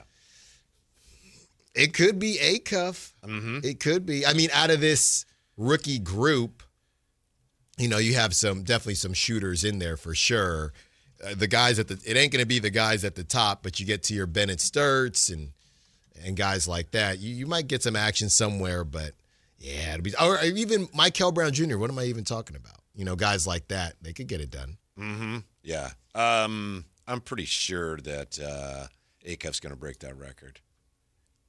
Good. I hope you're right. 7.9 per game. That's per game, yeah. He shot 642 for the season. Yeah, and you're right. 3.4 made, 7.9 per game is 4 of 8. 3 of 8. Yeah. Can Darius get up 8 threes a game? Probably not. That's not. If you keep Sabonis, I don't think so. Mm-hmm. You know, it'd have to be probably not this year, right? Because they didn't have a big that had the ball a lot. You know, and again, that's LaMelo feeding Khan. Darius is going to have to do it himself. Nobody's feeding him like. Speaking of a big with the ball, do you believe the talk that Charlotte, they want Sabonis? Milwaukee, they want Sabonis. There's something now coming out again. This is kind of iffy, but the Warriors are looking at DeRozan and Sabonis for Jimmy because they want to get out from under Jimmy Butler's deal? Right. What is going on here? Yeah, I don't know, man. I mean, this was 3 hours ago. It went pretty viral. From NBA Trade Report, about 80,000 followers. And it's a very ominous, there's no name behind it. It's just NBA Trade Report. Is this aggregated from the other guy that we were just talking about? No, because this is the Warriors, not the Bucks. Yeah, no, this is different. Very sketchy, Allen. Yeah, Golden State has interest in Sacramento's DeMontis Sabonis and DeMar DeRozan. Warriors are looking to move Jimmy Butler's $56 million expiring contract. The Warriors weren't interested in DeMar when he came here the first time. We've talked to Slater about that. No, they weren't. He said, well, they looked at it, but they wouldn't be interested now if they weren't interested then. Yeah. I mean, it's so funny with all this stuff that the Warriors are trying to do. Let's say they made this move tomorrow. We still don't know who their second option is. We've been asking the same question. I know it was kind of Jimmy, but we've been asking this question for 5 years. Yeah, we'll take a closer look at these rumors. Also look at just how juicy Summer League looks like it's going to be when we come right back to Sactown Sports. Darius Acuff Jr. is a Sacramento King. The Sacramento Kings select Darius Acuff Jr. from the University of Arkansas. After a private workout and an entire offseason of speculation, the 6'2" point guard fell to the Kings at number 7 and will be the latest young star to take the floor in Sacramento. Will the SEC's leading scorer continue the small guard resurgence in the NBA? Your exclusive home for Kings basketball. Sactown Sports 1140. Sacramento weather is brought to you by Elk Grove Honda. I'm Tamara Berg in the KCRA3 Weather Center. For your Thursday, we're looking at mostly sunny skies and feeling that Delta breeze. It's going to keep temperatures a bit below normal for highs today. Plan for upper 80s across the valley. That Delta breeze will come in pretty strong overnight tonight, dropping us back to the 50s first thing Friday morning. Get the latest forecast on the KCRA3 News and the KCRA3 app.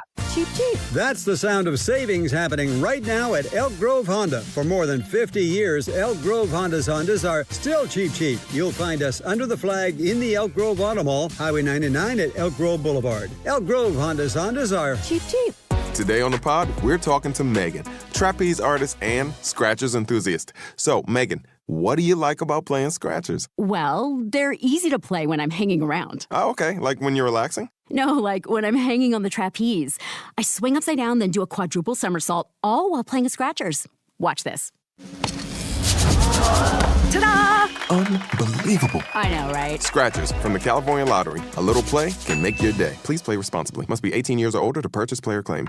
Hi, this is Adam Johnson, owner of Golf Fitness Solutions. Exercise and golf have been two important activities in my life. I opened Golf Fitness Solutions in 2013 to help my fellow golf enthusiasts improve their posture, relieve their pain, gain strength and endurance, and most importantly, hit the ball farther. From beginners to professionals, I've had success working with all ages and all skill levels, and I can help you too. Located in Carmichael, call us at 916-802-5175 or go to golffitnesssolutions.com. From the FIFA World Cup to competitive business environments, grand ambitions lead to game-changing achievements. At Bank of America, we're there to support businesses at every step, providing insights and expertise to help you gain an edge. He shoots, he scores! What would you like the power to do? Explore winning business solutions at BofA.com/gamechangers. Bank of America, official bank of the FIFA World Cup 2026. Ryan Reynolds here from Mint Mobile. I don't know if you knew this, but anyone can get the same premium wireless for $15 a month plan that I've been enjoying. It's not just for celebrities. So do like I did and have one of your assistants switch you to Mint Mobile today. Visit mintmobile.com/radio. Upfront payment of $45 for 3-month plan, equivalent to $15 per month required. Intro rate first 3 months only, then full price plan options available. Taxes and fees extra. See full terms at mintmobile.com. Capital Casino is conveniently located in downtown 411 16th Street and has been a part of the greater Sacramento area for over 20 years. They offer the best variety of games in the region in a safe and friendly environment, and there's plenty of parking, all well lit and monitored by security. Come have a great meal at the cafe and restaurant inside. Capital Casino has the best food, the best service, and the best action. But please always remember to gamble responsibly. 1-800-GAMBLER. This is a special alert to all Americans who own a vehicle with less than 200,000 miles with an auto warranty about to expire or with no warranty coverage at all. Due to a decline in the economy, CarShield is announcing a low-cost month-to-month vehicle protection plan that is now available to the public to save any driver out-of-pocket expenses on future auto repairs. Call now to find out how you can pay almost nothing for covered auto repairs. Yes, you heard that correctly. Pay almost nothing for covered auto repairs. An open phone line has been established for all drivers to call for a free quick quote. Call 800-330-8323 now. Drivers who are covered will not have to pay for covered repairs again. This protection plan is at an all-time low. Additionally, drivers who activate this vehicle protection today will also receive free roadside assistance, free towing, and car rental options at no additional cost. Call us for your free quick quote today. 800-330-8323. That's 800-330-8323. What do you have to lose? Call 800-330-8323. Again, 800-330-8323. Skeeter here, my card. Field Tech, Sacramento Yellow Mosquito and Vector Control District. I never met a Culex terrasalis I didn't want to smack. That's Latin for mosquito. Hey, it's time again to fight the bite. Time to protect yourself from West Nile virus by applying insect repellent. Once a week, drain stagnant water and report dirty green swimming pools. Ew. They're breeding grounds. The Sacramento Yellow Mosquito and Vector Control District reminds you it's time to fight the bite. My card never gets old. For more information or to report problems, go to fightthebite.net.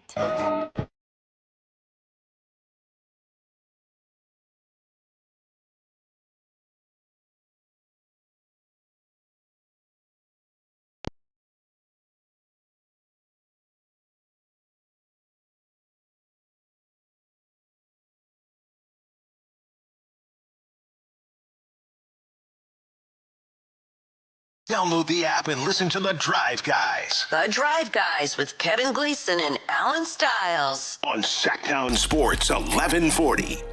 All right, thank goodness Alan is here to help us sort through these rumors. He, practically lives on social media, and we're hearing a lot of these things now today, this afternoon, on X about Sabonis, kind of some shadowy reports or suggestions. There's one involving... This is Sean Wright saying that the Bucks have, he says serious, but he also has that in quotation marks. Bucks have serious interest in Sabonis. And then there was a report from, what was the site? NBA Trade Report. NBA Trade Report that the Warriors are interested in Sabonis. What are we to believe and what are we to disregard, Alan? Help us. I don't really believe any of it, to be honest. Now, it's weird because there's stuff that comes out before and then there's stuff that comes out after, as we've talked before. You'll see some of the more, how should I say this? Some of the more familiar names come out kind of after the fact and say they were working on this, but it's on hold now or whatever. So we haven't got there yet. When you're talking about people that have things beforehand, let's take Shams, for example. I mean, Shams broke that news. Much to Jay's chagrin, he broke that news. I don't know. The draft was almost over. Almost over, and he said LaMelo might be out of here within 24 to 48 hours, and he was. So I would imagine that Domantas Sabonis is a close enough name to LaMelo, right? And I'm not saying he's as big of a star, but if there was something really percolating right now, I think there'd just be more. Now, there's also people who create on social media who are always looking for what's the next thing to talk about. Yeah. And I thought you made a very interesting point when you said, look, Windhorst said what he said yesterday, there's interest in Sabonis, and maybe that was just kind of a throwaway, but then that creates the possibility for some people to say, oh, well, Where's all the interest coming from? Let me supply some of the details on that, whether they be accurate or not. Yes, exactly. So everyone's calling around, and you know what? I know Brett Siegel. I know you always joke me, but Clutch Points and Brett, he's normally pretty tapped in on the Warriors side of things. Oh, you know him? I do. Okay. I do. I was trying to think of something more clever, but I'll just say I do. So I think he or his site, maybe both, just got cited for having one of, if not the most accurate mocks. Okay. To his credit. Yeah. Yeah, there you go. He comes on the show all the time, and I want to give him credit. There you go. So, yeah, with the connection that I know he has and to the Warriors, if he's not even mentioning it in some of their reports, and they're putting out a ton of info right now, yeah, I'm just holding tight on that and just kind of waiting it out. People keep mentioning here in the chat anyway. Sean Wright. We know we said that. Yeah. I mean, thank you for who does he work? What does he do? What is this? Answer me this question. And I don't know the guy. Just answer me this question to the chat. Who here has heard of Sean Wright before today? Just answer that for me. Because I think there's an NBA official named Sean Wright. It's one of those names where you feel like, yeah, I know that name. Yeah. So I'm just saying, if this is you just got to be careful. I'm not saying he doesn't know. Maybe it happens. I have no clue. He's the author of Right is Right. He's an NBA insider. Well, so are you. Featured on ESPN, Outkick, Pardon My Take, SI Now. Yeah. Featured on means that one of those outlets grabbed one of his tweets one time. That's what it means. And maybe he's on to something with the Bucks. All I'm saying is I'm not giving it any thought until we get it confirmed by somebody more familiar. I don't want to give this gentleman more attention than he deserves, but I do want to take a close look at it because we have some of the smartest listeners and YouTube viewers around, and they're asking about this. And by the way, looking at it and going, you know what? It doesn't appear that there's a lot there. And by the way, if it is legit, okay, if it is legit, I will apologize to Mr. Wright. Absolutely. I will do that. I'm a man. I will do that. Yeah. I never heard of him. Mm-hmm. Yeah, he quotes, he's got quotes, like I said, quotation marks in his story about how the Bucks have serious interest. Where are the quotation marks? Where does that come from? Taylor Jenkins is, quote, in love, end quote, with a potential fit next to his young guards of Sabonis. Who said that? That's what I don't like. You can't do that. That's nothing. That's nonsense. It implies that there's something there when you're not telling me where it's from, so I know actually there's nothing there. So it's frustrating. So this has been a while, Whitey, but it just happened. It feels like yesterday at the same time. Miles Turner is on that team. So I know we've talked before, could Miles Turner and Domantas Sabonis work together because Miles Turner shoots the three ball, but they do have a center. Miles Turner, they just signed him. Yeah. He's got 2 more years and then a player option for a 3rd year. Rick Ripsaw says, according to my sources, I have heard of Sean Wright. Great. I want the movement. I want the rumors, but with everything that's breaking, this is how I look at it. With everything that breaks nowadays and all the information, if you're only seeing it from one outlet or one source, that makes me raise my eyebrows. Well, you know what? It's like, all right, put up or shut up. Sean Wright, all right, you have our attention. We're saying now there's nothing to it. Prove us wrong. Yeah. Right? We'll see. Mm-hmm. We'll see. Because I don't know. And the Warrior thing is just like Steven Spielberg science fiction or something.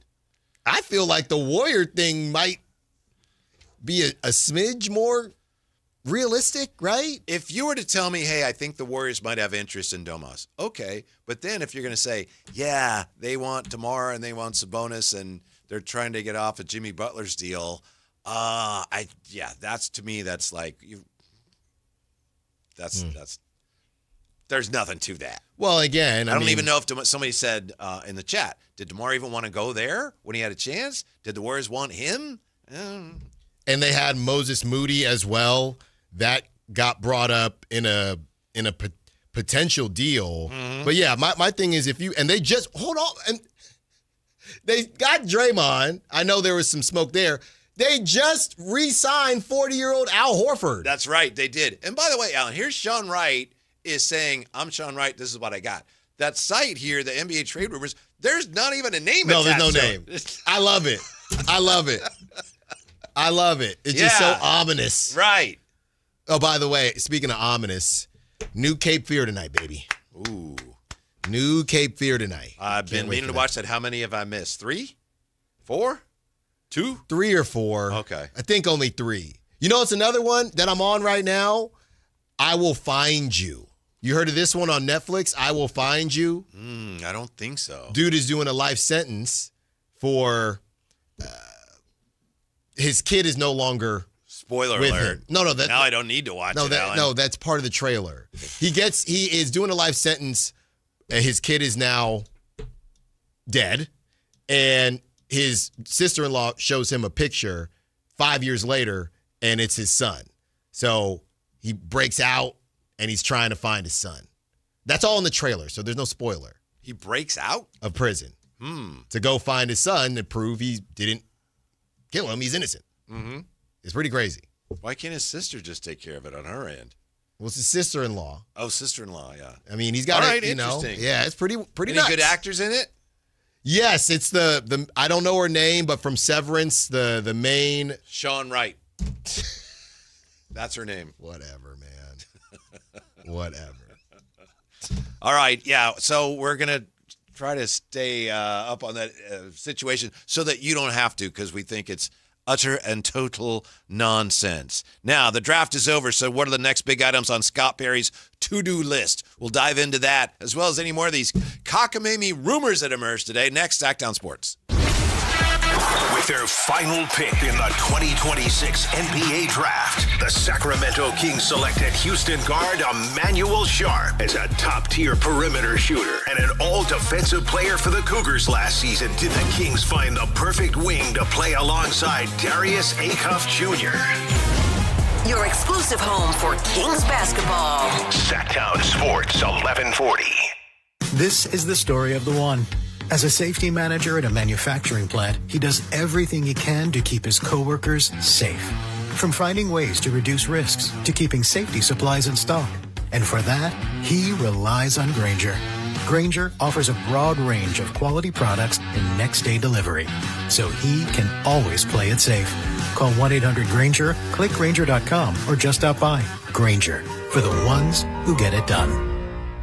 Cheap, cheap. That's the sound of savings happening right now at Elk Grove Honda. You remember, right? Elk Grove Hondas are still cheap, cheap. And right now you'll find a good deal more on new Honda gas and hybrid Accords, Civics, CRVs, and more fuel-efficient Elk Grove Hondas. Every sale is done right here, under the flag in the Elk Grove Auto Mall. Come see why generations of families return again and again to Elk Grove Honda in the Elk Grove Auto Mall, because Elk Grove Hondas are cheap, cheap.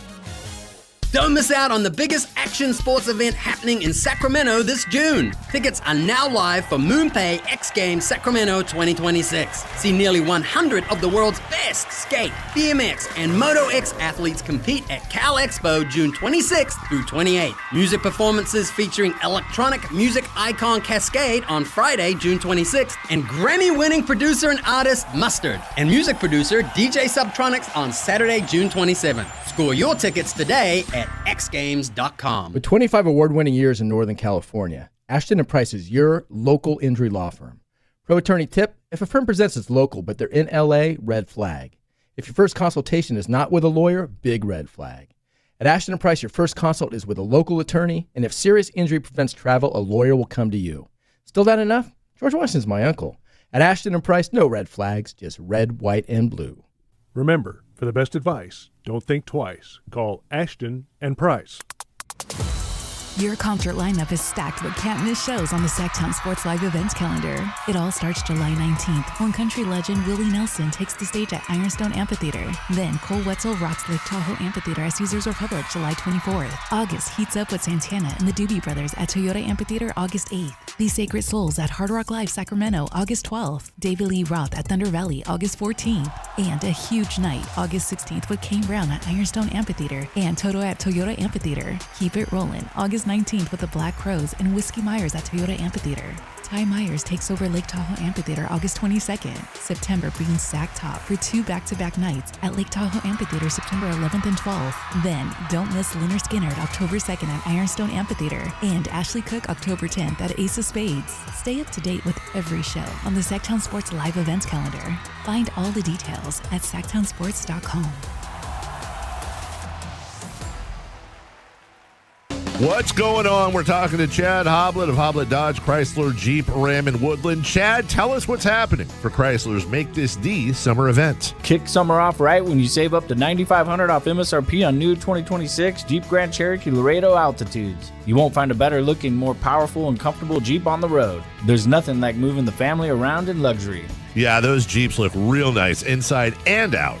It's beautiful, but Hoblet is more than Jeeps. Stop by the Hoblet Certified Pre-Owned Supercenter to find whatever you need. With nearly 200 vehicles available and 115 under $30,000, Hoblet needs to be your first stop. Search, select, and save through their whole inventory at HobletDodge.com. Unbeatable prices, unbeatable selection. Nobody beats Hoblet, period. $9,500 toll net savings on select new 2026 Jeep Grand Cherokee Laredo Altitude. Up to $5,500 factory incentive and $4,000 dealer discount. Incentives include $1,000 Hoblet trade-in assistance with eligible trade-in and $2,000 Make This the summer event retail cash. 3 of this net savings. Sample VIN 243062. See dealer for details. Wheatland Golf Course presents Music on the Green Thursday, June 25th from 6 to 8 p.m. Hi, this is Frank LaRosa with the Golf to Go radio show. Join Scott Marsh and me as we broadcast live. 4 Barrel as the musical guest at this free community event sponsored by Urban Roots. See you there. KHD1 Sacramento, KYMX HD3 Sacramento. From the Power Business Technology Toshiba Studios. This is Sactown Sports 1140.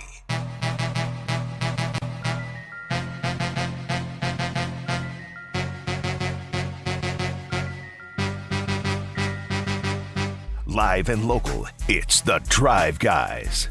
Watch the show on youtube.com/Sactown Sports 1140. Or listen on the Sactown Sports app. What's next for your Kings? Before we get to that, I apologize. I got to take care of some business here with Alan and Jay. You're welcome. I've been sending these guys a lot of video of like professional wiffle ball. Would you say, Alan, you need me to send you a lot more of those? Just a few more, or am I sending you just the right amount? If those three, I think a lot more, a little more, or man, perfect. This is just the right amount. I think we're super solid with the amount. How about you, Jay? You good or you need more? Send me some, baby. Yeah, like Alan, I indulge. You know what? Just like they say, in the tech world, can you guys take this offline? Can you take that? I don't so need a little that. more. It sounds like you're saying I don't a need little that more. in the group chat. Take me out the group chat. Yeah. Alan has left the chat. So you want me to send you a little more? Okay, you got it. No I'm pretty solid. I think I get it, but I'm glad that you're still in your black hole 24 hours later of wiffle ball. Oh yeah. I did laugh a little bit. Sometimes people send a laugh emoji, laugh out loud, and you don't. But you're like, yo, Whitey, you've been in a black hole for the last 24 hours. I had to laugh. And I could not deny it. Yeah, and you're still showing me some during the break. That was filthy, that left. It was. Filthy stuff. Yeah, it really Southpaw? was. Yeah. Mm-hmm. He had that backup ball, that screw ball. The screw? Yeah, that one got me good. Mm-hmm. Yeah. That Al lighter? Yeah, it might have been. Yeah. So I'm trying to get you in the right frame of mind for, in the summer there may be some big time wiffle ball events. I'm taking it yard regardless. Got to be able to see the pitch, recognize each pitch though. Yeah, they ain't doing that. At least Whitey's giving us breakdowns of different pitches and wrinkles and where they start, where they finish. No, he's definitely giving us wrinkles. Yeah, I usually when I watch those, I'm charting pitches. Right. Yeah. Right. And then I could send you some of that too if you want. No, I like to just spin rate. I got it all. I like to just, kind of grip and rip. Yeah. By the way, that basketball league, Jay, that you said Elvin Hayes used to coach in, I could swear that's an advanced stat in baseball, the WABA or whatever. And that's what happened. 4 runs in the 9th, and that's what happened. 4 runs in the 9th. Incredible. 15 hits. 15. I just hope we haven't done a disservice, Alan, because we've kind of stirred up some of this Sabonis chatter today. We? Yes. Yeah. I didn't even know about the Warrior. Well, I did know about the Warrior thing. This is your domain. But I just want to make sure people know we're not suggesting that, there's something afoot here. We don't believe there is. Because don't, people see it and ask us about it, that's why we brought it up. Yeah, I don't think anything is too hot right now, but here's a problem. You throw enough at the wall, something's going to stick eventually, and then you can say, told y'all. Mm-hmm. I saw people doing that yesterday with some of the draft picks, and I'm not talking about the Kings in general, but told y'all to keep an eye on this or whatever. It's what? I mean, first of all, that pick isn't going there anymore, and it's just that's how it is. Yeah. That's, social media has a lot of things going on that are worse than that, but sometimes when you've got people like just, climbing all over each other. See, I told you I did that. It's like, okay, whatever. Well, and then people, oh man, it was hard to keep up with all the trades. Look, man, I grinded film, I grind tape, I get it, but I don't care. Like at that point, and specifically because obviously the Kings didn't do anything else, but I couldn't care less about, 32 is going here, now it's going there. All I really cared about was just waiting for the 45th pick, which I had said to you, is that going to happen before I get home? They made the pick as I was parking. That's how long it took. That's how long. It was ridiculous. The pick had been made by the time I got home. Insane. Mm-hmm. I just hope everybody says that was terrible. Don't do it again. Yeah, I haven't seen anything about the numbers. I'm not that interested, but I hope the TV numbers were down last night to the extent that someone will decide, next year we'll just have it all in one night again. Yeah. It just doesn't. They're always looking for content, and I get it. 2 nights of the draft on TV is better than one, but swing and a miss. And I get it, and I understand why they tried it. It's just, all right, now maybe somebody loved it, 916-339-1140. Text us, call us. Nobody cares. YouTube, but. It's a fair question, but yeah. The only way it would work, and obviously there's no way you could do this, if you had the second round first and you lead up to the you can't have, and there's no way you can do that, obviously, but you can't have the big one and then tomorrow night we got the second round. Yeah, okay. Huh. That's kind of like NASCAR where they have their biggest race of the year first. Daytona's like, it's the Super Bowl of NASCAR. You don't start your season with the Super Bowl. Yeah, they should just treat it like a doubleheader, right? They should just turn. They should just make everything quicker. You do the first one at 4. Right. Okay. Who knows what the draft's going to look like in future years now? Maybe the whole thing's going to be fascinating to anybody who cares because of the lottery reform. Right. Who knows? And then the wheel. People aren't ready for the wheel, Alan. Okay. But when they are, I'll be first on Twitter to say, see, I told you. What's the next big move? What's the next significant move the Kings will make, the Kings need to make? Well, they're just going to keep shopping. I mean, I do think officially moving on, and somebody said, hey, when does Zach LaVine have to make his decision? I believe it's the 29th, right? I believe that is correct. Yeah, the 29th. Like 4 days? Yeah. Yeah, so. Right before the new league year starts. Posted he's back in the gym today. Oh, my goodness. Yeah? Saw that on IG. See? Mm-hmm. Yeah, he's getting, hey, one more look before I sign. Tennis shoes and a ball. One more look. Come get me. 49 mil. Come get me. So, look, they don't have any control. That's why it's not the biggest move to me, because they can't control whether Zach LaVine It's almost opts in or not. procedural. Yes, like, exactly. Well, you have to do that, yeah. Exactly. So, to me, it's just DeRozan. And I know, somebody would say, how is that the biggest move, waving and stretching? But that guy was playing a lot of minutes, and, hey, he was playing his butt off, and we appreciate him for it.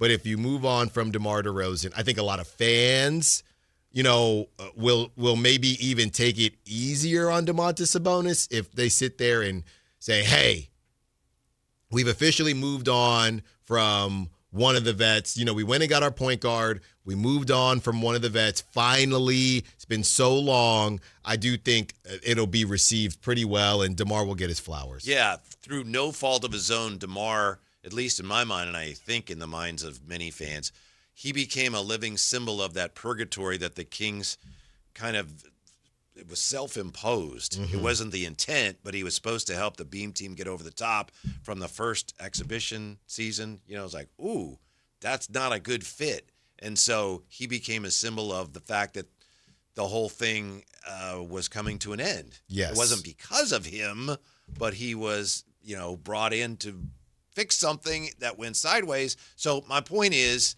I think fans will appreciate what he did, but I don't think there's going to be a lot of wringing of hands over, oh, no, you can't let him go. No, not at all. People just get it. Yeah, hey, and I wonder about Russ, though.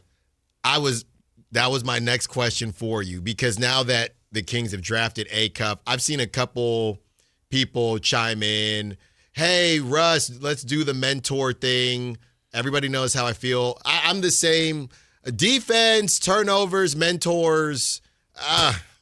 Wow. I mean, no, but I say that because I'm the same way in football too. I don't need the mentors. Get the quarterback out there. I'm just not big on the mentor thing. Alan, the Kings, like most teams, have about 15 mentors. They're called coaches. They got coaches? Yeah. They got coaches. They have vets on the team.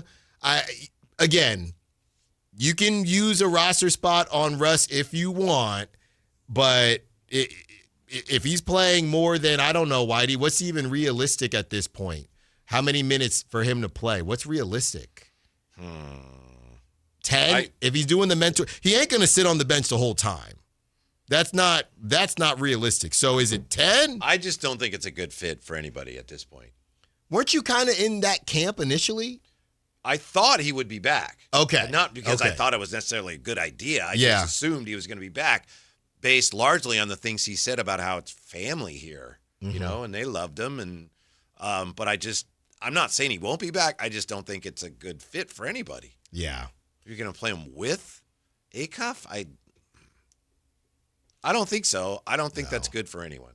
530 says, is Russ willing to be the sixth man off the bench? I'm not willing for Russ to be the sixth man off the bench. I mean, now that the draft is done, maybe everyone needs a bit of a refresher, okay? Now that the draft is done, this is the current roster for your Sacramento Kings.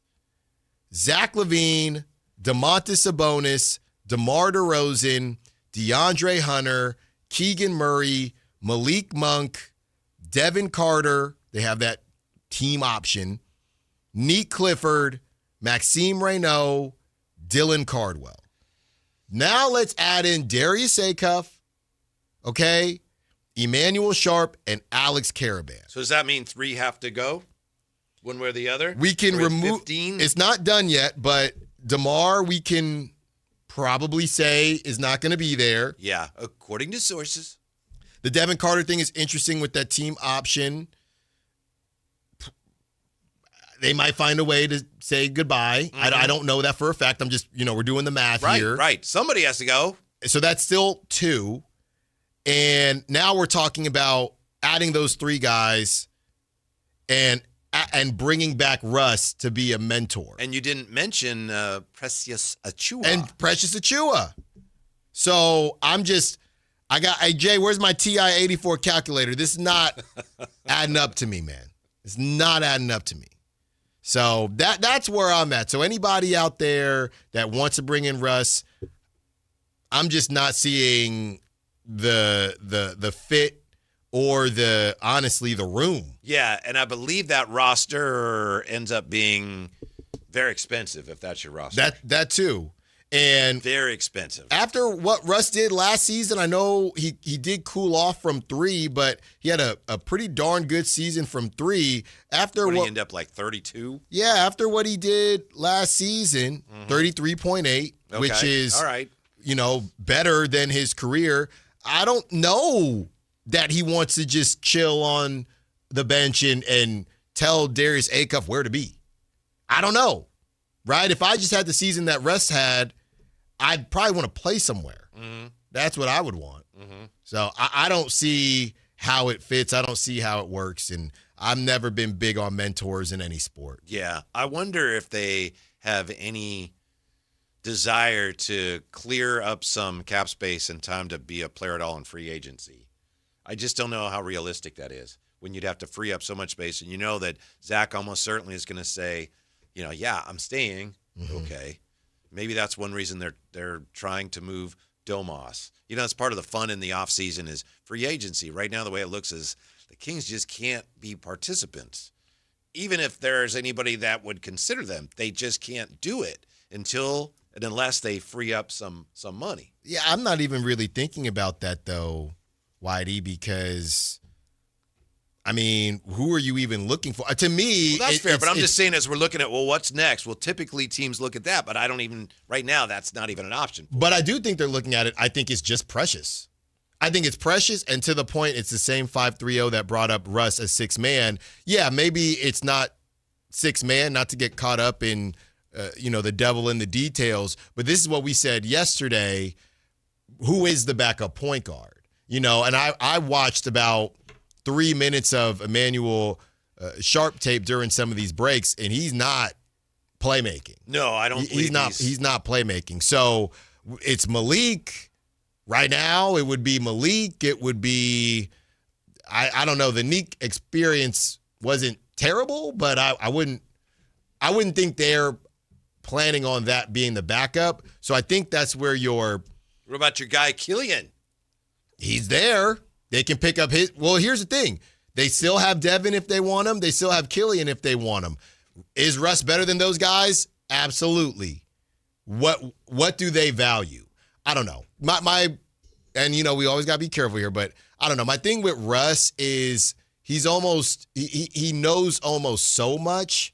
I wouldn't want it to become a crutch in a way. He's such a unique player that when you watch we call it is Russ ball, right? And that's how he plays. So if he's the backup and it's Russ ball, I don't know. I know Maxime Reynaud would love it, but I don't know how other people would grow from it. The thing I didn't like about everything that surrounded him being on the team last year, and I know that he's a Hall of Famer, but it was almost like, and he basically told the media this, and I wasn't there that night, so I there were people obviously we know who were there when he kind of berated the media. You couldn't criticize him. It was like, that's Russ. He's beyond reproach. Yeah. Well, he's missed a lot of shots. Oh, you can't. Well, that's Russ. What do you that's not right. Right. Yeah. And yeah. That's just not realistic. No. Especially for a team that won so few games. But one thing that I like about this year is it looks like now with some of the picks that Scott Perez just made, it looks like, okay, you can kind of start to see the shape of things. It's like when there's going to be, say, a stadium is built, at first, and it's just like there's just a big dirt area. And then gradually, you can see the structure start to take shape. I think this is starting to take shape, and it looks like they're starting to build a team that is tough. They brought in some tough-minded players and a team that is a good shooting team. It's hard to say because, these are things that all teams want to be. But it looks like now we're starting to see it's not just talk like we're going to do this. We're going to be this kind of team. It's like, oh, I see. Based on the players they're bringing in, I see now what kind of players you want. Yes. Yeah, for sure. And the last thing I'll say, because I was just thinking about it, Whitey, when it comes to the Russ conversation, I'm going to say my word. The show doesn't start. Series doesn't start until the road team wins. Mm-hmm. Drive Guys doesn't start until I say heliocentric. Right. Okay? Yeah. So we're starting the show at 5. Off to a late start tonight. That's right, 5:19. I think it doesn't matter it doesn't matter what the name of the player is, so this is not a Russ thing. For a young team, I don't think I would want a backup point guard as heliocentric as Russ. And that's what I mean by Russ ball. I don't want anyone getting mad at me. Here's a suggestion for a mentor who is not heliocentric from Dean. Allen, Chris Paul as mentor. He wouldn't want to play big minutes. Need a mentor, Acuff. Make him earn that point guard spot a little too. That's for you. I will just say my opinion, Allen and Dean, is that's a terrible idea. I don't know what happened in L.A. He's not even playing anymore. Yeah, I don't know what happened in L.A. I understand where Dean is coming from, right? Because he'll Well, that's what he was supposed to do in L.A., but He couldn't even last the year last year. Yeah, I don't know. Perfect situation. You're back in L.A. But there were some then vets. to tell him, hey, you don't get to tell the team what defense it seems like there was some miscommunication in what his role was going to be. I think he'd be the exact opposite of the type of guy you want here. I understand where Dean is coming from, but what I was going to say is there are still guys out there. He's retired. Yeah, there's still guys out there that can show guys the ropes, and it's not about them. And that's what I mean by heliocentric. So a Ty Jerome, somebody like that. Is Russ better than them? Maybe. I'm not arguing that. I'm arguing they're going to come in, they're going to be a point guard, and that's it. Be a backup point guard, that's it. Hey, I've been in the league go get Tyus Jones. I don't care. That's it. Yeah, you're talking, I think, more like somebody like him, although even somebody who plays less than that. You know, Ty Jerome still. Right. I would say Tyus somebody Jones. Who's like, you might play a little bit. You're really just kind of a placeholder until this guy's ready to take over. Once he does, you're probably not going to play that much. Right. What do you think? Yeah. But that's what I'm saying. For very little money. And we don't have any money to give you either. Well, that's what I'm saying. Tyus Jones ended up, I don't know, he bounced around a couple teams last season and just wasn't playing. So there's a guy who's been around for a long time, not a lot of expectations. Like, to me, that's a guy where you could look at and say, hey, you could bring him in. And there's a list here, too. You got your Javon Carters, guys like that. Just keep it simple. Free agent point guard? Yeah, just keep it simple. And we can get into it tomorrow, too, but just keep it simple. That's all I'm saying. Jordan Mack, bring him back. Yeah, bring good him, guy. Bring him back. Prince of a fella. I thought he was going to sneak out a ring. That would have been something, huh? If the Spurs, yeah, Jay, you right on it. McLaughlin, Gabe Vince is probably too expensive, but you got. He's not really a point guard either. No. Conley? See, I would do a Mike Conley. I don't know if that's what he wants his swan song to be. I guess it would be. I would. And then at the very bottom, not even making $1 million, Tyus Jones, 30 years old. Jay, remember Andre Miller? And I think his mom used to work at Arco. Of course. She used to take money from people when they drove in. People talked about bringing him here. What's he doing now? Yeah. He's like 50 or whatever. Get Andre Miller back in here. Now, if Russ comes out and says, hey, man, I love Sacramento. I'm going to play about 5 minutes a game. These old knees, I just want to help out the young fellas. Okay, that's cool. I don't see that happening. That's where I'm at with it. Last year, the focus was on Russ, and it was on DeMar, and we'll understand why. This year, the focus needs to be on the younger things, younger players, and on developing them. Yeah. If he makes the calls and, nobody is interested and he decides that's where he wants to go in the next phase of his career, then cool. But, yeah, we can't be doing I can't even give you 20 minutes. I don't know if I can give you 15. We can give you this. About to join us here. He is the originator of one of the greatest catchphrases in Sacramento history, and that catchphrase is "the pick is the pick." It's That's time right. for yes. Check it with TC.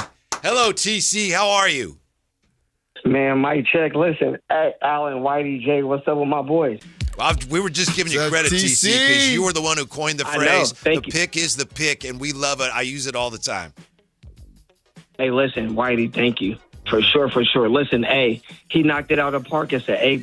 Yeah. He got all three guys we got. He traded back into the first round like we talked about. That was a mafia move, right?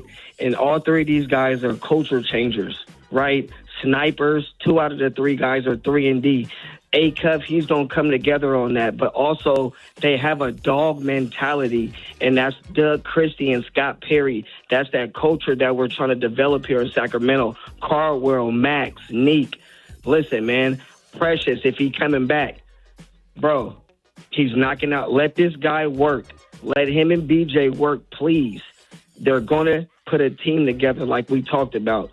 I'm excited, bro. Listen, that's all I got for y'all. Y'all know I had to tap in. I gave Scott an A+, period. That's all right. That's where I'm at. Thank you, TC. Yeah, and you touched on something that I should have mentioned when I said you can see the team taking shape. I didn't mention it because maybe I'm afraid it's a little premature, but it does look like, they're mindful of putting together a team that's tough. Yeah. Tough. We know that's part of it. And I saw tough-minded. Scott Perry says we want guys who can deal with adversity. Mm-hmm. And look, they've all been through kind of different things in different ways, and I think that's what Scott Perry wants. And the other thing, Whitey, and we can get into it, just the idea of quote-unquote rushing the rebuild or rushing to move on from some of these guys. What y'all rushing to do? You see what's going on out here in the West with LaMelo and the Timberwolves? What are y'all in a rush to do right now? I don't know. I don't get it. Mm-hmm. What's Cooking is coming up, and I hope Alan knows about this. He may not know, but he's going to take us through our first peek at next year's NBA draft. Come on, baby. Yeah, it's coming up next on Sactown Sports. The Kings officially got their guy. Following a breakout season at Arkansas, Darius Acuff Jr. is headed to Sacramento. After adding one of the most electric scorers in college basketball, has Scott Perry officially found the new face of the franchise. Your exclusive home for Kings basketball. Sactown Sports 1140. Sacramento weather is brought to you by Elk Grove Honda. I'm Tamara Berg in the KCRA3 Weather Center. For your Thursday, we're looking at mostly sunny skies and feeling that Delta breeze. It's going to keep temperatures a bit below normal for highs today. Plan for upper 80s across the valley. That Delta breeze will come in pretty strong overnight tonight, dropping us back to the 50s first thing Friday morning. Get the latest forecast on the KCRA3 News and the KCRA3 app. Cheap, cheap. That's the sound of savings happening right now at Elk Grove Honda. For more than 50 years, Elk Grove Hondas are still cheap, cheap. You'll find us under the flag in the Elk Grove Auto Mall, Highway 99 at Elk Grove Boulevard. Elk Grove Hondas are cheap, cheap. At Liberty Mutual, we love helping people with things like customizing car insurance, just like how we customize a song for you. Catered country tune. Liberty Mutual, saving you bucks by protecting your truck. 'Cause Purdy told me to only pay for what I need. Thank you, Limu. I'll always trust in Limu with Liberty, Liberty, Liberty, Liberty. Wesley Financial Group is not a law firm, and Chuck McDowell, definitely not an attorney. This is Chuck. If someone talked you into buying something really silly and you want to get out of that silly little thing, my advice, get the facts. Call me and I'll send you our timeshare exit kit absolutely free. Inside, you'll learn how timeshare works and all your options for cancellation. Call Wesley now for your free exit info kit. 800-572-3344. That's 800-572-3344. Mike Rowe here with another random fact. Those cracks on your walls aren't just cosmetic. They could mean your home is sinking. Whether it's drywall cracks, exterior cracks, or sticking doors or windows, do yourself a favor. Call Groundworks. I spent some time working with these guys, and they're the real deal. Their people are trained and certified to stabilize your foundation. Schedule a free inspection with Groundworks, the foundation and waterproofing experts. Licensed in all states where work is performed. See website for detail. The stars align in West Sacramento as the A's go head-to-head with the Los Angeles Dodgers for a spectacular summer series starting Monday, June 29th. Celebrate the start of the holiday week with an action-packed series. Be there to witness one of the most highly anticipated matchups of the season. Get your tickets now at athletics.com/tickets. That's athletics.com/tickets. Toyota's 4th of July sales event is on. This is the season for more. This 4th of July, get 3.99% APR plus $500 finance cash on 2026 Tacoma SR5. Or get 2.99% APR plus $1,000 finance cash on Tundra. Make the most of summer in a new Toyota truck. Don't miss the 4th of July sales event. Toyota. Let's go places. Offers available through TFS to buyers with pre-rated credit and can't be combined with other offers. Cashback offer excludes Tundra TRD Pro and 6/30/26. From the FIFA World Cup to competitive business environments, grand ambitions lead to game-changing achievements.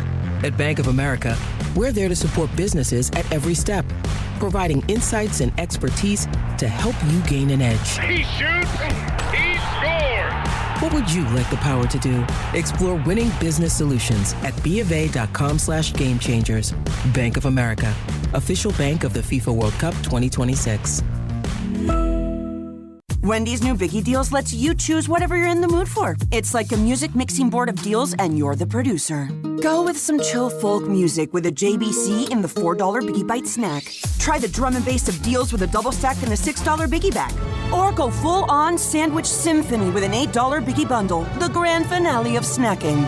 And the best part? They all come with napkins. $4, $6, and $8 Biggie Deals how you want them at Wendy's. Price and participation may vary. Single items at regular price. Prices may be higher in Alaska, California, and Hawaii.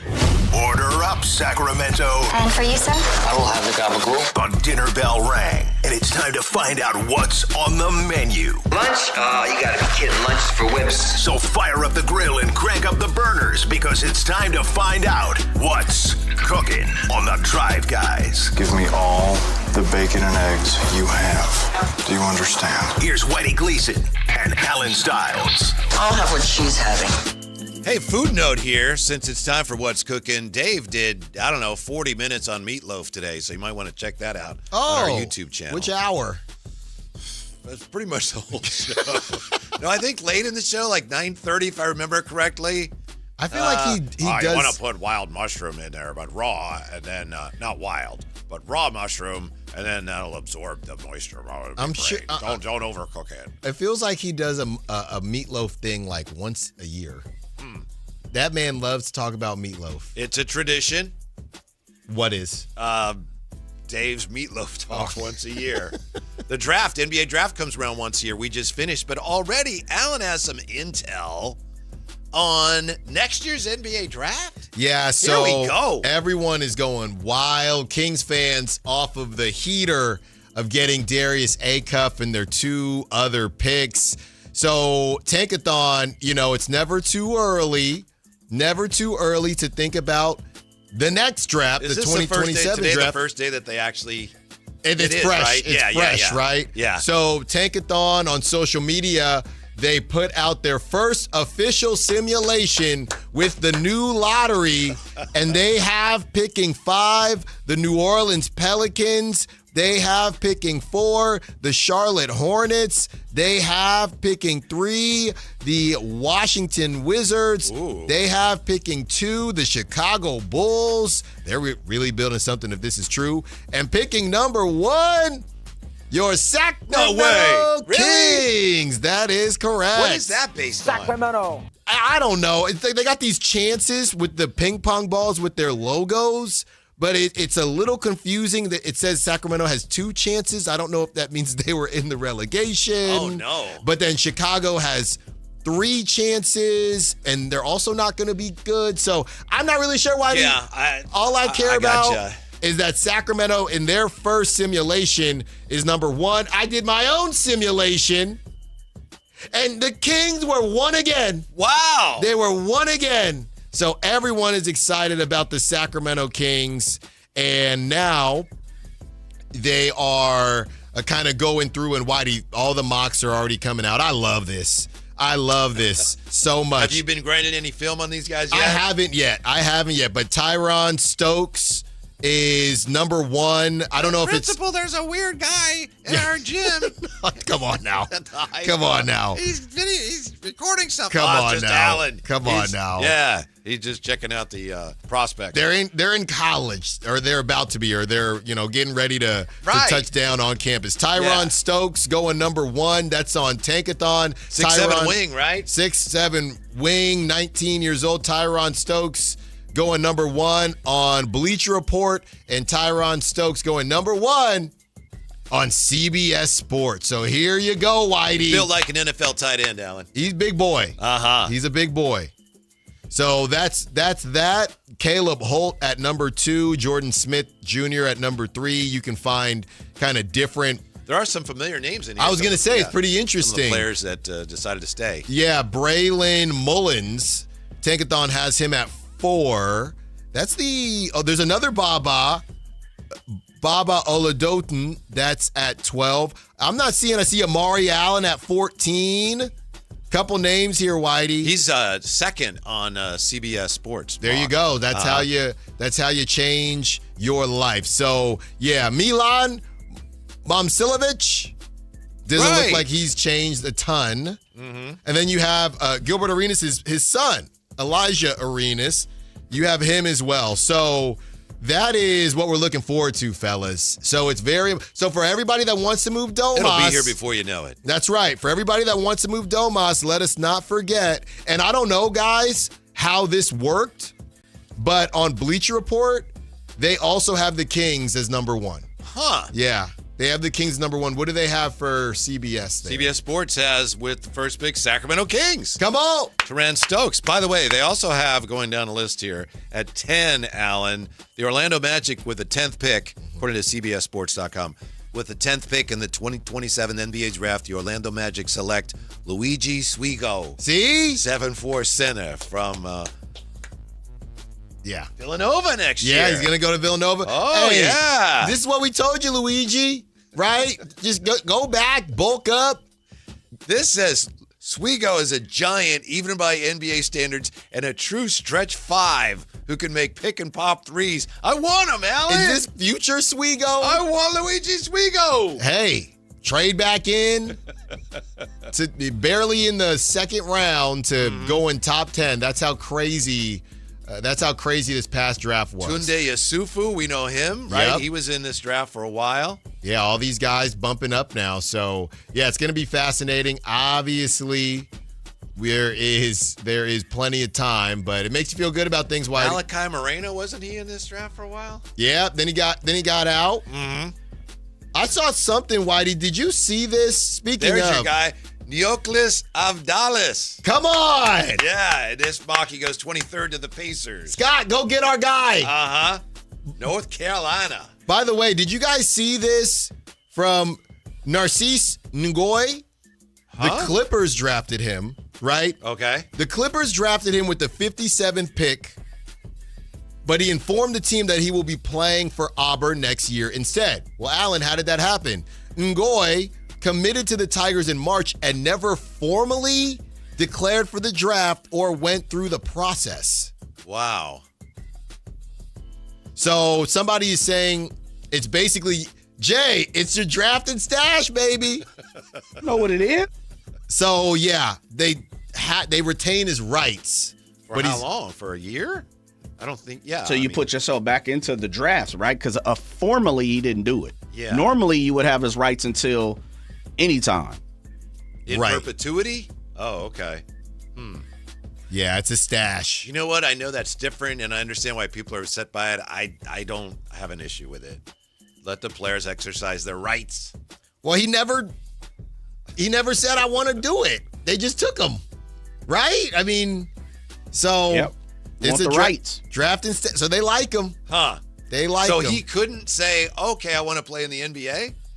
Because isn't there a deadline by which you have to declare? Well, he just didn't declare. Yeah. Right. And the Clippers, I guess you could.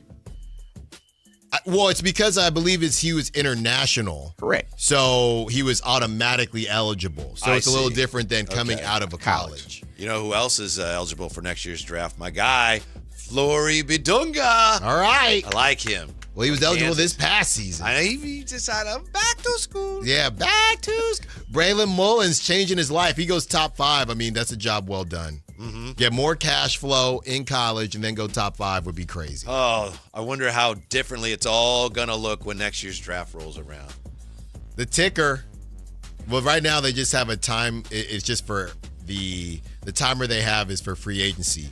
And we are 4 days, 21 hours, and 20 minutes away from NBA free agency. And didn't Jerry Reynolds say that he'd be surprised, or how did he phrase it? He wouldn't be surprised if Darius Acuff weren't the best guard the Kings have ever drafted? Yes, so here is the quote. It's up on YouTube now.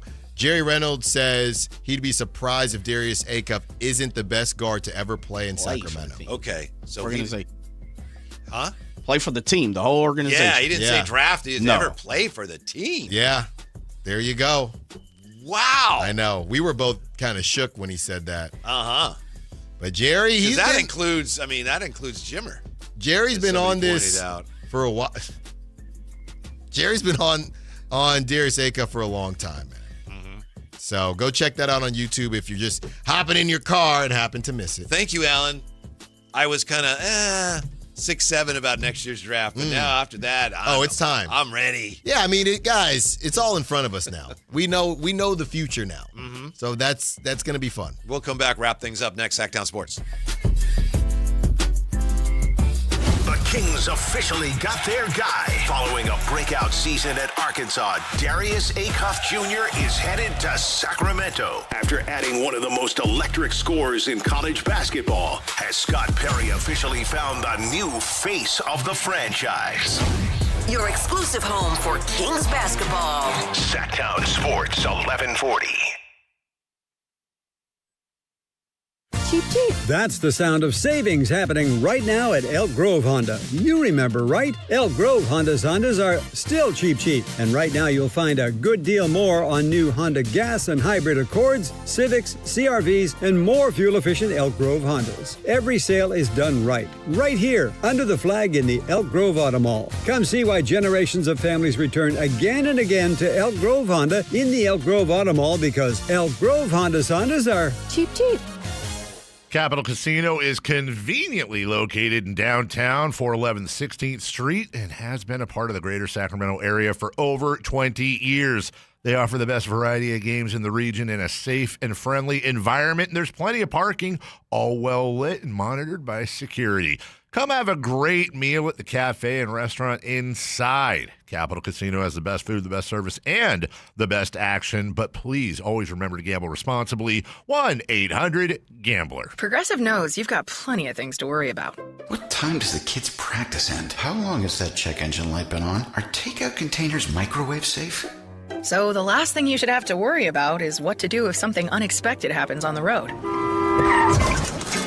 That's why if you're ever in a major accident, Progressive's accident response can detect it and send help. It's just one less thing to worry about.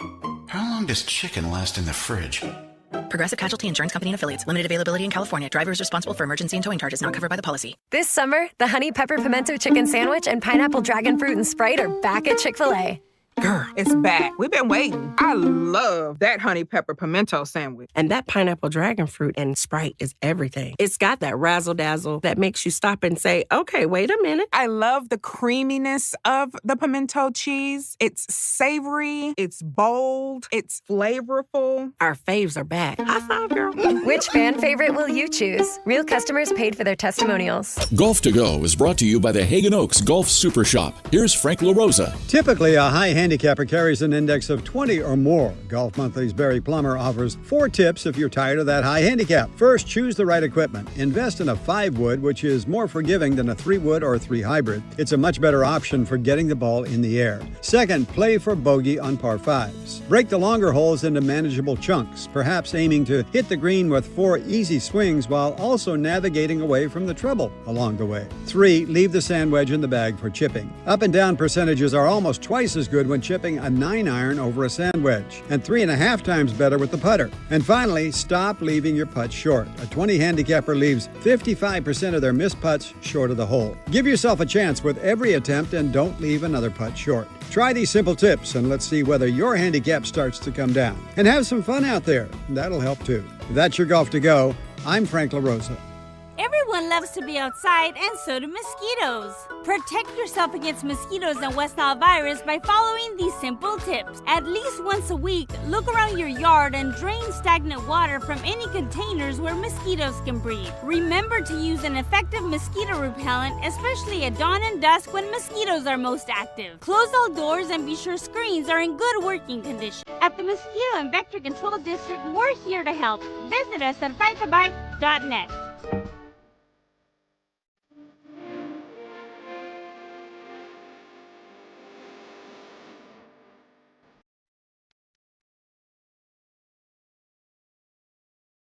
And if I'm crazy or if I'm capping, them boys cut me today. And I'll sign with the Commanders tomorrow. And we'll see who's gapping. Your afternoon home for Kings talk and so much more. The Drive Guys on Sactown Sports. Now that the NBA draft is over, we're still, evaluating everything that went on, but now we can focus once again on some of the things that we had been talking about before the draft took over all of our attention, and Brandon Ayuk has gone crazy. He is very prolific with his videos. Yes, like 3 in 3 days. Yeah, he's somebody said, is he a Commanders content creator at this point? Like, what is going on? So yeah, there's one. That one started it where he's saying, "Cut me, and see if I'm capping." Well, Tell them boys cut me. Yeah. When I first saw it, I thought he said, "Them boys cut." That's what I thought. I thought it was over. Yeah. And he was breaking it, but I just don't know why he's not understanding. They don't have to cut him. They don't have to cut him. If you keep saying you want to go to the Commanders they want the Commanders to trade for them. Right. Yeah. So that's the whole part of it. Then he posted a video. By the way, great camera work in that one, because at one point he says, "We'll see if I'm capping," and there's a zoom. Yeah. Like, right. Woo. Go ahead, Jay. Well, no. I got nothing. And then after that, he posted the video of himself in an empty closet. That's not his best work. Just throwing money with music playing, throwing money on the ground. Yeah. I think the bar is, I got to give a thumbs Well, down. hold on, Whitey. You know, when you watch these movies, higher. you ever, Kendrick Lamar, there's different meanings to what he's saying, or you watch a movie and there's a hidden message, or you didn't understand the deeper message. The message was, that one got me, because how do you even think about that? I want to know what Jaden Daniels and his mama, I want to know what both of them have to say about this, because I just don't see how the Commanders are saying, yeah, we already talked to him. It's all Gucci. It's all good. We can't wait for him to come out. I don't understand that. Even Jaden, are we sure Jaden hasn't hit up BA to say, yo, if you want to play with us, then chill, right? And BA saying, oh, I'm just messing around. Jaden's he's a quarterback. You can't invite this. You know how it is when you hang with you got friends that, you don't want to embarrass you or whatever. Yo, I can't vouch for you if you're going to do some crazy stuff. And I know people were trying to compare. I saw Acho bring up the Antonio Brown thing, and I saw some Niners fans, guys. Scary. Well, I saw some Niners fans push back and say, yo, BA is doing some random stuff. Obviously, the speeding was not great, but Antonio Brown is kind of on another level. So can we keep things in perspective? I don't know that I've used enough brain power yet to have an opinion on that. But team. Does anybody remember Clinton Portis? I remember Clinton Portis. And he used to do characters. No, I don't remember that. Yeah. Oh, they're crazy. And I forget their names. He had different characters. He would dress up as them and do some of these. Yeah, some of these. Maybe BA knew about that. Maybe. I'd love to see the two of them team up. Yeah. I just don't know. How can you, if you're going to the point you made, if you're Washington or any team, how do you look at that and go, oh, yeah, we want that guy? Right. I mean, it would be a very small deal. You're the second or third receiver, and if you're the Commanders, or let's say Commanders fans, do they want Brandon Ayuk? They just had a down year. Do they even want Brandon Ayuk on the team? Mm-hmm. Yeah, we can't wait to have him out here. He seems like a load of fun. Speaking of that, how are fans supposed to feel about that? I saw some comments today, some reactions from Minnesota fans about the trade where LaMelo Ball comes to Minnesota, Naz Reid goes out, and there's some Minnesota fans that are like, we don't know how to feel about this. We love Naz Reid. Yeah. We don't have any forwards now. LaMelo is, he's incredibly talented, but, it looks like Charlotte wanted to get rid of them. Just think if you're a Minnesota fan, I don't know how to feel about this. Very weird.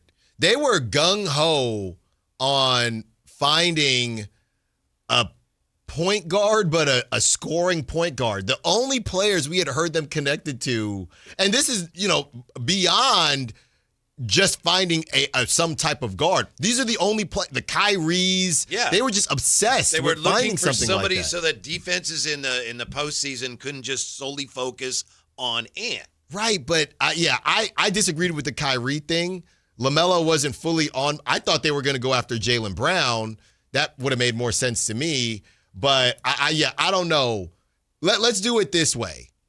Now right now I saw a mock that Jaden McDaniels is going to play the 4. I don't think that's going to fly. They had Ayo Dosunmu playing the 3, which is crazy. Agreed to, they're going to re-up him. Yes. Yeah. So just based on that, did this move the needle at all?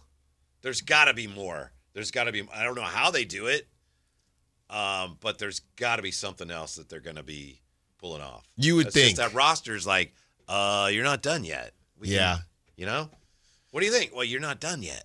Can you run Sabonis and Rudy together, or is that no good? Sabonis? I don't know what they have that they could trade at this point. That's they very true. They don't have draft picks. But they got no swap. We know they lost all the swaps. Yeah. There's no double swaps. Yeah. Yeah, I didn't get it. I didn't understand it at all. And it happened very quickly. And they lost the Hornets had lost at least one fan because Jay is no longer a Charlotte fan. Yeah, Hornets lost a fan. He was their most loyal fan west of the Mississippi. What about from the Charlotte side? You get a bunch of swaps, one pure first rounder. You get Naz Reid. So is this the Brandon Miller show?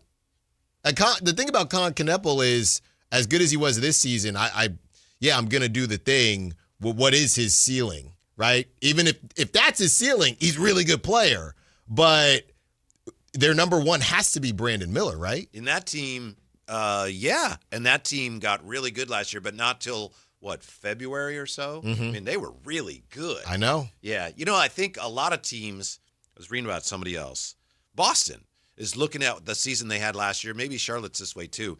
They look at all the wins they had and they said, some of this is an illusion because there were so many teams last year that weren't trying. Yeah, that's true. You got to be careful about looking at how many wins you had and saying, "Ooh, yeah, we're on our way." So maybe that's part of what Charlotte's doing. I'd have to crunch the numbers on their actual results to see the extent to which that applies. I'll give the Timberwolves this because they moved off of Karl Anthony Towns and now they're making this LaMelo deal. They're trying stuff. They're certainly doing things. Every season they don't win it. But they're almost to the limit. They're running out of different things they can try if this doesn't work. Well, I don't think they had to try this. I agree. I don't think they had to try this. I think there are a couple other things they could have tried, but maybe we'll all eat our words. I mean, when they won that first game against the Spurs, they went to the Western Conference Finals 2 years in a row. Oh yeah, I was very impressed with them when they won that game. I thought that's repeatable. They're going to win this series. Yeah. It turns out they didn't, Alan. The only bizarre part, it would have been less bizarre, honestly, if they moved Jaden McDaniels and kept Naz Reid. That would have probably made more sense. Mm-hmm. But losing Julius Randle and Naz Reid in a matter of a week and a half is just random. Naz Reid is a really good player, and he beat out Malik a couple years ago for sixth man, of course. But I didn't realize what a fan favorite he is in Minnesota. Yeah. They love him there. I know.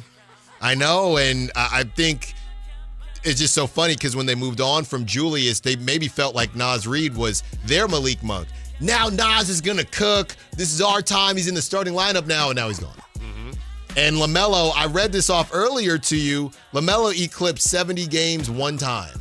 And his second most games, I think he played 68, 69 something this season, second most. Everything else, 50, 40, 20. It's a gamble. Charlotte is a team I'm keeping an eye on. Just, keeping tabs on them and Sabonis. Sources? Just curiosity. Okay. Yeah. I'll work the phones tonight. Oh, I got you for Friday. Oh, that's terrific. We have that to look forward to. Thank you for being with us. We're back with you tomorrow. Stick around because Frank LaRosa and Scott Marsh teed up